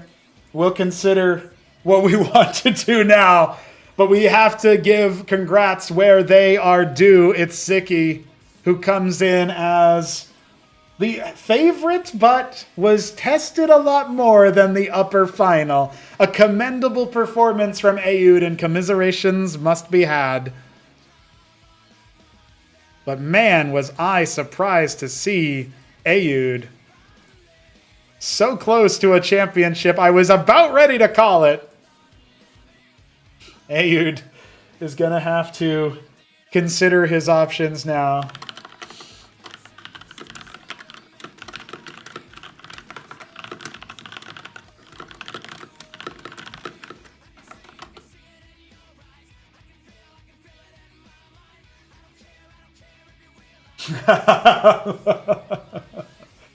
Vinny B may not have been paying too close attention there at the end. But I paved the way, took out the non-Protoss challengers. Yeah, fair enough. Fair enough. Sziky will be speaking with us in a moment, and Aoud waits in the wings for his interview at the end.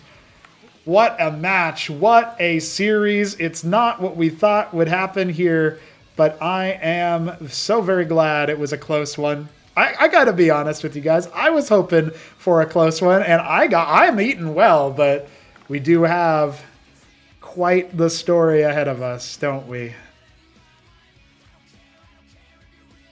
as we wait to get Sziky into the final hot seat, the final interview of them all. Congratulations are in order, and commiserations for Ayud, who came within spitting distance of a championship, the grand final delivering. Who would have thunk it, guys? Let's bring him in to talk to your Acropolis number 4 champion. Sziky joins us after a very hard-fought series, all 7 games required.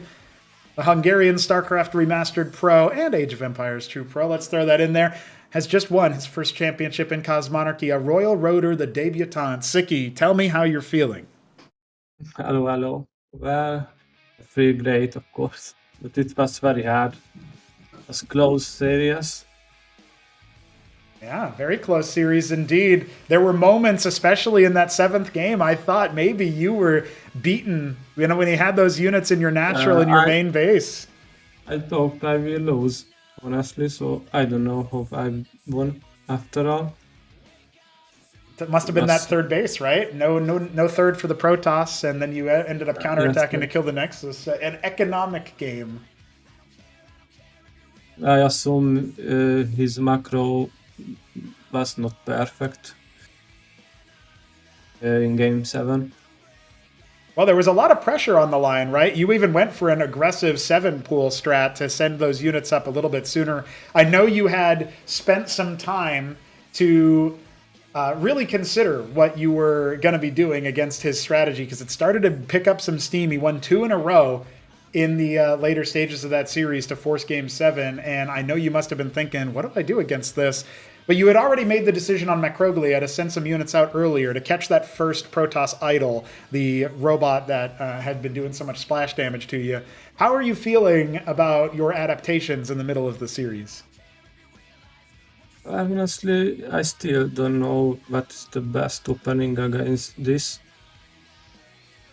because I exactly know what he will do, but still I can't counter well.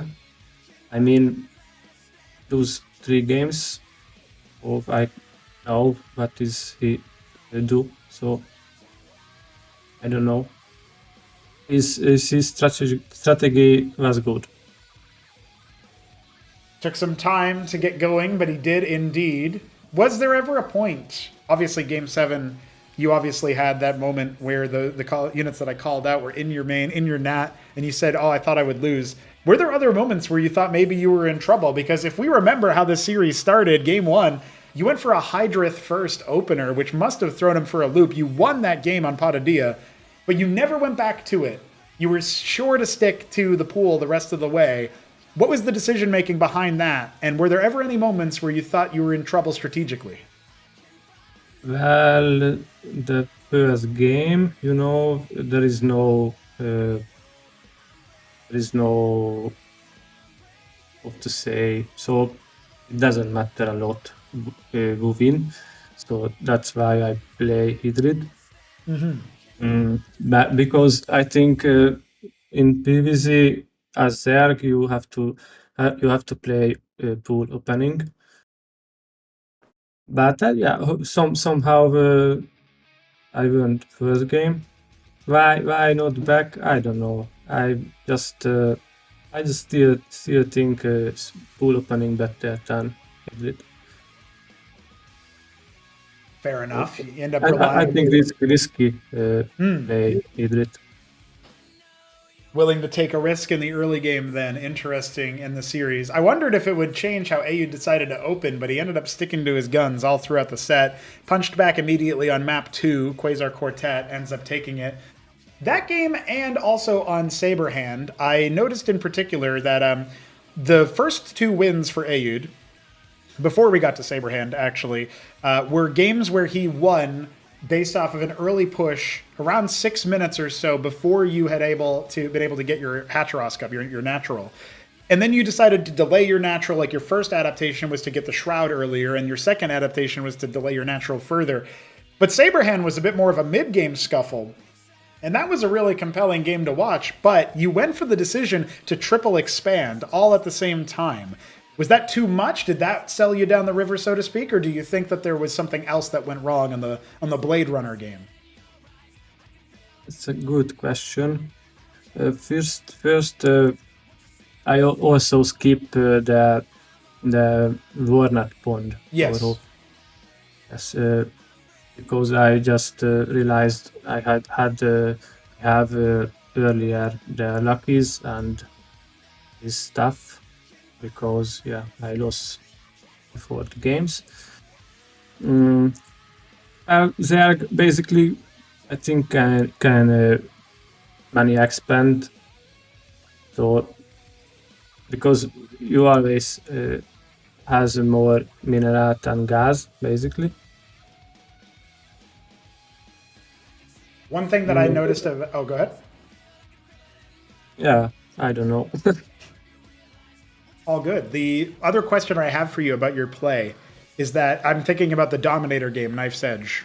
I'm thinking about some of the other matches in general. One of them against Nebline, where you had like 3 or 4 different tactical harassment squads all happening at the same time with your main army moving in. Something similar happens on Knife's Edge. You're very good at this style of just banking harassment forces and activating them every now and then. Even on Frozen Sylphid, that was a difference maker as well, that last game, where you had those quads dropped at the perfect time to dismantle the defending Protoss.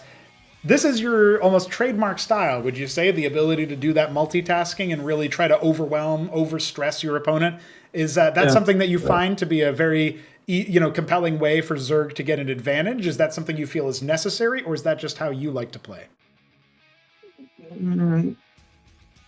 Honestly, on the top level, you have to be a good multitask, and I am always right. So also improving my multitask still. So it is my style in every game, basically, in Starcraft 1, in Age of Empires 2, and everywhere. And basically, I think I am a solid mechanic. So I am trying to win with this, yes. I mean, I also tried my strategy, as you see first game example. So, but the basic things, mechanically. I try to win mechanically. Very good, very good. The other thing, of course, that I'm always curious about when I see these games and I see how close the series go, we were talking earlier about your options in the strategic layer, but your micro was on point, your tactics were on point. Did you ever feel pressure? Did you ever feel like maybe, just not necessarily in the sense of, oh, I'm going to lose right now, but, oh, I could lose. Oh, I have to win this. Was there ever a point where it felt like there was a lot of pressure on you, or was that side of the game something you've already kind of mastered in that way? Well, I changed my life a little bit recently, because in StarCraft 1, in recently I stress a lot. So I changed my life. It's hard to say how, maybe later. So today I am not stressed a lot.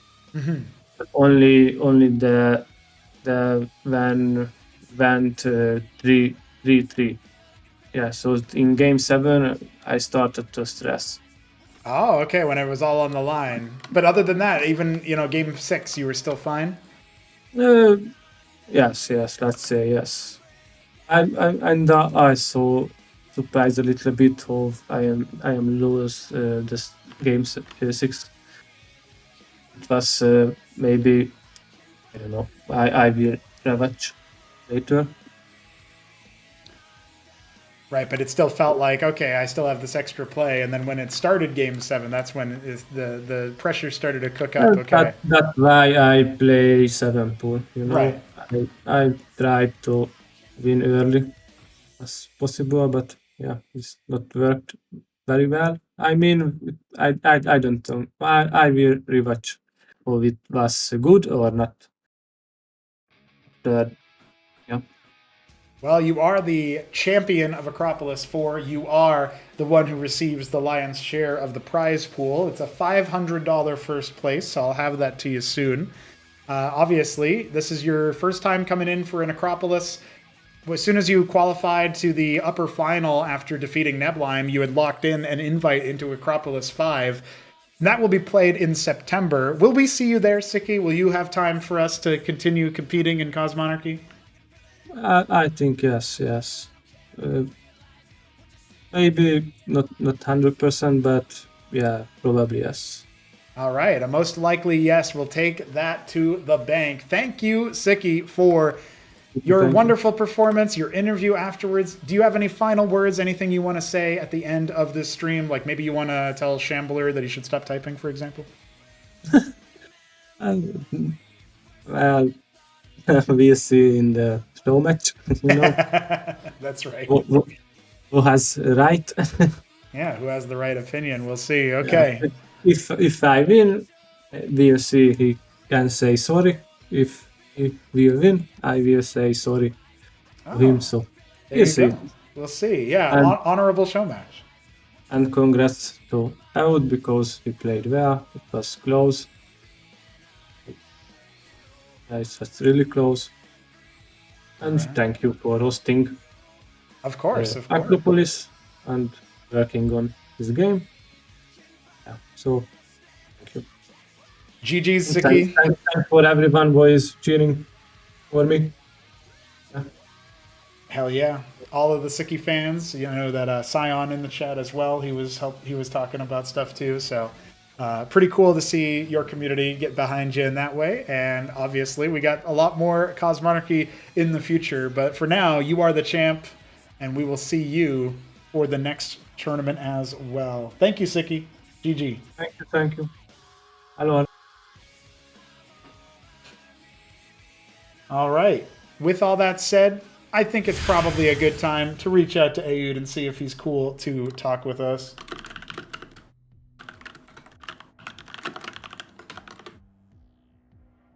We're all Sziky fans. We're all grand final fans. That's what we are. All right. It looks like we're just about ready for Aoud to pop in here. And when he is good to go, we'll get things rocking and a-rolling and talk to the runners up. Aoud64, you have found your way to what is the second placement here in Acropolis 4. Runners up, second best, however you want to say it. But let's talk about these games. You took the Zerg to the almost ultimate conclusion. You were moments away from winning, and it didn't quite work out the way that you wanted it to. But talk to me about just how you're feeling right now with regards to this series of play. Sziky even saying it was very close. Congrats to you. But how are you feeling, Aoud? How are you feeling? First of all, thank you for the kind words. I was listening to the Sziky interview. He's an amazing player. He did really good. Dropping with mad presence. The micro was insane. So well-deserved victory for Sziky. Absolutely. Of course, I'm very frustrated because it felt like it was so close, man. I mean, like when I reached the ties to the score, and we went to the final game. I thought I had discovered something because even though I lost today to Sziky, I feel like I learned a way to navigate the PVC matchup that doesn't feel hopeless at all. Of course, I still believe that the Zerg has some advantages, but maybe because the Zerg just found out a way to do so before the Protosses. Seeing the match, the show match, the Dewalt versus Crank, also Dewalt show us some other way to play play Protoss, and that made me think that maybe we still need to explore a little bit more, and maybe to find those little tricks and advantages that the Zerg exploit nowadays.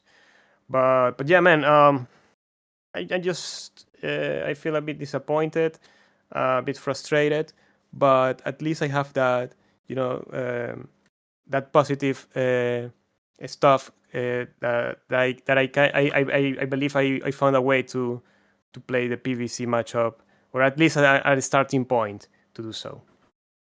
Fair enough. A starting point is a good place to begin, and you obviously have impressed a lot of people. I know a lot of people thought it was more hopeless than Dewalt and Krankendau made it look. Krankendau maybe a little bit low activity. Dewalt, a player who has just now picked up the game for, versus this matchup in particular. He's maybe played once or twice against Sziky before, but overall, the look of the matchup, it was obviously going to be different. It was on different maps most of the time. It was, players who were less active in the moment, in the meta.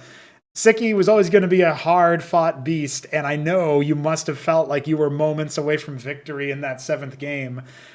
If it doesn't hurt you too bad to talk about it, could you tell me how you were feeling when your units are, in his main, in his nat, and then you look back and, you got no third base, but you're still maybe trucking along on the production you have. You're running out of steam on the economics because of the depleted minerals and stuff, but did it still feel like it was moments away? That's what it felt like to me watching. Yeah, man, absolutely. I'm smiling right now because I have that moment real vivid in my mind when I destroyed his static defense at the natural. Yes. And once the ultra cores had died, I thought, hey, this is it, right? This is it. I just keep sending and rallying units to his base, and he won't have time to recover. And for a moment, man, I thought, like he was gonna type GG at any moment. I was just so focused, man. I was so focused, trying to macro, because at that moment the adrenaline, start kicking, and you may start to forget things. I don't remember. I start queuing more probes because I was just so sure that I just needed to make units. But of course, I lost momentum. I lost momentum when the minerals depleted. I couldn't keep up with all the production structures, and that was a problem because I noticed that somehow I didn't even realize that I had lost a lot of units. When I started to run to his main, I think it was a bit of desperation move. Because I just wanted the game to end right there. If I had another mentality, maybe I would fall back and gather some more units for a decisive strike. But yeah, then I discovered Sziky had another base. So yeah, he just had more resources and more tools to deal with the situation. It felt to me like I was like an all-in already for me. Like I couldn't even hope to take a third, because if I did so, then the third would just recover, and all that effort will be in vain. But for a moment, I thought I had that timing window to attack him, and for a moment it looked like it was going to work. But at the end, Sziky I think he just played better overall. The drops, the constant pressure. I lost a lot of mining time. Every the timing of those drops, I find it really difficult to deal with, because you have to pay attention to your entrance, and sometimes it feels like if you don't have every unit as a Protoss, you just won't hold, and then in that split second you have to decide if how many units are gonna be defending the drop, or if you are just trying to defend it with a static defense. But if you make a static defense, that's one less production. So there were a lot of happening in my mind. I think Sziky could just focus more on his gameplay, because Protoss doesn't really have that kind of tools early on. I don't believe that drops are all that how to say, like, efficient, because of the anyways, I think I don't want to make more excuses. Of course, he just played better.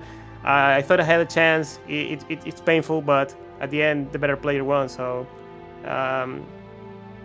I think that's it was a nice finals overall. Yeah, 4-3 for both the show match and the grand final. So we definitely were eating good today. Obviously, it is so close, and commiserations have to be made. But I mean, I'm going to ask you the same question, even though I have a feeling that you're going to tell me a more affirmative answer already. But you do get that invitation right back to Acropolis 5. We're going to be kicking it off starting September for qualifications. I'm sure we'll be seeing the reigning runner-up there. Ayud, is that true? You're going to be joining us for that? Of course, man. I really enjoy playing the game, and right now it's just one of the few games I'm playing, but I really enjoy it. So of course I'm gonna be trying to join for every event that is going to be made, and the weekend wage also I will try to be there as well. So yeah, count me in. All right, count you in. Ayud, I appreciate that very much. I look forward to seeing you in that Acropolis number 5, and I guess that's also the question, right? You feel less hopeless about PVZ in particular. You've already managed to make it so that PVA, the new race, doesn't seem so dour either. And PVT, everybody always says Terran can't do anything in that matchup. I don't know how true that is, but you've got your own repertoire here. Are you sticking with Protoss? What do you think? Well, I think if Hit 'em Up returns as a Terran player, I mean the Terrans will have everything covered on that regard. So I will let Terran to him, and I will stick to Protoss. But if we don't get too many good, very good Terrans, I think I might be switching back. Although I don't really want it, because I want to take a tournament as a Protoss, then I can properly switch again. but yeah, I think it will depend on Hit 'em Up's return, I believe. Okay. Still an open question if he will return. Of course, everybody hoping for that, but will he? He will, man. Indulge? I know he will. Fair enough. Okay. Well, I'm looking forward to whatever happens. I'm looking forward to if Hit 'em Up shows up or not. I'm sure we're going to have some banger matches. This was a great grand final. Ayud, you are the second best Cosmonarch of the current era, but we will have more choices, more chances for you to prove yourself the best. I look forward to it. Felicidades, but also my condolences. I look forward to seeing you again next time. Any final words? Any closing thoughts? Any last-minute moments before we shut the stream? Well, congratulations to Sziky. It's really cool that some pro gamers are joining and supporting this project. And the fact that he takes the time to play some games and trying to grind a little bit to prepare for the tournament, it's already great. So I just want to thank him and congratulations, because he's an amazing player. Back in the day, I had played him a few Brood War games. He of course won't remember because I had different nickname at the time, and I was never like an S-rank player, but I know he's insane, so well deserved to him, the victory, and yeah, thank you everybody, that it's constantly supporting and watching the games, the donations. It's an amazing community, I just believe that we need like that little push to make this really big, and it would be amazing if more pros, more players would join for a more fun tournaments and games. Absolutely. Yeah. GG's, Ayud, thank you very much, and we will see you soon for some more, I'm sure. Until next time, my friend. Yeah, thank you. Muchas gracias. And that is a wrap on the grand final on the throne room stage of Acropolis number 4. Our tournament comes to a close, and this is where it ends. Ayud64, the second best.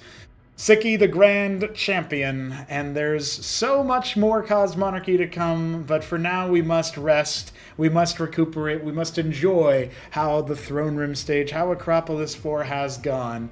I'm looking forward to number 5. It's already on Liquipedia with a little bit of our details, including our scheduling, so you can check that out at your leisure. But Acropolis number 5, starting with the qualifications in September. That's the mark. That's what we're aiming for. So we'll see you in a few short months for some more competitive action. And until then, we'll have those daily videos. We'll have those occasional cups, those bi-weekly tournaments, and those off-meta ones like the 2v2 tournament George is hosting in a week's time for the 1st of August. So get after it while you can. Pop on in when you can. It'll be a good time. I can promise you that. We'll let the hype video play us out one final time. Thank you, everyone who has made the throne room stage of Acropolis so unforgettable. Acropolis number 4 is now over, and congratulations to Sziky for winning it all.